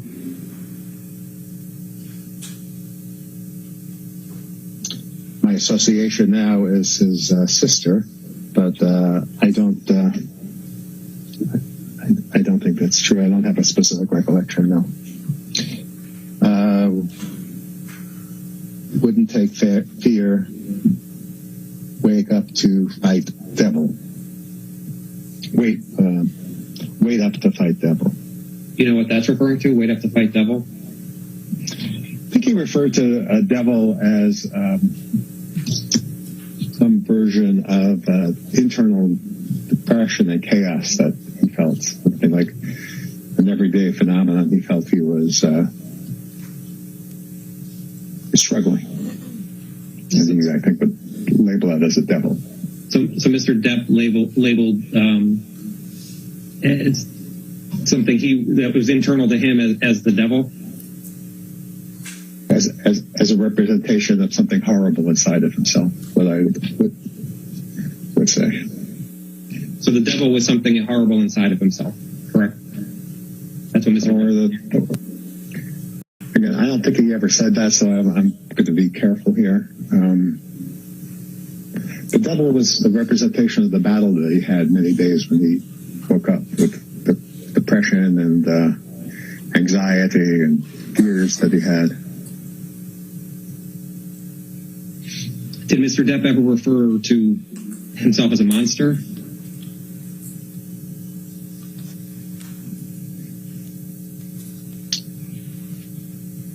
Remember the word monster in my office, but I don't know if it's referring to himself or not. Maybe that'll be more revealed as we go forward. Now, turning to Blaustein 12, which is page 4 of this exhibit, and there's a 3 at the top, correct? Yeah. And then to the right, that says Amber's fiance, correct? Correct. And then there's work through anger just below that. And where it's saying work through anger, is that referring to his anger towards Amber? I think what he was saying then is that part of his goal of therapy was to work through anger that he and his fiance had towards each other. Then going back to the left, better with girl about it. Self-destructive, hard to not put in front of me. You know what self-destructive, hard not to put in front of me means? It's referring to? I think self-destructive was his drug use. That's what I think referring to at this time. I'm now looking at Blaustein 13, which has a page 4. Are you there? Yes, I am. Okay. And at the top it says Johnny/Debbie, correct? Correct. All right. And then the date, it says 10/what? I think that's 10/7. And so it says JD 10/21/14, correct? Correct. A lot of things, work, intense work, fatigue. Need a minute. Here I can say with certainty his words, shit with my girl. And what's that referring to? Difficulty he was having with Amber. Do you recall what he was talking about, what difficulty he was having with, Mr. Depp was having with Amber? No. The next line looks like it says she refuses to accept. Correct. Do you know what Amber refuses to accept? What Mr. Depp was referring to? Nope. And to the right, it says Amber what? Amber wedding. Were you talking at this point about potentially Mr. Depp and Amber marrying? Yes, he was talking about that, yes. Okay. And then what does it say under she refuses to accept? Wedding February. And then what's next? May not want to go to marriage, 51 years old. Were there any discussions that you had with Mr. Depp where he had concerns about the age difference between him and Amber? I don't think so. No. Okay. But what does it say under 51 years old? A lot of life experiences. You're being my mother and psychotic sister. What did you understand Mr. Depp was referring to where you wrote "You're being my mother and psychotic sister"? I think that's something that he said to. He told me. He said to her. He was. That Mr. Depp said to Amber, "You're being my mother and psychotic sister." That's what I would think. Yes. Okay. Then the next line. High tolerance for marijuana. Who has a high tolerance for marijuana? He did. All right, turning to the next page, which is Blaustein 15, and where I have a number 5 on the top there. What is it? Self-something? Self-destructive very early. And was Mr. Depp talking about himself being self-destructive very early? Yes. Okay. How is Mr. Depp describing that he was self-destructive? I think, I don't recall, but let's continue and maybe something's there. So he was trying to be sober from booze and pills, correct? Correct. Okay. And then was it you who said reward? Yeah, asking him about where can he get rewards elsewhere. Where did he get reward? I maybe asked him where did he get rewards elsewhere, and there he said in the past MDMA, ecstasy, cocaine. So what did you understand where he wrote MDMA, ecstasy, cocaine? I'm not quite sure, but those are things that he had used in the past. There's always another possibility that I had asked him specifically about that, but I don't think so. I think it's more likely that those were things he had used in the past. Do you know what pills Mr. Depp was referring to be sober from? I know oxycodone was the main thrust at that time. And then it says, back to the left, it says left off.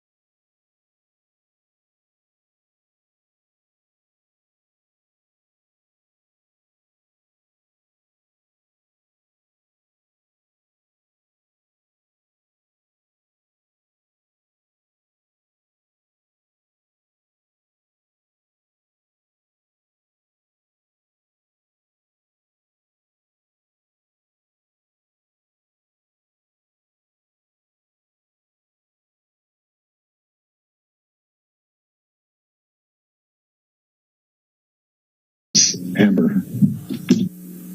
Turn to the next page, Blaustein 16.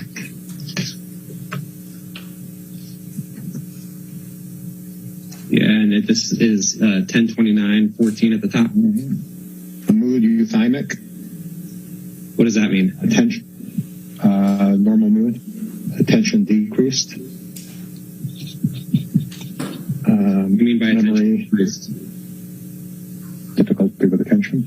Paying attention. Memory. Transitional difficulties. And what do you mean by having transitional difficulties with his memory?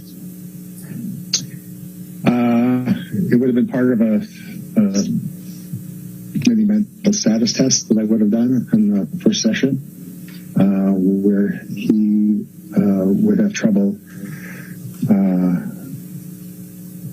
holding on to memory of things from 5 minutes ago. If I asked him to remember 3 words, he may have had difficulty. He would have had difficulty remembering those 3 words 5 minutes later after distracting him with other conversation. All right. And then what does it say after that?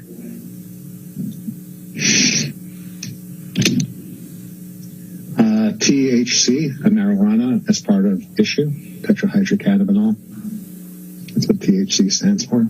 So you saw THC as an issue with Mr. Depp's memory and attention, is that right? Well, with the transitional memory, at least, yes. Perhaps the attention. MSE, mental status examination. More present, more attention.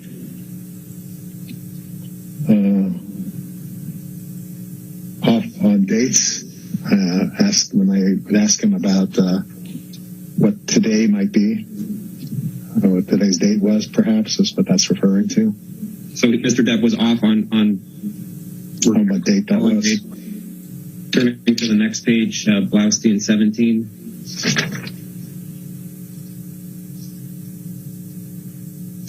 It says JD at the top, and then 11, 10, 14. See that?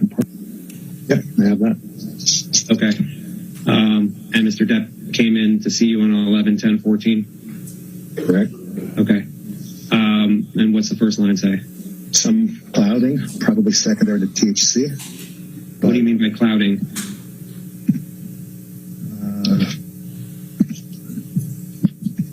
Would have been something in confusion or something about his mental state, or less sharp, less alert, perhaps.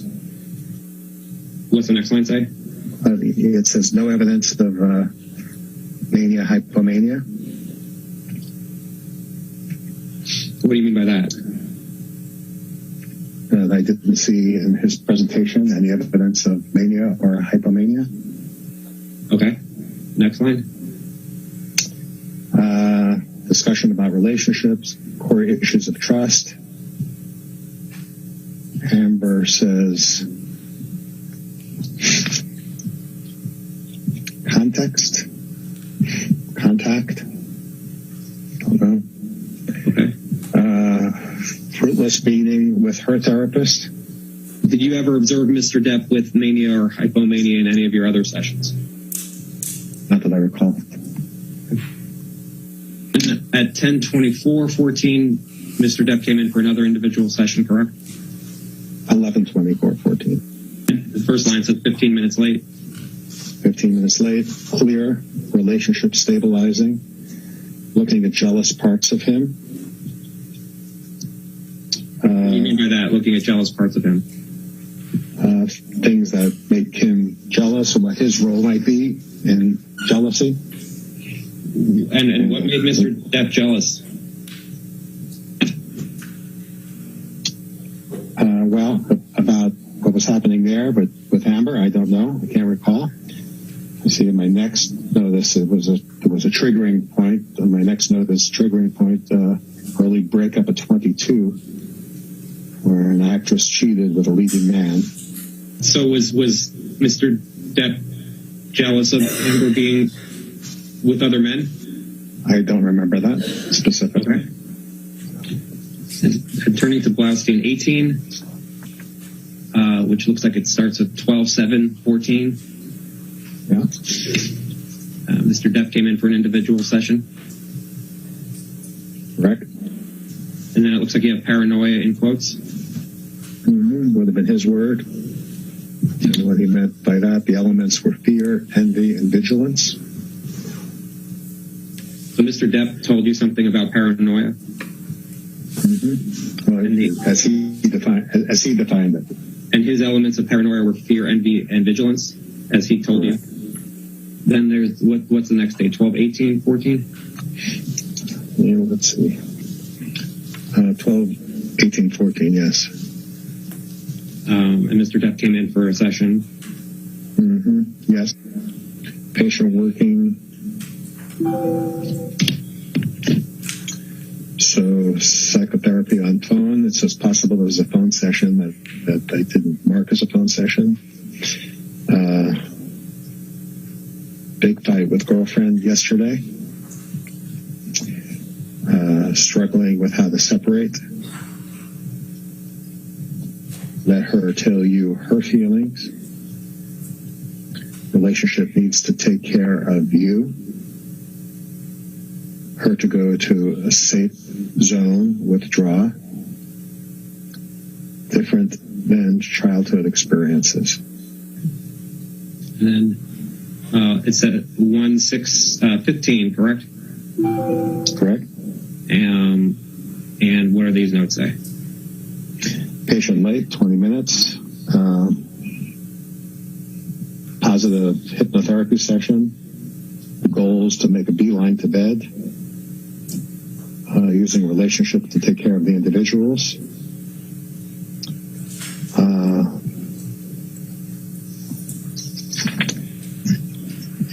Let's see. Not logical approach to Amber's work. Take care of emotions. Sobriety continuing. And then Blaustein 20.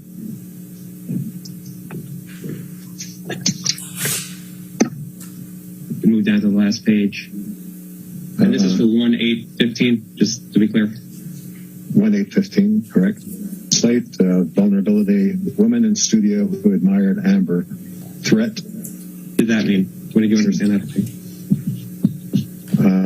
That probably related to your prior question, that there was a woman who admired her that he felt jealous of.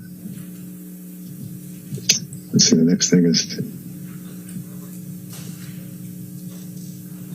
something of vulnerability.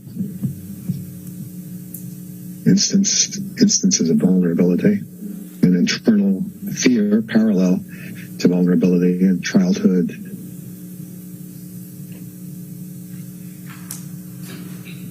Inability. Free or fight, only way. What does that mean, free or fight, only way? Free or fight, or free and fight is the only way. And my understanding of that is either to be free of the relationship or fight for it.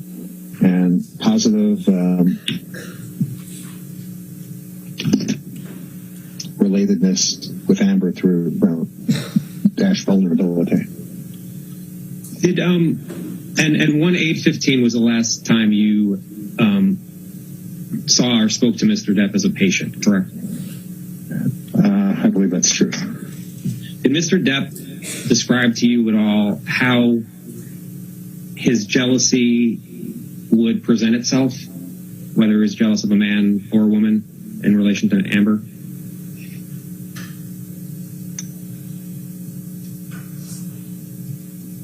It would make him angry. It would make him feel insecure. Your next witness. Your Honor, our next witness is Eric George. He was the attorney for Amber relating to the op-ed. Will you please state? All right.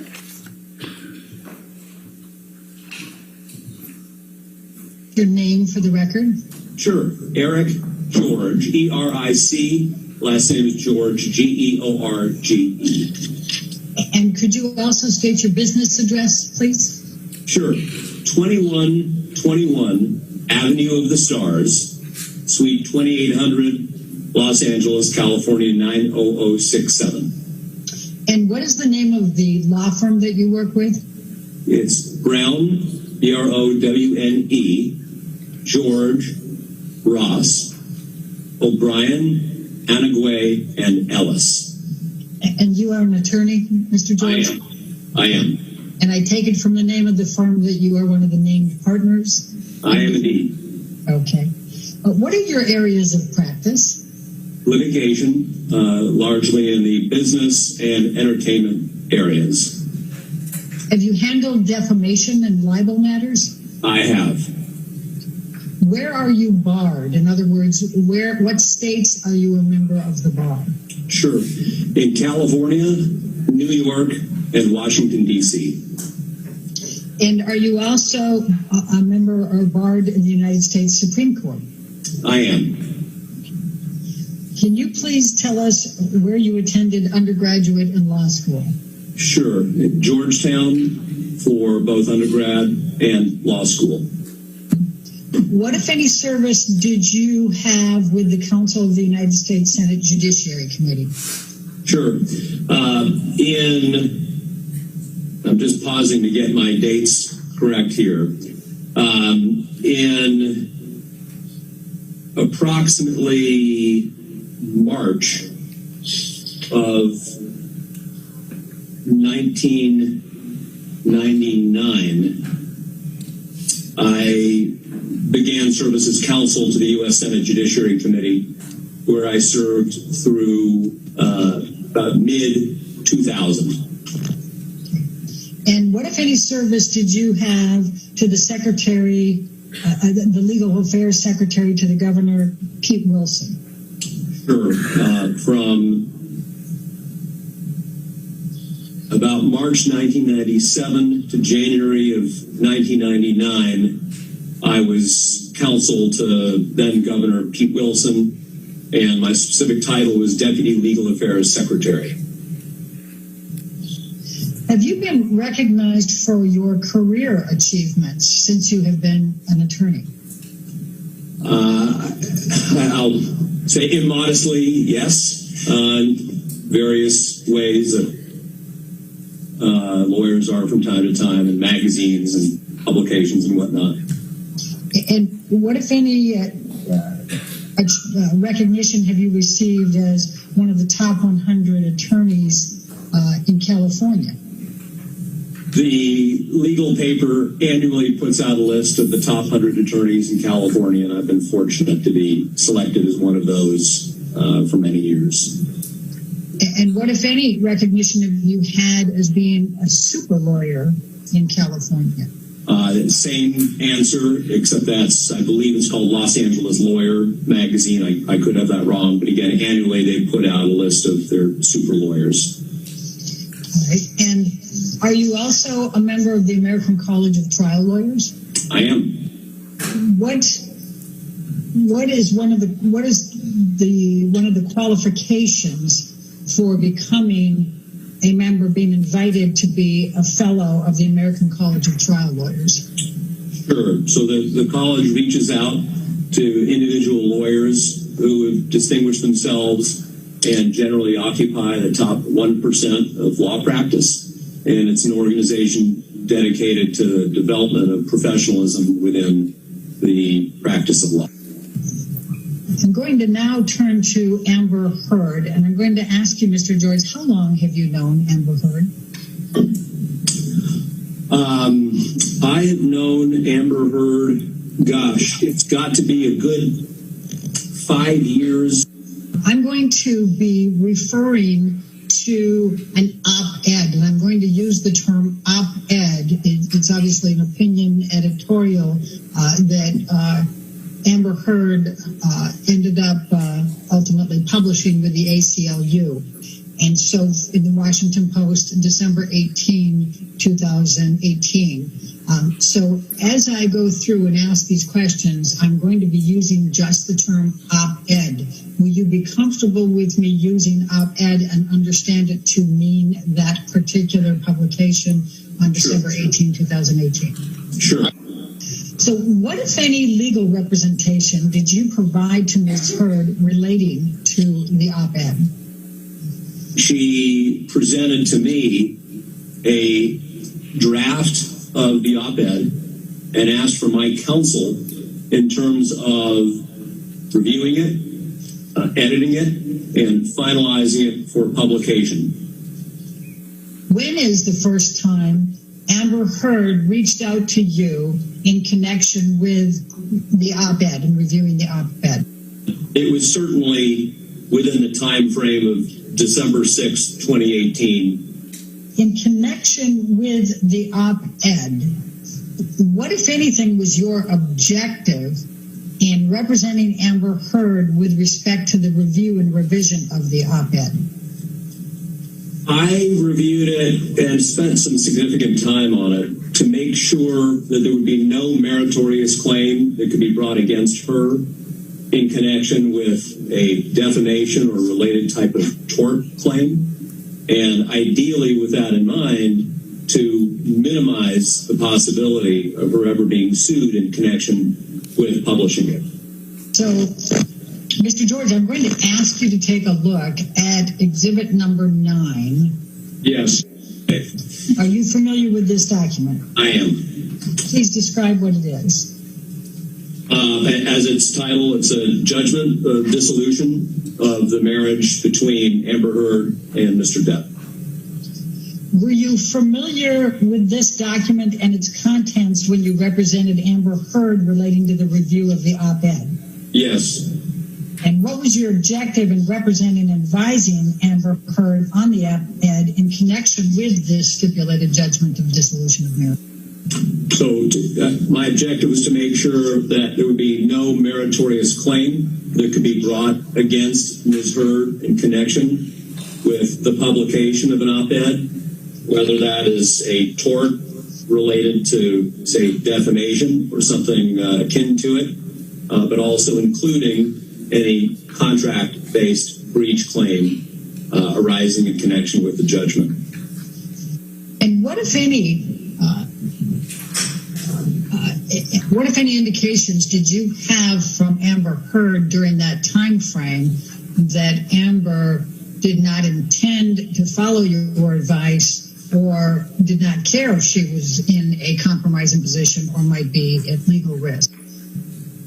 So let me answer that this way. Really 2 points. Number one, there was never anything that she said to me to the effect that she was willing to run some risk of being sued or that she wouldn't listen to my counsel or anything of that sort. Number two, that she affirmatively did follow in all instances my counsel with respect to these particular edits. What, if any, legal advice provided by you to Amber Heard respecting the Washington Post op-ed was disregarded by Amber Heard? None, to my knowledge. What, if any, legal advice provided by you to Amber Heard respecting the Washington Post op-ed was followed by Amber Heard? All of it. What, if any, legal advice did you provide to Amber Heard in connection with the drafting and publication of the op-ed that was not made in good faith by you? I acted in good faith throughout and with the best of my abilities. All right, your next witness. Yes, Your Honor, we have Jessica Kovacevic. She's Amber's agent, and that's approximately 27 minutes. Go ahead, spell the last name for me. That's a tough one. Kovacevic. All right, thank you.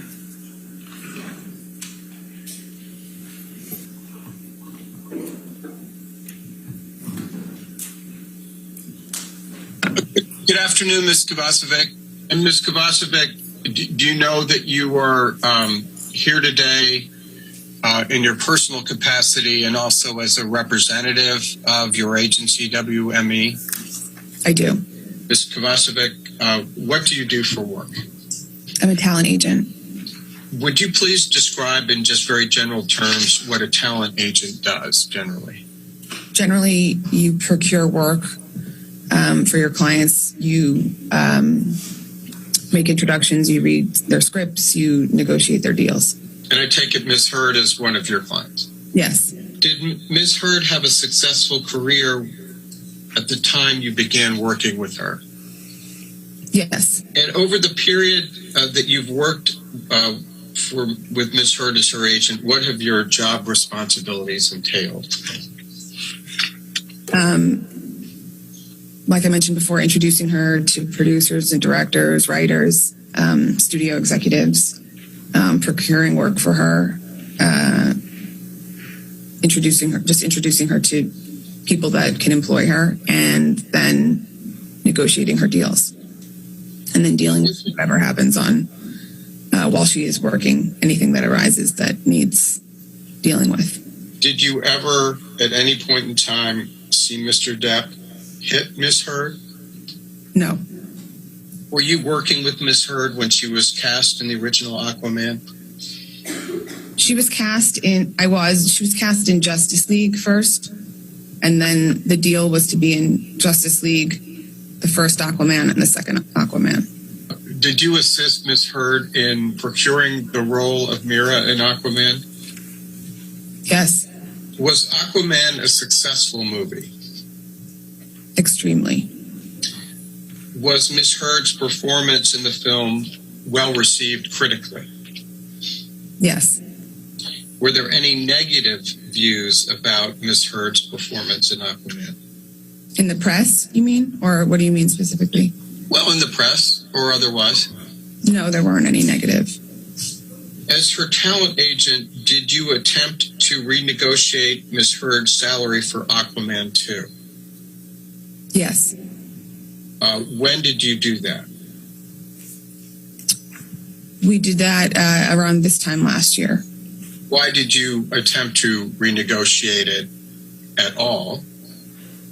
It's standard to renegotiate these types of deals. It's normal practice.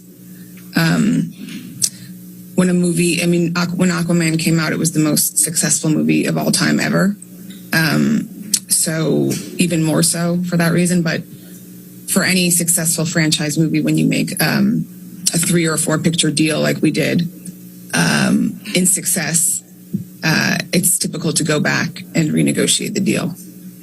And now getting to your point, why did you choose to do it last year at this time? Because that's when her option was exercised.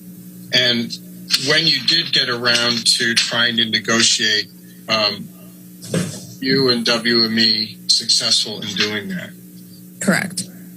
When did he call Warner Brothers to renegotiate the next film? It would have been the end of February last year. What year is that? 2021? Yes. At some point, were there press reports that Ms. Heard was getting released from Aquaman 2? There were online rumors for a while that she was being replaced. When did you first hear about those?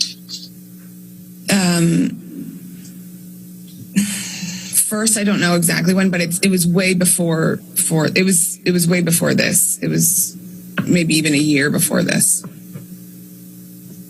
6 months before, maybe. So nobody ever told you that Warner Brothers misrepresented the reason that they were replacing Ms. Heard, correct? Why? No, why would they? Did there come a time when Ms. Heard was restored to her role in Aquaman 2? Yes. At that time, what were the terms of her restoration to Aquaman 2? The financial terms? Yes. She was going to be making $2 million on the second film. Was that consistent with the original contract? Yes.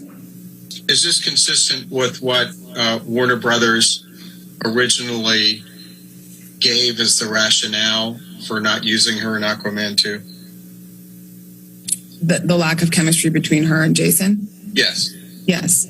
So did there come a time when WME came to understand that Ms. Heard's role as Mira in Aquaman 2 was diminished in some way? When she was sent the script, directly, which is the common practice for these films. You're aware that Ms. Heard has a contract with L'Oreal, correct? Yes. Were you working with Ms. Heard when she signed that contract? Yes. What's a bot? A bot is a fake account that's created to execute a certain objective. What is your educational background since high school? College. What college did you attend? NYU. What year did you graduate? 2005. What was your major? Communications. When WME first began working with Ms. Heard as her talent agent, you said she had had some success. How well known was Ms. Heard? She was pretty famous. She was within the industry. You could call anyone and they knew who she was. So she had a certain level of fame. She had starred in movies and shows already by that point. Okay, going back and taking a wider lens, over the time that the several years you've worked with Ms. Heard, how would you characterize the arc of her career? I would say she was a known actress when I started working with her. Like I said, she was someone that you could call executives and producers and people about everyone, knew her name. She hadn't yet reached big star status, but she was definitely, she could get the lead of an independent movie. She could get the lead of a TV series. When I worked with her, we slowly started to strategically, have her work on some more prestigious projects and work with, better directors. And then when she got Justice League, that was a, turning point for her. And then Aquaman, subsequently, was obviously the biggest thing she had ever been a part of.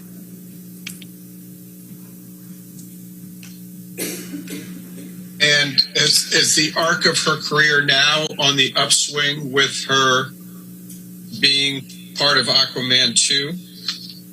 No. Tell me what you mean. Why not? Because typically, when you have an actor who is in a movie as successful as Aquaman was, their career totally changes. And they're in a different echelon. They, get way more offers. They're just put in a different place, position-wise with studios. They're more bankable, so they can greenlight projects. All of those kind of things are consistent with when you're in a blockbuster of that size. And with her, that did not happen. It happened, very significantly for her co-star. Obviously, he's the lead of the film and he's the title character, but even a small percentage of that did not happen for her. So that's my assessment.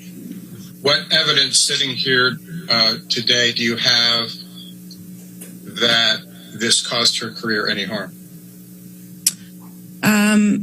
Because evidence in that,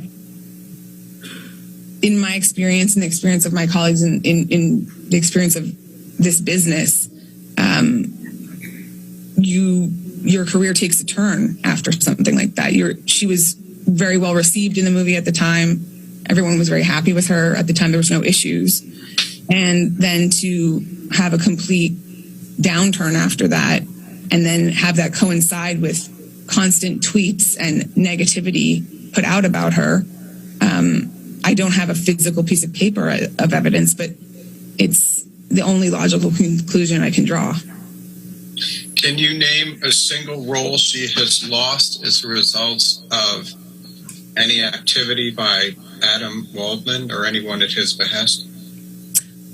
There was a movie at Amazon that she had been offered with Gael Garcia Bernal. I don't know what the final title of it is called now. I can look it up. It had a working title at the time. That they took away from her. And, the lead actor who was a producer on it very much wanted it to be her and was very frustrated with the process. And no one can say out loud, we're taking this away from her because, of this bad press, because it's nothing she did, and it's all hearsay, and it's all, whatever. But there's no other reason. Now, Ms. Kovacevic, you've testified a bit about Adam Waldman, correct? Correct. And can you point us to any career opportunities that Ms. Heard has lost because of any statements made by Mr. Waldman? I mean, the Amazon movie, for one, is one that is tangible, because that is an example of something that she had before all of it that was then taken away. I know that a campaign she shot for Todd's via Katie Slater was scrapped and not used. There was not another specific example because, like I said to you, no one is going to say to me, oh, we can't hire her because of these tweets or whatever. They just don't want to hire someone that has bad press around them from, these accusations. No one wants someone who's being accused of a liar and making something up and, abusing somebody. No one wants that association with their project. And directing your attention 10 pages into the article, there's another quote from Mr. Waldman. Mr. Waldman states in this article, quote, quite simply, this was an ambush, a hoax. They set Mr. Depp up by calling the cops, but the first attempt didn't do the trick. The officers came to the penthouses, thoroughly searched and interviewed, and left after seeing no damage to face or property. So Amber and her friends spilled a little wine and roughed the place up, got their stories straight under the direction of a lawyer and publicist, and then placed a second call to 911, end quote. Did I read that correctly? It just shows the top part of that on this page, but the top part was correct. Okay. Did any was WME aware of Adam's statement, Mr. Waldman's statements in this particular article? Yes. Now, you testified a little bit earlier about there being tweets from Adam. I assume you were referring to Adam Waldman. Is that correct?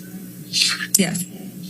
And what, if any, impact did it have on Amber Heard's career and career path to have Mr. Depp's lawyer putting out statements in the press and in tweets that Amber Heard was lying, making things up, creating a hoax of abuse? I think that his comments spurred on, it just added fuel to the fire. So there was already so much media coverage. And that's what you observed? That's what I observed. I'm going to take you to Aquaman, and I'll call it Aquaman 1 just to make it a little bit easier to understand. What, if any, performance issues were raised with Amber Heard by anyone that was responsible for the filming of Aquaman? No performance issues raised whatsoever. And what was your understanding of how Amber tested with the audiences in Aquaman? My understanding was that she tested extremely well. And this is an Aquaman has reflected all the markers of a very successful movie at this point? Yes. You testified earlier that it's quite typical when you have a series of 3 to 4 films in a franchise or a series to be able to renegotiate as you go into the sequels. Do you recall that testimony? Yes. Okay. And why is that? Because you make the initial deals, before the movie has done, well. And then when the movie overperforms like that, it's a custom. In light of the success of Aquaman, would you expect that Amber Heard would be receiving endorsements as of this time? Yes. And what is the typical process that happens after someone has starred in a very successful movie, such as Aquaman and Amber with Mira? The endorsement department would a combination of offers and then seeking out opportunities. Now, given Amber's career trajectory leading up to and immediately after the success of Aquaman 1, did you expect her career to go on an upward, downward trajectory, or stay the same? I expected an upward trajectory. And why is that? Because in success of a film like that, it's usually always the case. And immediately after the successes of Aquaman, would you have expected Amber's annual earnings to increase, decrease, or stay the same compared to the previous 5 years? I would have expected them to increase. And why is that? Because her profile had been raised internationally. She was in a movie that was successful worldwide. And when you are in a movie that performs that well worldwide, your bankability is stronger. You can finance an independent film more easily. You can greenlight a film more easily. You can just do more and for more money. Do you recall what the budget was for Aquaman? The first one? I don't know. It would have been probably somewhere between 150 and 200 million. Immediately after the success of Aquaman, would you have expected Ms. Heard to continue to earn at least the fee she made on Aquaman on future big budget studio firms, or less or more? That becomes an actor's quote, their fee. Yes, typically, like, you will then earn your, not on a tiny independent film, you couldn't make that much money on that, but another studio film, another film at a streamer or whatever, something like that, you would make that much or potentially get a raise. Other than Aquaman 2, has Amber obtained any roles with a budget the size of Aquaman's? No. Has she been hired for any films with budgets over $100 million? No. Immediately after the success of Aquaman, would you expect the success of Aquaman and her starring role in that film to increase her ability to get more movie studios to be interested in her, decrease, or stay the same? Increase. And did it? No. Would you expect her to get more TV roles? Objection. Yeah. And why? Why? Because I mentioned earlier in the conversation, TV and films are so blended now, and there's much less of a delineation between picking projects between film and TV. And did Amber receive more TV roles as a result of Aquaman, the success of Aquaman? No. Immediately after the success of Aquaman, would you have expected Amber to star in more than one project per year, less, or the same? It depends. If it was a big, Aquaman takes up 6 months of the year. Big movies take up a longer time. Indies, you can do a couple of them a year. It just depends. So I wouldn't put a number on it, but definitely more than 0. And has Amber starred in more than one project per year since then? No. Immediately after the success of Aquaman, did you expect Amber to earn between $5 and $10 million a year for the next 5 years? I would have expected to renegotiate on Aquaman 2, most certainly. And so right there, That would have been significantly more, and she would have, yes, I would have expected her to earn more in a combination of TV, film, and more endorsements. Was it your understanding that WME passed on to L'Oreal suggestions to assist them in being able to block some of the harassing Instagrams they were getting at that time? Yes. All right. Let's bring up 30 again, please. Now, did in fact L'Oreal suspend having Amber Heard on the International Women's Day campaign? Yes. What the conditions were for the renewal? It was just essentially that they were renewing her. It was the same fee. That was the bulk of it. It wasn't, like a raise, but they were extending her. Okay.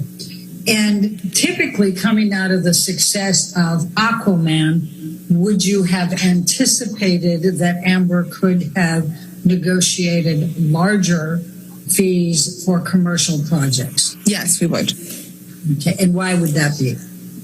Because her profile had been raised. She was,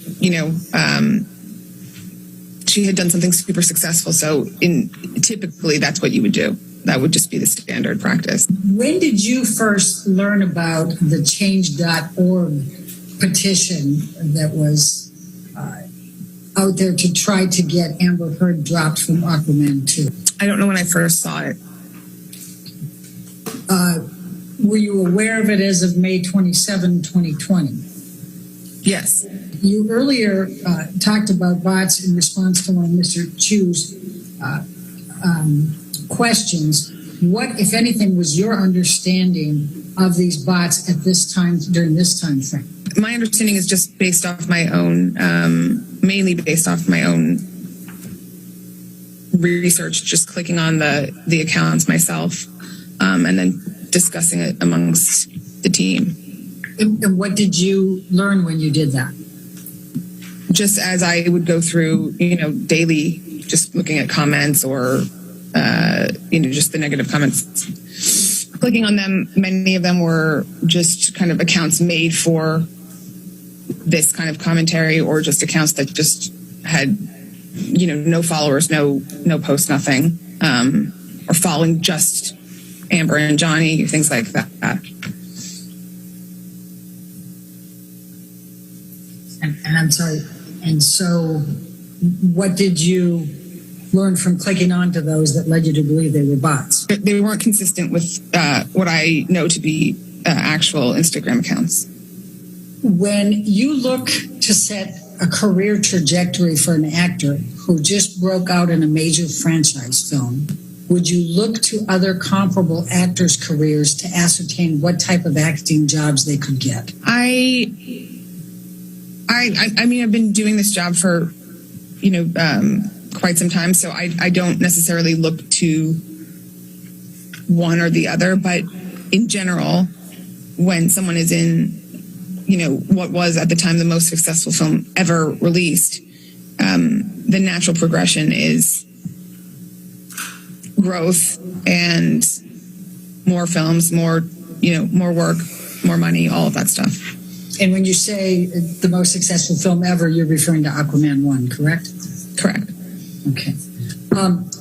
Are comparable actors' salaries used in your mind to ascertain the asking price for an actor in a similar film? Are comparable actors' salaries used in your mind to ascertain the asking price for an actor in a similar film? Yes. Would you consider Ana de Armas' career to be comparable to Amber's in measuring where Amber would have been after Aquaman 1? Should have been. Ana de Armas, yes, I would say that would be a comparable. That would be a good comp. All right. Yes, ma'am. Is that what you have for today? That's it. Okay. All right, ladies and gentlemen, we've come to the end of our day and the end of our week. So I want to make sure you have a good 3 days and come back for our last week of testimony and enjoy your weekend. I just want to remind you again what we need to remember as we go through the weekend, okay? So you're not to read anything about this case. You're not to watch anything about this case. You're not to listen to anything about the case. This applies to television, newspapers, magazines, the internet, and any online sites. Further, you're not to read, watch, or listen to anything about this case on any social media networking site or streaming service. In addition, you must not communicate with anyone about the case, whether in person, over the phone, by email, text, or instant messaging, or by any other electronic or non-electronic means. This includes your fellow jurors, friends, family, co-workers, acquaintances, and strangers. I also instruct you that you cannot do any research or make inquiries about this case, whether online or by any other means. For example, you cannot look information up on the internet that is related to this case or related to the persons involved in this case, nor may you consult dictionaries or other reference materials. What you learn about this case is limited to what you learn in the four walls of this courtroom when proceedings are underway, all right? So enjoy your weekend. We'll see you early, 9 o'clock, ready to go Monday morning, okay? Thank you.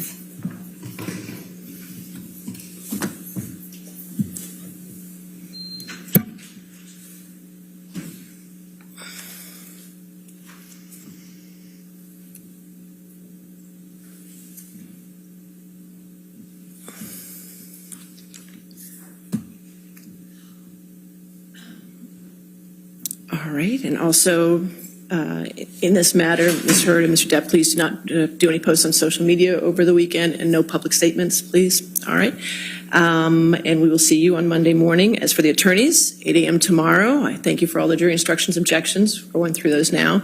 I appreciate that. I am missing some exhibits from depositions that we need to get, so if you get with Jamie so we can get those and get them all taken care of for the week. Another thing that I'm doing, just to give you information, I'm getting IT together to do a laptop for the jurors for deliberations. The laptop is going to be scrubbed and it's just going to have the audio and the video files on them, okay? So they're going to get me a mock-up by Tuesday. It's not going to have any Wi-Fi or internet or no password, so it's just going to have that on it. So once I get it and I approve it, I'm going to have both parties take a look at it and make sure everything is on there. That's supposed to be on there, and that's going to go to the jury when the physical evidence goes to the jury, okay? It just seemed like that was a better way to do it for the audio and the video files, okay? As far as times go, I can give you your updated times as of this minute. For plaintiff has used 42 hours and 45 minutes. Defendant has used 53 hours and 1 minute. So the time remaining for the plaintiffs is 18 hours and 30 minutes. And the time for the defendants is 8 hours and 14 minutes. Okay? So anybody have any other issues before we're done for tonight? No, thank you very much. Not at this All right, we'll see you tomorrow morning, 8 a.m. Yes? Thank you. Thank you. All right.